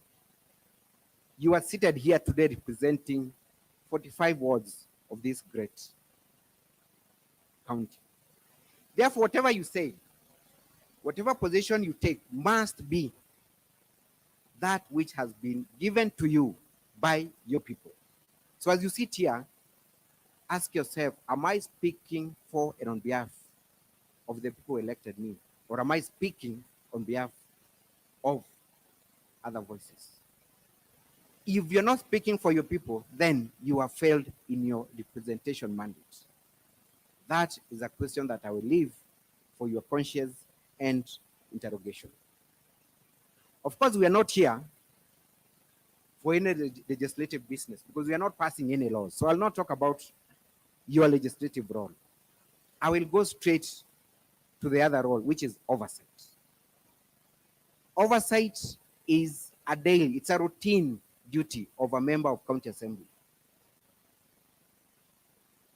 And today is one of those rare moments when a county assembly exercises the harshest form of oversight.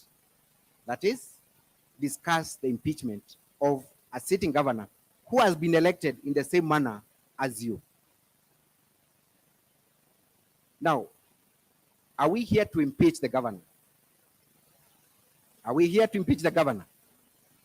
I am glad that you've said that, because it means you failed in your role.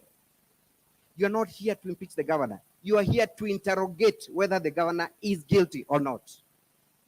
So if you came here with a formed opinion that you are impeaching the governor, and I'm glad you say, yes, you are here to impeach the governor, then how are you expected to interrogate issues fairly and render a just determination when you've already formed your mind that we are here to impeach the governor? It simply means that we have gone out of our oversight role and taken a stand when we are supposed to be a quasi-judicial body interrogating facts. My reading of Section 33 and 181 of the Constitution says that you shall look at the grounds for impeachment, that you shall interrogate the facts, that you shall give the governor a chance to be heard. Only then will you form an opinion whether you're going to impeach or not. So can we surely say that we came here with an impartial mind, sitting as an impartial court or quasi-judicial body? Are we ready to listen to the facts, interrogate them objectively? But your answer was that we came here to impeach the governor, which is not what you're here to do. You're here to interrogate, then render a judgment. Just to demonstrate that fact, and perhaps that will be my last bit. So then, what are you expected to do? You cannot take a stand as a house. The only person who is supposed to take a stand in this motion is the mover of the motion. Because him, it is expected. He has interrogated the issues and he is deemed to be the accuser. You're seated as a court. You have seen nothing, you have heard nothing until the mover of the motion talks about the allegations. Then you compare those allegations against the defense put forward by the governor, and then, just like a judge, render your decision.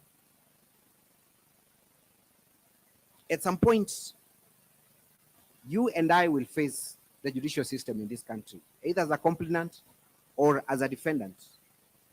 When you do that, I want you just to close your eyes for a moment and imagine appearing before a judge who has already made statements pronouncing your guilt. The first application you do is for that judge to recuse himself from the matter.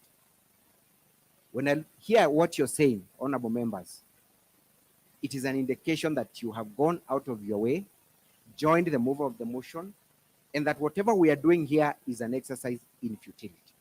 Because you are not capable of looking at the matters objectively. You've already taken a stand. Yes. You have 30 minutes, but please be mindful of the language that you are using. You cannot tell the honorable members that what they are doing is work in futility. It's not right. These are honorable members. Please address them with decorum. Please, I gave you 2.5 hours with a lot of respect. Please respect the honorable members. And this is an honorable house. You understand that what I mean. Thank you. Thank Please you, Mr. Speaker, continue. sir. Perhaps I can rephrase and then try to be a bit lenient with my language. The governor's feeling and position and perception is that a decision has already been made outside this walls of this assembly. So that a decision to impeach her was formed elsewhere and then transported into this house. I am merely communicating the sentiments of my client. You will forgive me for just being loyal to my client. Now, then, for you to be an impartial court, quasi-judicial body, what do you need to do? Number one, you need not to have a stake in the proceedings. You cannot be seen to have interest in the proceedings. The moment you have interests that conflict with your impartial role, then you're not capable of rendering a just and impartial decision. As I move on to the next point, is that I expected members of this Honorable House to put Honorable Mawira to task, to question him on the allegations,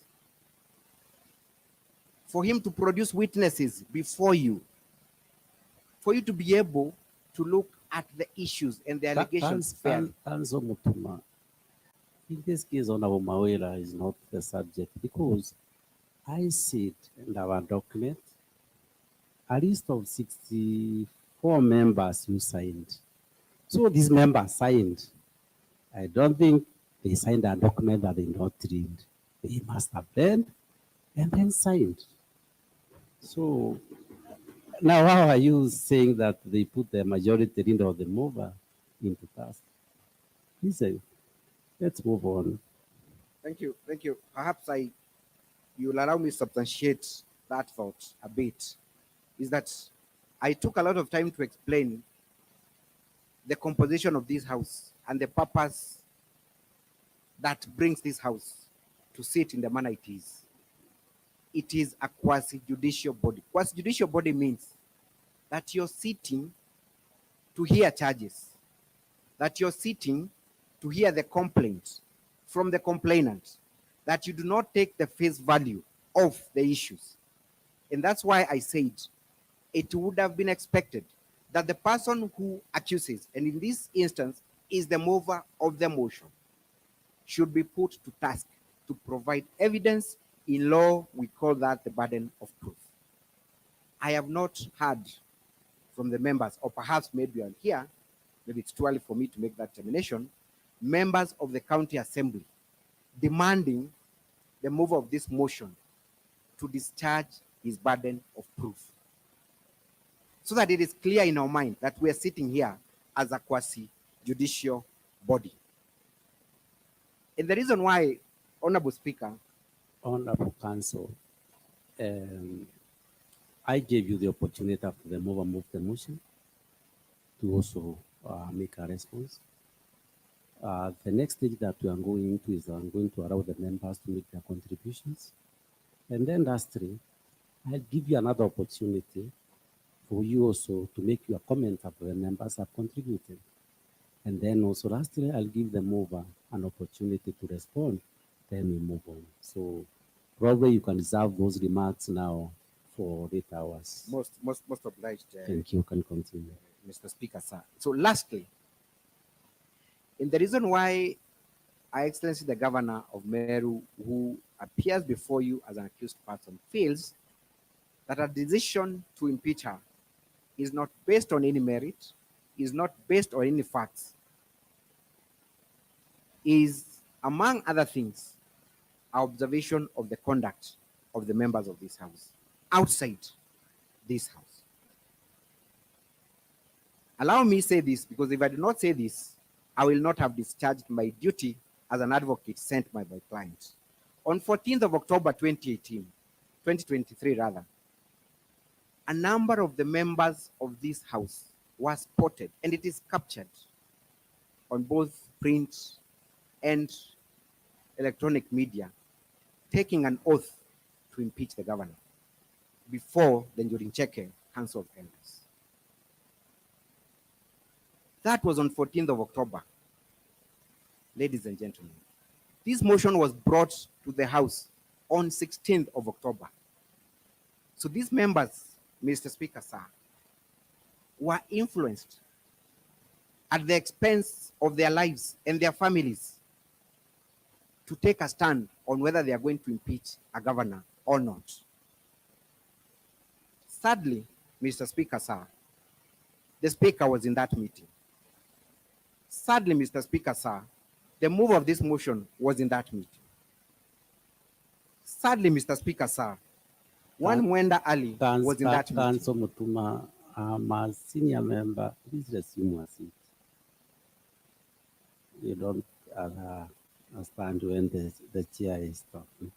I'm a senior elder of Jorincheke and the former deputy secretary Jorincheke for 7 years. So there's nothing that can be done in the shrine. I must be there, not unless I'm out of the country.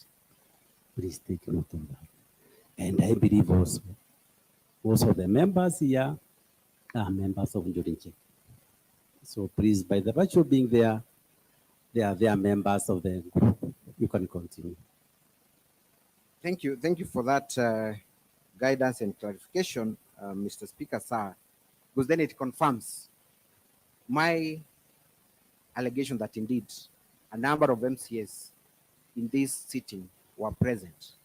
What then I am concerned about on behalf of my client, and which my client has asked me to raise before this house, is the oathing ceremony, where she witnessed members of this house confirming that they will be part and parcel of the impeachment, and the person administering the oath giving even a warning that should you then backslide from this oath, you're putting your family at risk.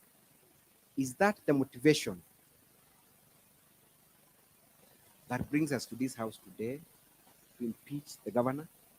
If that is the case, then it is a sad story.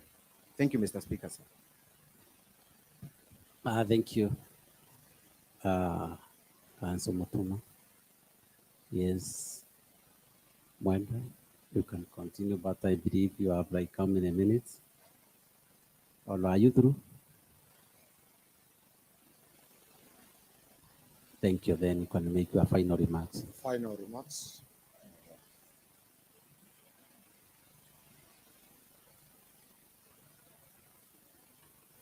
Mr. Speaker, sir, the members we are addressing, a grave issue has been raised in the Muskali combo case. The question of the election petition being nullified was on the basis of administration of a shiruru, a traditional oath-taking. If that is true, because I don't belong to this community,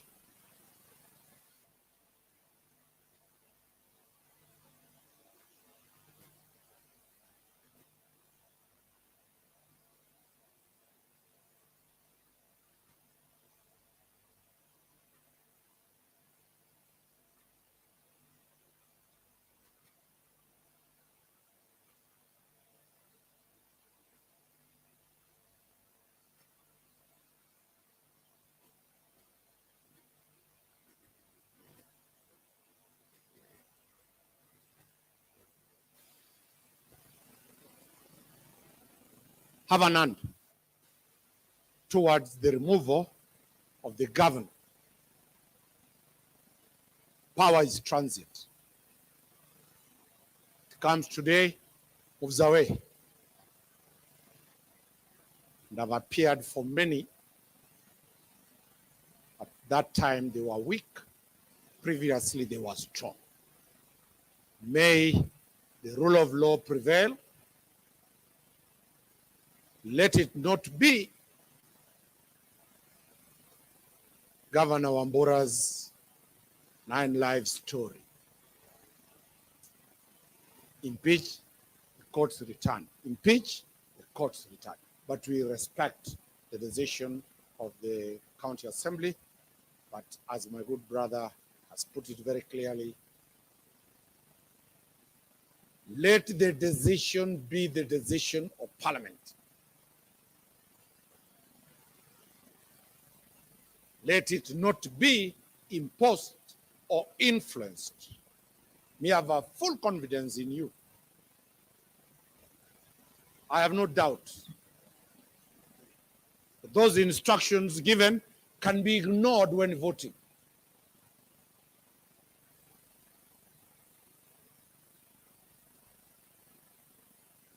And I appeal to members of the County Assembly.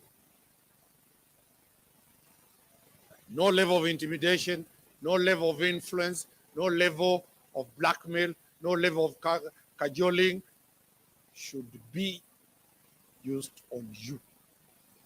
You are elected by the people of Meru to defend their rights. You are never elected by members of the executive to impeach another arm of the executive in Meru. The world is watching on you. Meru TV is live, Baite TV is live, all the other TVs are live. There reaches a time when the Meru County people are bigger than the leadership of the Meru leaders. Raise up to the many Meru people looking at you, your children looking at you, your voters looking at you.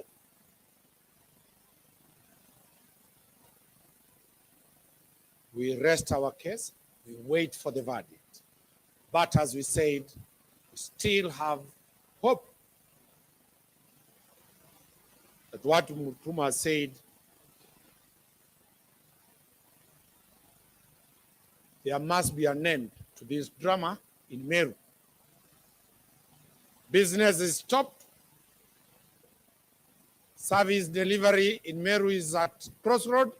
We are busy fighting government.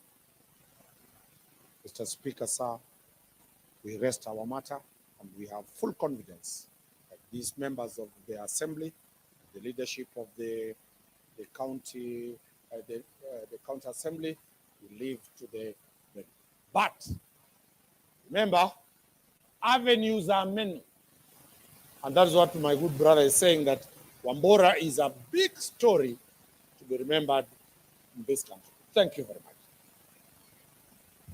much. Thank you.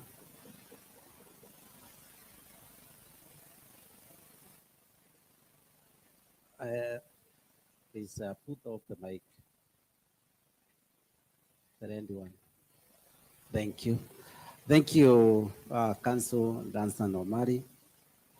And I believe we did as you requested us. We gave you 2.5 hours, and you have taken 2 hours. And at this junction of members, I allow debate at this time, and any member wishing to make a contribution can catch the speakers. By that one of members, let me question you that you'll have a maximum of 5 minutes. If you take more than 5 minutes, then one of members will have to cut you short. Please, what is it, Honorable Kirinya? Thank you, Honorable Speaker. Once again, my name is Kawira Mwangaza. For the purpose of records, Honorable Speaker, I'll be very brief in addressing the matters that have been prosecuted before us.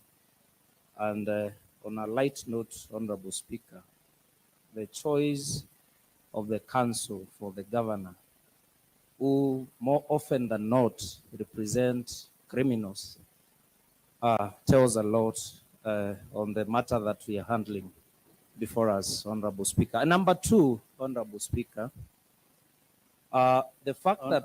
Honorable Kirinya, you are alluding that our council, our cousin is a criminal, or what are you really alluding to?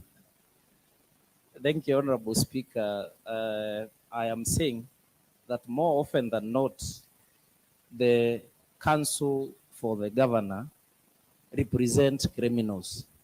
So the choice of the council by the governor leaves a lot to be desired, Honorable Speaker. Number two, Honorable Kirinya, those are not good ones. He is a professional lawyer. It's a career. Please withdraw those ones and then continue, please. I withdraw, Honorable Speaker. And number continue. 2. And yes, your father. Yes. Number 2. His age and your age, I'm sure he can be a father. So please make choice of the ones that you use. Thank you, Honorable Speaker. I'm guided accordingly. Yes, sir. Please continue. Number 2, there was an issue, Honorable Speaker, that was brought before us about prosecuting an impeachment motion for a stranger. And the continued stay of the councils prosecuting the matter, Honorable Speaker, shows that the motion for impeachment by one Honorable Kawira Mwangaza was correctly filed, and it is the motion that is being prosecuted here, both by the members, by Honorable Kawira Mwangaza and the councils for the governor. Therefore, we are very well constituted, and I thank the Council Mutuma for alluding to the fact that this is a quasi-judicial exercise. Number 3, Honorable Speaker, there was an issue of standing order number 90. I would like to clarify that the standing order number 91, number 92, 93, and 94 all are subject to standing order number 95, where it says that notwithstanding this standing order, the Speaker may allow reference to any matter before the House or a committee. Therefore, the Honorable Speaker allowing the motion to proceed and looked into all the matters that were presented. And the other thing I would like to dwell on, Honorable Speaker, is the fact that there are quite a number of issues that the councils have misled the people. And one of the issues is to actually mislead the community that all Merus are relatives. I am happy that the council alluded to the fact of consanguinity. I am a scientist, and the consanguineous marriages are not encouraged because of genetic disorders, Honorable Speaker.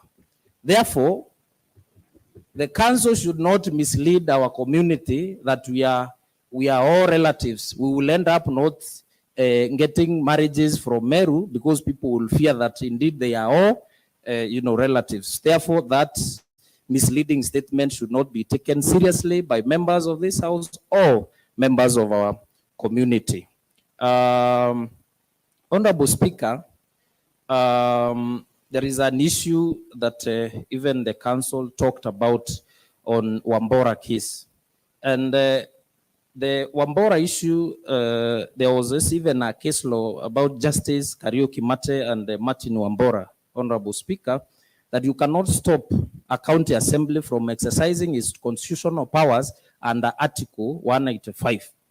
Therefore, he is right to admit that indeed the matters that we are discussing here are not sub judice to whatever the process that is going on in the court. Therefore, Honorable Speaker, there is another misleading statement from the council that when impeaching a governor, the process must be followed to the letter, shall be followed to the letter, will be followed to the letter.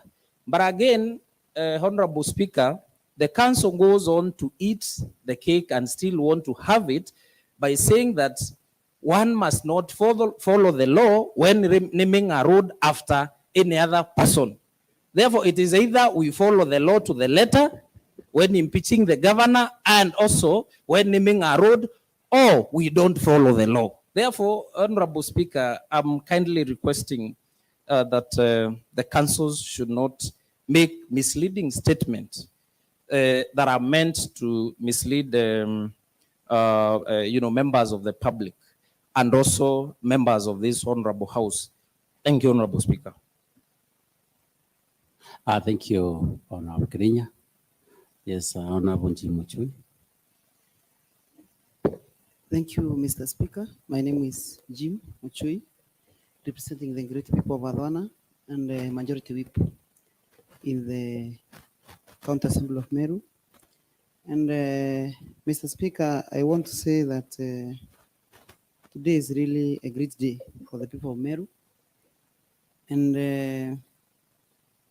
I am happy that when the council, Johnson Amari, started speaking, he alluded and agreed to the fact that the grounds for impeaching the governor meets the threshold, but the problem is the process. Now that, because I know by the end of this will be absorted the issue of process, because I know our case has no problem with the process, then I don't think they'll have any business. In an event to go to the Senate, I don't think they'll have any business going to the Senate to defend the case, because we'll have sorted the issue of processes, and I believe by the time we finish, they'll agree with us. Number two, Mr. Speaker, I have also learned something new today, that we are all relatives. And maybe through the speaker, I would like to ask the councils, now that I'm married from Meru, whether I have, whether that is incest or what is incest. I would actually like to ask them whether there is anything like incest, because I might have married my sister, and I don't know. And we have a daughter, Madam Speaker, so it's good to be guided on that. Honorable Jim, do you look the same with your wife? What do people say? Mr. Speaker, you have also seen my wife, so you can also guide us on that. Mostly I see her in the evening. Thank you, Honorable Jim. You can continue.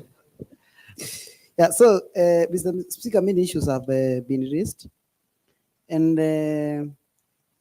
as Honorable Kenya has stated, I'm still a little bit maybe confused, because the council is arguing that the client that is being is mentioned in the impeachment motion and also in the public participation is not the one they are representing, and they went ahead to come with a letter.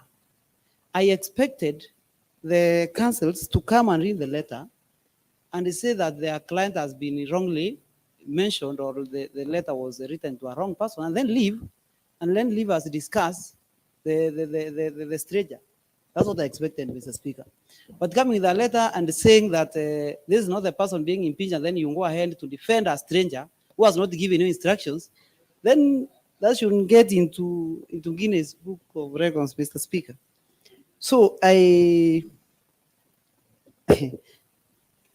it's indeed a great day, Mr. Speaker, because I have heard a very vague argument that I've never heard from a council about the issue of the trip to China. I want to refer the members and also our councils through the speaker to page 68 of the evidence document.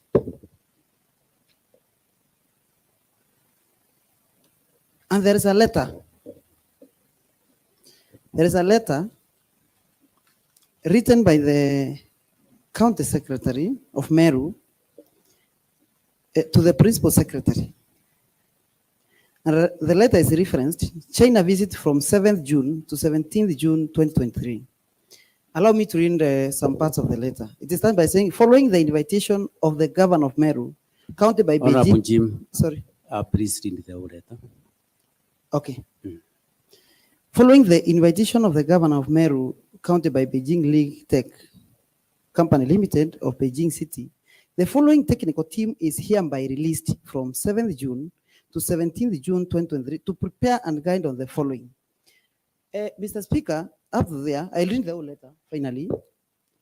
I heard Council Mutuma say that this was not a government issue, it was a private issue. And I see Council Secretary writing that they were released. Now, the question I've been asking myself, Mr. Speaker, were they released by their mothers or by their fathers to go and benchmark, or who released them now that it was not a government issue? Number two, Mr. Speaker, maybe I read now number one, they were supposed to visit Lanak Oncology Plant for the manufacture of radiologic unit for cancer treatment. Also, DRX Ray units assembly plant and the CM units. Number two, what they were supposed to go and do, Mr. Speaker, low cost affordable housing company with a capacity of 10,000 units in line with the Meru County government plan for low economy housing. Number three, they were also supposed to visit Futong guided agricultural machinery development and evaluation tools as noted in the university to be visited, and what international cooperation of Zongnofthong can offer to Kenya. Actually, you can offer to Kenya. They went actually to represent even the country, the whole country, because they were to find out these things can help Kenya. And now, Mr. Speaker, when Council Mutuma argues that, now, when these employees of the county government went there, and he wants us to believe that it was a private maybe visit. Was it a private visit between the governor as a private citizen, or between the county government of Meru? Then is county secretary a private secretary to the governor? Is the county secretary for Meru County, Mr. Speaker. And now, about these other the things they were supposed to benchmark about. Was the governor supposed to go to come and sell her cows so that now she can come and support these programs they were benchmarking about, so that now it can be private? I would really want to hear that question from our council, so that now we can consider this thing as private. Number two, Council Mutuma saying that it was not funded by the county. Actually, I would state in this house, that's an insult. It is spitting in the eyes of the cancer patients in this country. And that thing should stop, Mr. Speaker. Because the issues they went to, especially the issue of cancer, were they supposed to go to benchmark on equipment to go treat the governor or the people of Meru? This was a donation to the people of Meru by this private company. And it was messed up, it was misused, it was mishandled by the governor trying to please our relatives or to reward our relatives. We have allocated this house in the office of the governor a lot of money, Mr. Speaker, a tune of 170 million. Why would you joke with the lives of people, taking your people out for a tour on very serious matters? And actually, he said there was one director. I want to inform our council through the speaker that Dr. George Mungani is a pharmacist. He's a pharmacist. He's not an oncologist. How do you go benchmark for a cancer treatment machine without a single oncologist when this county has so many oncologists, Mr. Speaker? How?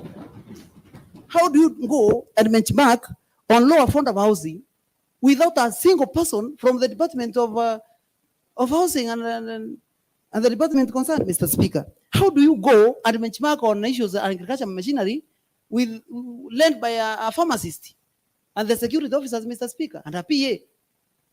Now, even if, let's assume they go and learn a lot of things there. Then, in terms of systems, these people are nowhere in this department, so that now they can come and implement these things. Were they supposed to come and implement in the security department, Mr. Speaker? So this is a big joke. So Mr. Speaker, I want to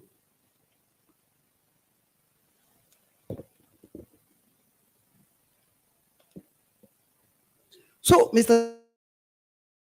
Speaker, another thing that really has shocked us, the governor, and I don't know whether our councils know this, the governor did not go to China. And if she went, our councils will tell us that. She was not among the delegation. Now, how do you say you are PA there? How do you say you are security officers there?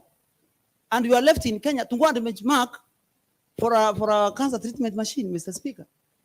If the governor went to say, maybe China is so insecure, she's feared for her life. So, Mr. Speaker, this is misuse of public resources. It's a very high level of nepotism. And then she terms them as a technical team. Honorable Jim, please. I'll grant you 3 more minutes because you are senior member of this house. Please conclude your remarks. Thank you, Mr. Speaker. So, and the county secretary refers them as a technical team. And I also had, that's why, Mr. Speaker, I started by saying I've never heard in my life such a vague argument from a council, because I had also Council Danson Omari say that these people were approved by the department, by by the Foreign Affairs Department and all that. Did the council write them saying that they are relatives, they are sisters and brothers to the governor? Did he tell them these are security officers? They wrote them as technical team, and that's the department approved them as technical team.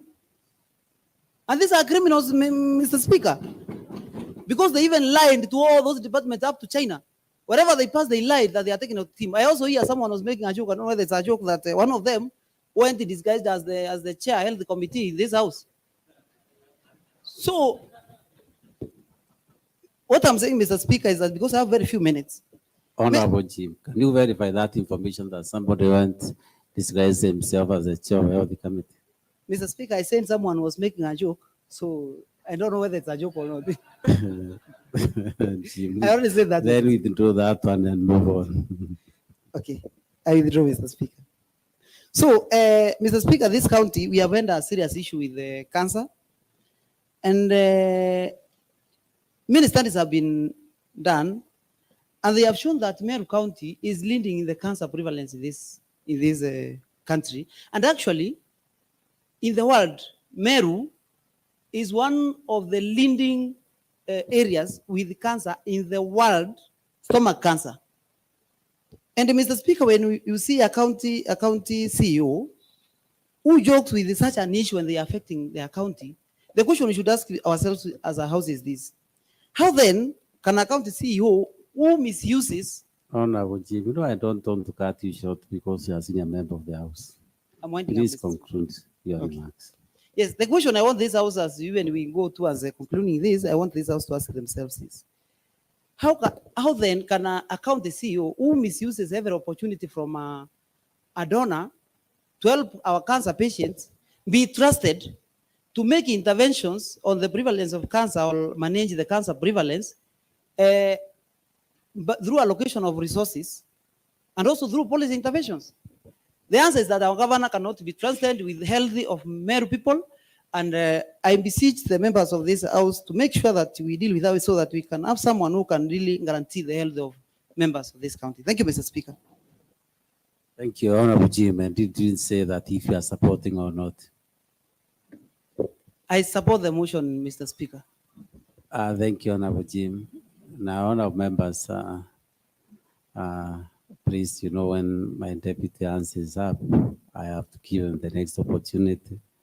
And then I will come to the whip, Honorable DMK, they are senior members of the House, then I'll give further directions from there. Yes, Honorable Deputy Speaker. Thank you very much, Honorable Speaker. For the purposes of record, I'm Hali Mwenda, representing Jia Ward and the Deputy Speaker of this Honorable Assembly. Honorable Speaker, I'm standing to refute some claims and assumptions that the lead counsel for the governor have really put across, and I'll pick one by Council Danstan Omari on freedom of expression. That is Article 33 of our Constitution. And it says every person has the right to freedom of expression, which include freedom to seek, receive, or impart information or ideas. That is one. Two, freedom of artistic creativity. And three, academic freedom and freedom of scientific research. So the same right now, this is why now, the council now got it wrong. We may be not lawyers, but we understand law.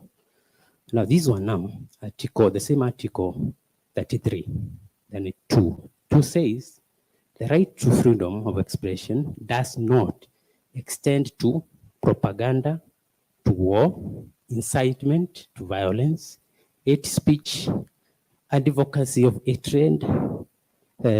Now this one now includes ethnic incitement, vilification of others, or incitement to cause harm. Now, Honorable Counsel, now you said Honorable Deputy Speaker, please address the chair, not the council.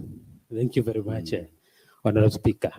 Now, when the council says that now the governor is enshrined to freedom of expression, including vilifying, bullying, demeaning other leaders.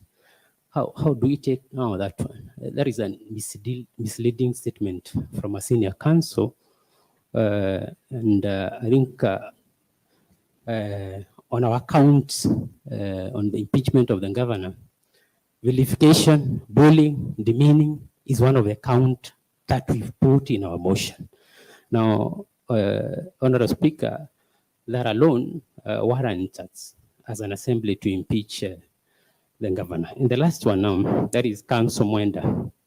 Now, Mwenda says that when we did public participation, we didn't factor it at ward level. Now, Honorable Speaker, I guess it is in common knowledge that the advert that we forwarded, in fact, we forwarded public participation factoring at the ward levels. And we have the Meru County Public Act, that is Act 2014 on public participation. And we have levels that are enshrined in this act on how we can conduct public participation. It can start at the county level, sub-county level, ward level, village level, or town levels. Now in our act again, we didn't factor all these things. And as per the announcement that have been going on, we factored public participation at the ward level. Now, Honorable Speaker, much has been said around, but now the council again says that we are impeaching Faith Kawira Mwangaza. And they go ahead and say she's not the governor of Meru. We members of this assembly, Honorable Assembly, we are impeaching the governor of Meru. We are impeaching the governor of Meru. Whether she is Faith Kawira Mwangaza, she is Kawira Mwangaza, Mwangaza Mwenda, Mwangaza Baishu, we are impeaching the governor of Meru County. And that is the business we have here as this Honorable Assembly. So with that, Honorable Speaker, and the last one now to Honorable, to Council Mutuma. Hi, Hali Mwenda. I'm speaking on behalf of the residents of Gia Ward. And in fact, I've been a victim of a lot of bullying, vilification, and I guess my sentiment here as I speak are the representative of the people of Gia Ward. And with that, Honorable Speaker, I support the motion. Thank you very much. Thank you, Honorable Deputy Speaker. Honorable members, I give directions. Honorable members. Yes, Honorable DMK, who is a senior member of the House. Honorable Murangiri. Honorable Tururu. You know he's more senior than you, and you cannot talk before him once his hand is up. That is the law, not about the speaker. Thank you. Continue, Honorable DMK. Thank you, Mr. Speaker. My name is Kawira DMK, MCA for Abogeta West, and the Minority Party Chief Whip. Mr. Speaker, I stand to support the impeachment motion of one Governor Kawira Mwangaza, and I support this motion, Mr. Speaker, based on the various allegations that the mover of the motion has alleged against the Honorable Governor of Meru County. And Mr. Speaker, I would like to attack some legal issues that the Council for Governor has. Honorable DMK, you attack or you respond? I want to respond, Mr. Speaker, on the various half-truths, Mr. Speaker, that have been issued to this House by the Council for the Honorable Governor. Mr. Speaker, first I want to congratulate the Honorable Dustin Omari for acknowledging that we have a very good motion against the governor, a very strong motion indeed, Mr. Speaker. I know he feels the weight, Mr. Speaker, and that's why they have been running to court, Mr. Speaker, and they have been trying to get orders against this motion, and all the orders they have sought have been denied, Mr. Speaker. The first issue that they have raised, Mr. Speaker, is that there are issues in this motion that are matters that are pending in court. Mr. Speaker, standing on number 90 that they are relying on to say that some matters that we are discussing are sub judice, Mr. Speaker, is negated by studying on number 95 on that the Speaker can allow certain issues to be discussed. And in any case, these people who have gone to do these lawsuits in the court are the proxies, Mr. Speaker, that we suspect are acting on the governor to try to frustrate any attempts to impeach her, Mr. Speaker. And in any case, the first instance this House started investigating is the letter that was brought to this House on the 30th of August by the Deputy Governor of Meru County complaining about his mistreatment. So these people went to court after we started our investigations, Mr. Speaker, that have led to this impeachment. It is they that are in sub judice of this House. It is they that have gone to the courts to try and suppress what might come, Mr. Speaker, out of this Mr. Speaker House. And Mr. Speaker, they have said that they have attacked almost every item that has been averred against the governor of Meru County by tying it to that particular case, Mr. Speaker, that is at the court of pending at the High Court, Mr. Speaker. But the people who went to the court went after we started our investigation, so we are not bound, Mr. Speaker, by anything that they do at the court after we started these proceedings, after the letter arrived in this assembly on the 30th of August. They cannot produce any case, Mr. Speaker, that is before the courts that can be dated before the 30th of August of 2023. They cannot, Mr. Speaker. So therefore, trying to tell us that we are discussing matters that are before the courts, then they go ahead to defend those matters, Mr. Speaker. They shouldn't even stop defending them and go home, Mr. Speaker. Because if at all these matters are before the courts, why are you defending them, Mr. Speaker? Number two, Mr. Speaker, they have told this House, Mr. Speaker, looking at the orders that have been given the courts, but they are telling us the matter where the governor has been quoted for, has been cited for, Mr. Speaker, among others, refusing to act on court orders, Mr. Speaker. They are telling us that these are matters before the court, but the court has pronounced itself that the governor is in contempt of court, Mr. Speaker. Therefore, someone who is in contempt of justice cannot purport to come to this House looking for justice, Mr. Speaker. The maxims of equity dictate that equity does not allow a wrongdoer to profit from a wrong. He who seeks equity must do equity. He who comes into equity must come with clean hands, Mr. Speaker. And the hands of our governor, Mr. Speaker, are not clean. This is someone who has refused to return people to office against the orders of the court. And I believe, Mr. Speaker, this is one of the reasons the courts have denied all the way to the Court of Appeal to listen to her, Mr. Speaker. Because of these simple maxims, Mr. Speaker, that our hands are not clean, even before the justices of the honorable courts. Number two, there is an allegation that the person who is being impeached, Mr. Speaker, should not have the name Faith. Mr. Speaker, even if we remove the name Kawira Mwangaza and Faith and remain with only the governor of Meru County, there are no two governors of this county.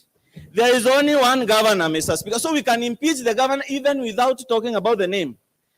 You have told us that Faith is a former name that she dropped in 2012, Mr. Speaker. This is her former name, so we can include it and any alias that she may have used, including, Mr. Speaker, it cannot be Komboko. We can even quote it there if we wanted. But, Mr. Speaker, there is the fact that there is only one governor of Meru County, Bishop Faith Kawira Mwangaza, Mr. Speaker. She has been using the name Bishop. We don't see it in any ID so that we recognize her as a bishop, Mr. Speaker. So we can also say that the use of the name Bishop before her name, even on the placards that she uses to launch projects, Mr. Speaker, is all an exercise, Mr. Speaker, of the wrong person opening projects in this county, Mr. Speaker, because the word Bishop does not even appear anywhere on her name. Mr. Speaker, there is an allegation that the public participation was a one-day exercise and that the members of the public were granted a few hours. Nothing can be further from the truth, and this is a lie, Mr. Speaker. Public participation has been happening for 7 days, Mr. Speaker, from the time the notice was laid on this honorable house. And it has been happening via email from the advert that went out to Daily Nation. Hundreds of emails, Mr. Speaker, of which majority in support of this motion, Mr. Speaker, have been sent to this house. So you cannot purport that public participation has happened for only 1 day, for I don't know, 4 hours. Mr. Speaker, public participation ended even the day after. That is yesterday, Mr. Speaker. That is when public participation ended. And public participation was done at the ward level, and that is what the Public Participation Act of this House of 2015 says. It's only because of challenges of logistics that several wards within one constituency met at one place, and your perusal of the public participation report will make you drop that allegation that public participation was happening for just one day, Mr. Speaker. Mr. Speaker,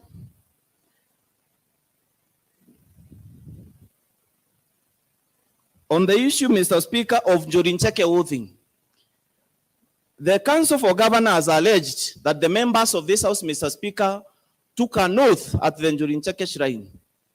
Mr. Speaker, this is a serious insult, Mr. Speaker, because the council, the Jorincheke Council of Elders, and I believe, Mr. Speaker, the council is a Meru. He knows better that, Mr. Speaker, we have traditional prayers, Mr. Speaker. Mr. Speaker, the moment the members appeared before the Council of Elders to be prayed for traditionally, it cannot be treated as an oath. On Sunday, Mr. Speaker, I normally go before a preacher to be prayed for, Mr. Speaker. Let it be said that I'm taking an oath. If I am partaking to Christian prayers, I can also partake to traditional prayers, Mr. Speaker. And what was happening at the Jorincheke shrine, Mr. Speaker, are traditional Meru prayers, Mr. Speaker, whereby they prayed for us the way Meru used to pray traditionally to the God of Nyambene and Kirinyaga, Mr. Speaker, and Kirimara, Mr. Speaker. You cannot subject Africans, Mr. Speaker, to only Western traditions and Western Christian traditions, Mr. Speaker. Some of us here, Mr. Speaker, even married through the customary law. Others are married through the Christian law, Mr. Speaker. Some members here, Mr. Speaker, have more than one wife. We cannot castigate them and judge them based on our Christian values of having one wife, Mr. Speaker. Theirs is a different belief from ours. The elders pray that way, Mr. Speaker, and it was in order for the members to go and get prayed for by their elders, Mr. Speaker. Mr. Speaker, this constitution is what we are using, Mr. Speaker, to impeach the governor. And I would like to bring the council for governor, Mr. Speaker, that which article, which council, MK? There are three. all of them, Mr. Speaker, I'm referring to them as council for governor because, Mr. Speaker, they are here on our behalf. They are not here on behalf of themselves or anybody else, but on behalf of the governor of Meru County, Mr. Speaker. Sorry, I thought you are making a reference to one. No, Mr. Speaker, I'm referring to them as a team. Continue. So, Mr. Speaker, Chapter 6 of the Constitution states as follows, Mr. Speaker. Article 75 of the Constitution of the Republic of Kenya, Mr. Speaker. Number 1, a state officer shall behave whether in public and official life, in private life, or in association with other persons in a manner that avoids 1, any conflict between personal interest and public or official duties. 2, compromising any public or official interest in favor of a personal interest, or demeaning the office the officer holds, Mr. Speaker. The governor of Meru County has made us not to be proud of to be Merus anymore, Mr. Speaker. Not very many people, Mr. Speaker, want to be mentioned in the same line with being Merus. You're being asked, are you the ones who elected this governor, who is insulting everybody? The governor of Meru County has broken this constitution by demeaning that office. Our conduct is not the conduct that is expected of someone who holds that office, Mr. Speaker. I know various issues have been cited from verification, Mr. Speaker, from Mr. Speaker, naming roles after the husband, Mr. Speaker, which can be both be put together to be gross, Mr. Speaker, and qualify to be grounds of impeaching the county governor, Mr. Speaker. This is a serious ground, and we cannot be, Mr. Speaker, be misled to think that the governor of Meru County, Mr. Speaker, has a right to behave anyhow she wants. She has, Mr. Speaker, someone, the Council for Governor, Motuma, Mr. Speaker, said that the governor was joking when naming a road after the husband. Mr. Speaker, the voters of Meru County did not elect a comedian. The voters of Meru County did not elect a joker. The voters came out in August 2022, Mr. Speaker, to elect the CEO of this county, the governor of Meru County. She is expectant to carry herself as the governor of Meru County, not a comedian, to be naming roles after the husband. to be sending the family, Mr. Speaker, on official duties, pretending they are private business, Mr. Speaker. And the council goes on to tell us, Mr. Speaker, that this was a private invitation to benchmark. There cannot be benchmarking in a company that manufactures machines. This is a company that wants to bring machines here to be used for cancer patients. They never went to China to a hospital so that they can benchmark. They went to a limited company that makes machines that are supposed to be brought to this country, Mr. Speaker, to be used and utilized to treat cancer, Mr. Speaker. So they cannot be sent to be a private trip to benchmark, Mr. Speaker, to see, I don't know, to visit. This was an invitation to see the technology that we have right now for treating cancer. And Mr. Speaker, someone who carries a pistol, who is a trained officer, Mr. Speaker, to protect the governor, cannot tell us they went there because they are the governor's security and the governor was not there. Let everyone stick to their profession. Let the oncologists be the ones be sent, Mr. Speaker, to benchmark. You cannot use public funds, Mr. Speaker, even to travel to Nairobi, Mr. Speaker. Maybe even their trip in China was funded by China, Mr. Speaker. But you find claims that these officers use money. That's why they were looking for these approvals, Mr. Speaker, for their local travel to, and when they were coming back, Mr. Speaker. So you cannot use a coin of public funds, Mr. Speaker, not even to buy a biscuit, Mr. Speaker, without following the due process. Mr. Speaker, the Council for Governor, that is one Dastan Omari, Mr. Speaker, I've heard something before this Honorable House that we passed the budget, the governor, the office of the governor is using to illegally employ people, that we are guilty, that we should be guilty as a house, Mr. Speaker, because we passed the budget, Mr. Speaker. It's like telling a parent, Mr. Speaker, it's because, Mr. Speaker, it's like telling a parent, Mr. Speaker, because you sent your child to school and the child was hit by a bus, that is your mistake. We passed the budget, we gave it to the governor. In one instance, we gave her even directions to give us, Mr. Speaker, policy directions on how she's going to buy live animals. She never brought them. She started doing okolea, Mr. Speaker, with the money meant for buying live animals without any policy. We gave her money to pay the required number of staff who are that 8 in our office. She used this to stretch and pay people peanuts to employ many without going through the service board. Then she employed, Mr. Speaker, 103 people masqueraded as senior staff, others as cleaners. Then she employed them, Mr. Speaker, and on further interrogation, some of them are mother-daughter, with birth certificates attached, without any shame. And then you tell us we are guilty because we passed the budget, as if we should not deny the office of the governor budget for staff. She goes and overstretches. Then we are told not to do oversight. What we are doing is the oversight for the funds we allocated. And that oversight includes impeachment, Mr. Speaker. One of the duties allocated to this house by the Constitution is oversight, legislation, representation, Mr. Speaker. And the fourth one that is not very pronounced, impeachment, Mr. Speaker. And that's why we are here today. The question of gender that was brought by Dustin Omari, Mr. Speaker, I would like to urge the council to stay and see how the female members of this house will vote. And Mr. Speaker, I don't know whether the voters of Meru were not gender sensitive when they were electing a female governor. And like I suggested to someone who called, Mr. Speaker, to suggest that we are impeaching the governor because of her gender. And that county as a female governor, I told them to give us theirs, we give them ours. Mr. Speaker, traffic marshals. The Council for Governor Dustin Omari said that the traffic marshals have solved so many problems and we should not be talking about them, Mr. Speaker. Indeed, we are not talking about them. Mr. Speaker, there exists an enforcement unit that has been hired regularly in this county, Mr. Speaker. Just because it's not the governor who hired them, she pushed them aside, created officers called traffic marshals, bought some bikes, hired people. She wrote first of all to the County Public Service Board. The letters are here. The Public Service Board refused to create those offices. She negated that advice. She created them herself, then masqueraded them in the payroll as cleaners, then gave them bikes. Of course, they are doing all these arrests or the arbitrary arrests and everything, and to make us up. What was the procedure of in the name of traffic marshals who are harassing even people in town? Because if you listen to what the governor was saying from the video is, Mr. Speaker, she was saying, we want to use them to oversight county employees.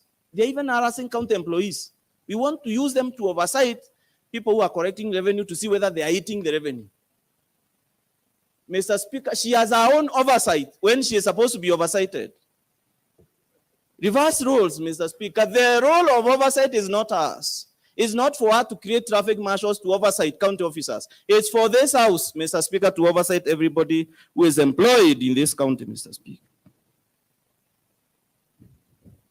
The governor, Mr. Speaker, the other lie we were told is that the deputy governor is claiming to have used money, yet he is claiming that he has no roles, Mr. Speaker. It's not up to the governor to decide when the deputy governor has roles. These roles have been allocated by the Constitution.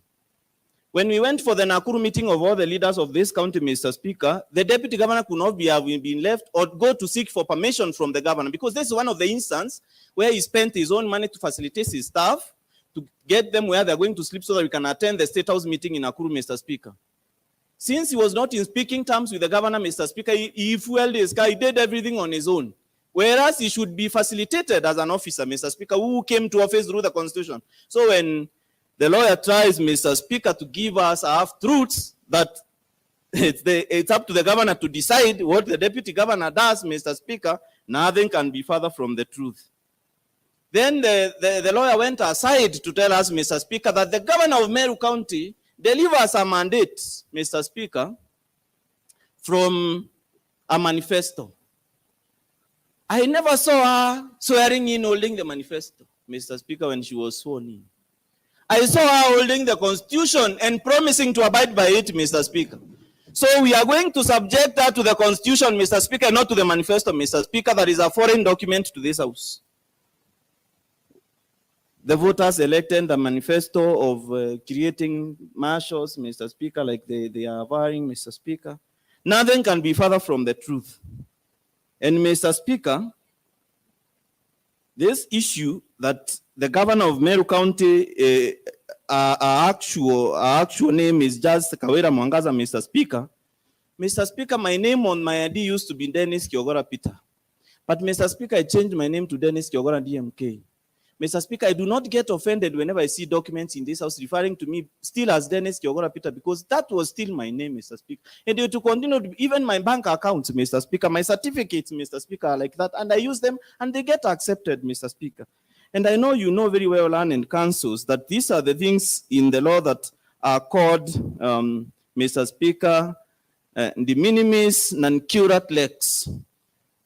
The law does not concern itself with trivial things, Mr. Speaker. These are just trivialities that cannot be admitted in this House, that cannot be admitted to be part of the motion, Mr. And if at all they believed it's not always been impeached, they should not even have bothered to go to the courts, filing numerous lawsuits that have been thrown out all the way to the Court of Appeal, Mr. Speaker. Even as I conclude,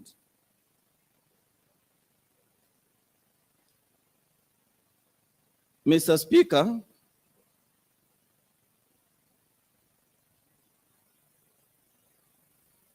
Mr. Speaker, the Learned Counsel, Dustin Omari, Mr. Speaker, lied to this House, Mr. Speaker. The governor cannot be, Mr. Speaker, penalized through impeachment, Mr. Speaker.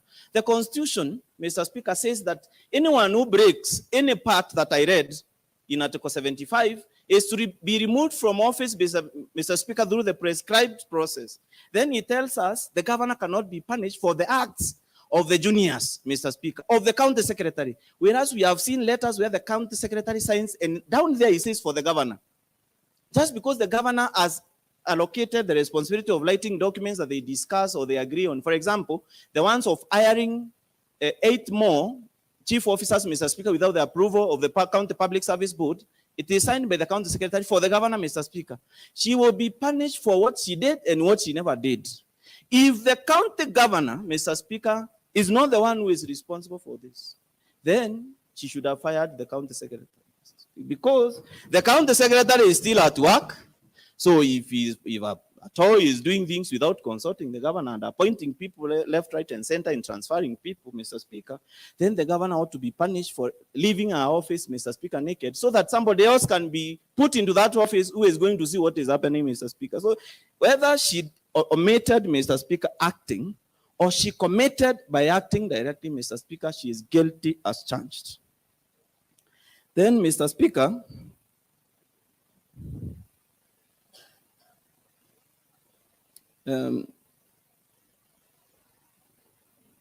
Mr. Speaker, as I conclude, Mr. Speaker, I would like to quote what the Supreme Court judges gave as an authority. And they have quoted Wambora here, Mr. Speaker. What they should know is that the Wambora case has been vacated. It's no longer an authority, Mr. Speaker, to be quoted anywhere, leave alone by senior counsels, Mr. Speaker. They need to know that, Mr. Speaker. The authority that we can rely on is the Sonko case, because that one went to the Supreme Court, Mr. Speaker. And it has learned that any other ruling on impeachment, Mr. Speaker, dead law. And Mr. Speaker, the honorable judges of the Supreme Court ruled as follows, Mr. Speaker. The removal of a governor is both a constitutional and a political process. The mandate of the courts is restricted by the doctrine of separation of powers to determine whether individual rights, dignity, and fundamental freedoms have been preserved and protected in the process without usurping the powers and functions of the legislative branch of government.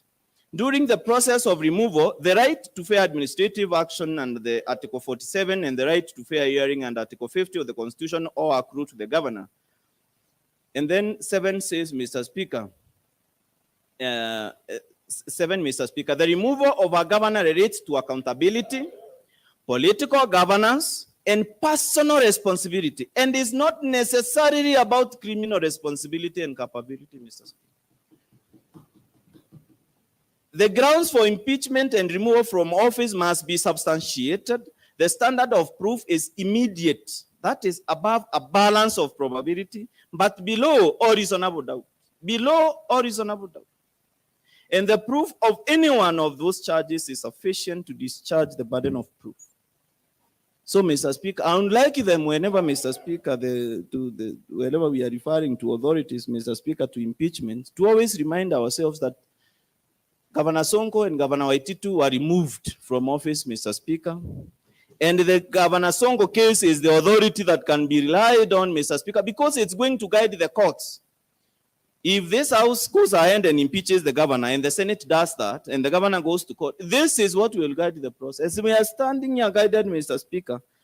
We cannot, Mr. Speaker, pretend that we are not subject to that Supreme Court ruling, Mr. Speaker. I want to end, Mr. Speaker, there by urging this honorable House to look at these, Mr. Speaker, issues, the generality of them, the summary of them all, Mr. Speaker. They are so gross, Mr. Speaker, and Mr. Speaker, that they have to be relied upon by the members when deciding to impeach the governor. And I would like, Mr. Speaker, to remind the Honorable Counsel, Dustin Omari. He said, we should not refer to the previous impeachment, Mr. Speaker. I would like to update him a little bit on the County Governments Act, Mr. Speaker. Article 33, Part 8, it says, if a vote in the Senate fails to result in the removal of the governor, the Speaker of the Senate shall notify the Speaker of the concerned county assembly accordingly, and the motion by the assembly for the removal of the governor on the same charges may only be reintroduced on the same charges, may only be reintroduced to the Senate on the expiry of 3 months from the date of such a vote.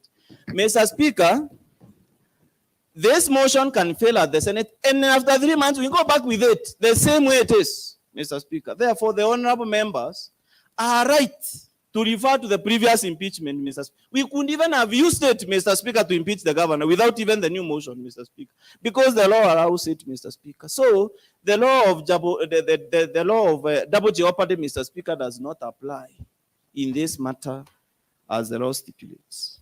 I beg to support the motion. Thank you, Honorable DMK.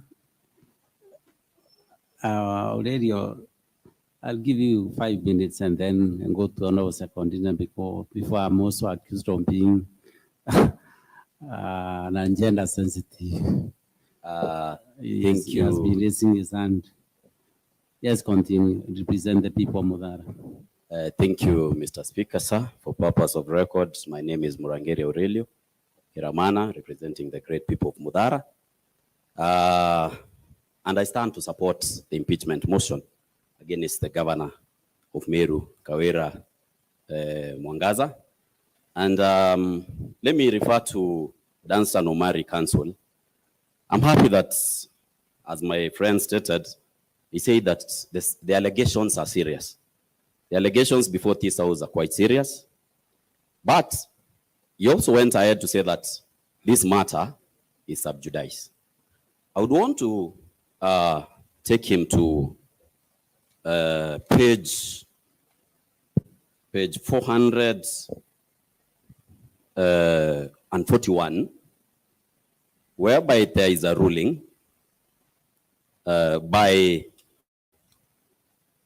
Justice Onesimus N. Makau, and one of the things that he stated is that until the contempt is purged, the respondent, who is one and none other than Governor Kawira Mwangaza, will not have any audience before this court. I want to say that she has been in contempt of court for so long until the courts are tired of her. And that's why they took that direction. I want to say that this assembly today is doing the Meru residents a favor to discuss what the courts have refused to discuss.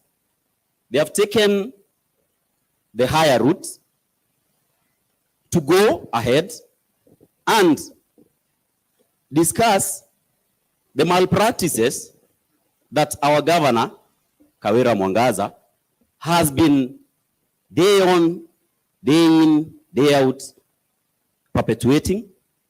And I want to say that on that one, I believe that, again, you say that this assembly is, or whatever process is happening today, is a quasi-judicial process. And in that matter, it means that this court today, which is also anchored in the Constitution, has the same powers as those of the High Court in this country. So whatever the decision that this court, this assembly makes today, is not going to be any less by law, because there is something that is waiting in court to be discussed. So I want to say that on that matter, I don't think this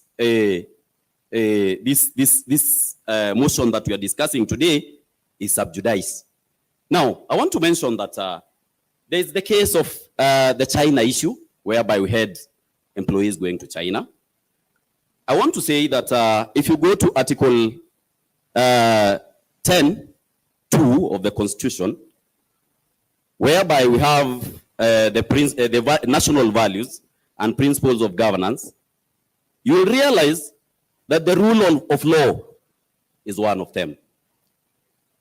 It says the maxim, it's anchored on the maxim that no one is above the law. Further, the law is allowed to punish anyone who breaches it.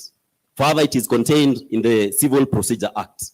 And that's why I think even the courts went ahead to pronounce itself on the contempt against court orders by the governor. I want to say further on the principles of governance, we have good governance as one of them. It further says that decisions should be made and implemented through consultation to further proper management of public affairs and resources. And further says that collective decision making and implementation of such decisions should be made. I want to say that in this case of the China, whereby we had employees going to China, or rather relatives of the governor going to China, I want to ask just a simple question. Did good governance play in that decision? Was there consultation for it to be decided and implemented? Again, you say that this was a personal invitation. I want to take you to page. I want to take you to page 69. The invitation. It is to High Excellency. The name High Excellency came about by the fact that she's a governor. Let's start from there. High Excellency Kawira Mwangaza, Governor, County Government of Meru, PO Box that address, which is a county address, not a personal address. So it was addressed to the governor in our official capacity as the governor. Secondly, we go ahead and read invitation for a visit to China. We are delighted to invite you and your distinguished members. I want you, maybe in your response, to describe who these distinguished members are in respect to Meru County, which the governor is the CEO. To visit us in China for you to witness and benchmark our state-of-art linear accelerator machines designed and manufactured in China in reference, underline the word reference, to our planned cancer treatment center in Meru. I don't think the governor has got any cancer treatment center of our own. It belongs to the people of Meru. It belongs to the county government of Meru. And everything that was happening in this trip was official. Further, I want to take you. You mentioned that in Meru, we are all relatives. That's what you said. And her taking her sister and the brother and the husband to the sister cannot be nepotism. Should I ask this? That now that we are told from the Bible we all come from Adam and Eve, are we all brothers and sisters in that manner? Are we all related in that manner? That we all came from Adam and Eve. Secondly, I want to ask, what about those who don't believe in the mythologies that you give? We are not all Christians. We have Muslims, we have Buddhists, we have people who are in Meru, but they don't believe in that analogy. So you must be lying to these people and to the great people of Meru. Again, I want to say that if you check on the issue of nepotism, it is clearly mentioned it is mentioned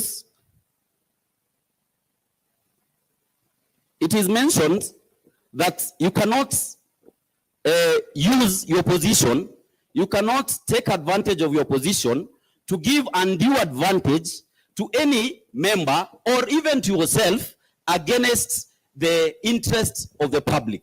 I want to ask something, that now that you say that these are government, the guards or the bodyguards belong to the National Police Service, and they are not even employed by the county, they draw a salary from there. I want to ask you, the governor was not going to China. What were they doing in China representing the people of Meru in China, whereas their duty, their assigned duty from or before they were seconded, or the reason they were seconded is to protect the governor of Meru. Can we say they even left the governor of Meru at a risk of being harmed by not having protectors or the guards who are assigned to her legally? Again, if it is all about, sending a soldier or sending someone who is a police officer in this Meru, can we not have any other police officer sent? It only has to be her brother or her sister. Could these other officers not want to go there? So there is clear conflict of interest in the manner in which she carried out herself on this matter, or rather in the manner in which the county, whether it is the county secretary, whether it is the governor, in which it was carried out. And we cannot really go to look far, whereas we know that these are the brothers and sisters, and ask who say that they go. That is what I want to say. And I want to say, there are so many things to say, but there are so many members to say things. And there are many things to say. There is one word that has been used in this motion severally, the word conniving. The word conniving is trying to hide from the facts using very slippery methods. And I think the governor has been doing that. And I think the counsel to the governor is also following suit, trying to lie to the people of Meru and trying to lie to this county assembly on so many aspects. And I want to say this, that alluding to the story of Jonah in the Bible, that when the boats left and Jonah had been sent to Nineveh and he refused. What happened is that the boat was rocked by very strong winds. And unfortunately, when the people realized there was a problem, Jonah himself came out and said that I, Jonah, is the one at wrong and I'm the one causing this. Throw me at sea. But the people could not believe it. They didn't want to harm Jonah. They didn't want Jonah to die. They continued praying to the Lord to stop the strong winds so that they could sail on. Unfortunately, it could not stop. Finally, they believed, but they repented before throwing to Jonah into the water. They say that, God, we pray that you forgive us for this action that we are about to do. And they threw Jonah into the water. It has come for a time in Meru County, whereby we will not let the whole boat, Meru County, to capsize. Let us throw Jonah into the water. Let us have Jonah. God will help Jonah along the way, and the boat will be safe. That is what I want to say. And I want to say, in the last motion, I said, Meru needs a radical surgery. It doesn't need first aid. What you people are giving us is first aid, and it will not heal. It is a cancer that is slowly eating Meru, and we hope that this time round, we'll have a radical surgery on this county, and this county will prosper. And if it doesn't, I want to quote Che Guevara. He said, if injustice becomes law, resistance becomes duty. It will be the duty of this assembly to do exactly that. Thank you, Mr. Speaker. I support the motion to impeach the governor, Kawira Mwangaza. Thank you. Thank you, Honorable Murangi. Honorable members, I gave instructions and directions.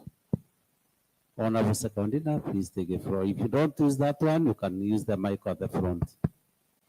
Thank you. You can come at the front, Honorable Secondina. Kanini Wundi.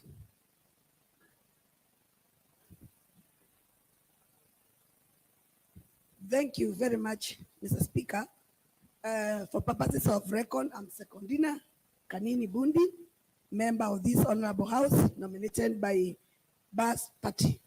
Mr. Speaker, I stand to support the impeachment motion. And Mr. Speaker, as I stand here, I heard one of the councils trying to talk about gender.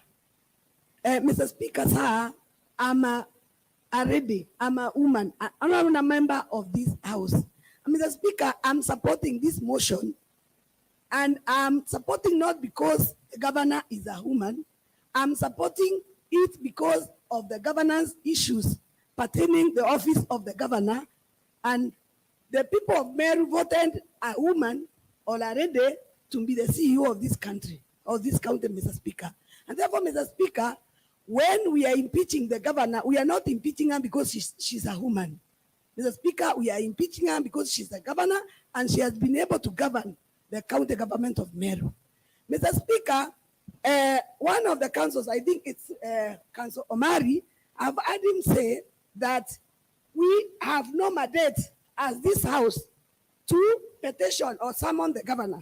Mr. Speaker, I want to refer him to Article 195 and Article 185.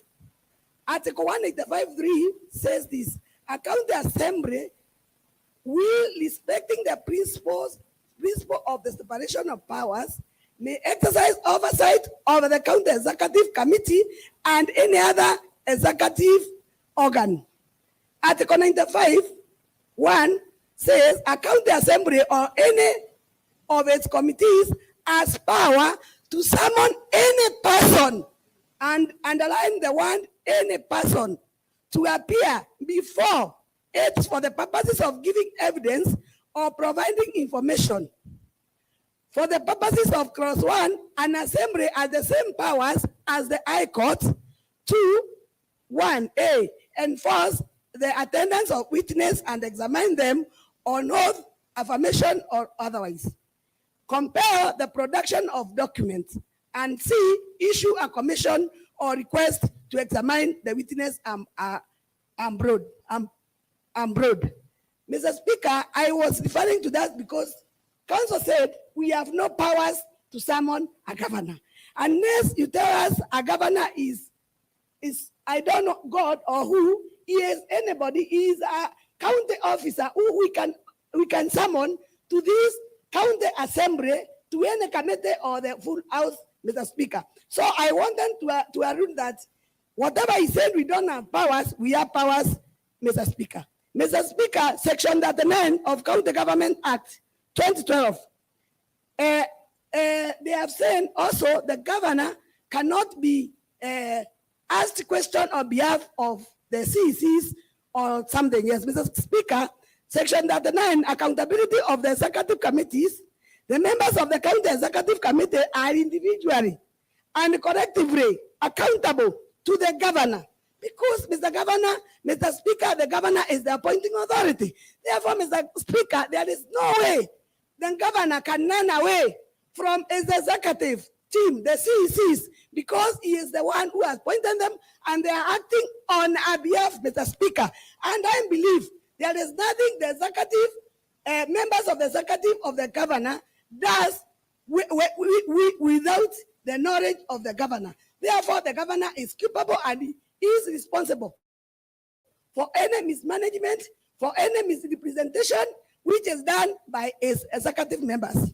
Mr. Speaker, I've heard one of the council saying that there is no county assembly in this Kenya which has ever summoned a governor to the assembly of the committee. Mr. Speaker, I want to tell them we can set a precedent. And Mr. Speaker, I want to tell them that we don't work under any influence of any county government in this country.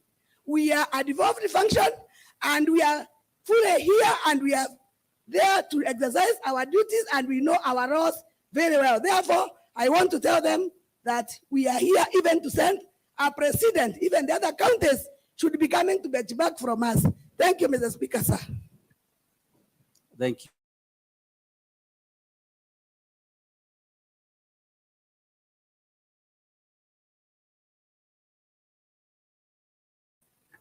Thank you very much, Honorable Speaker.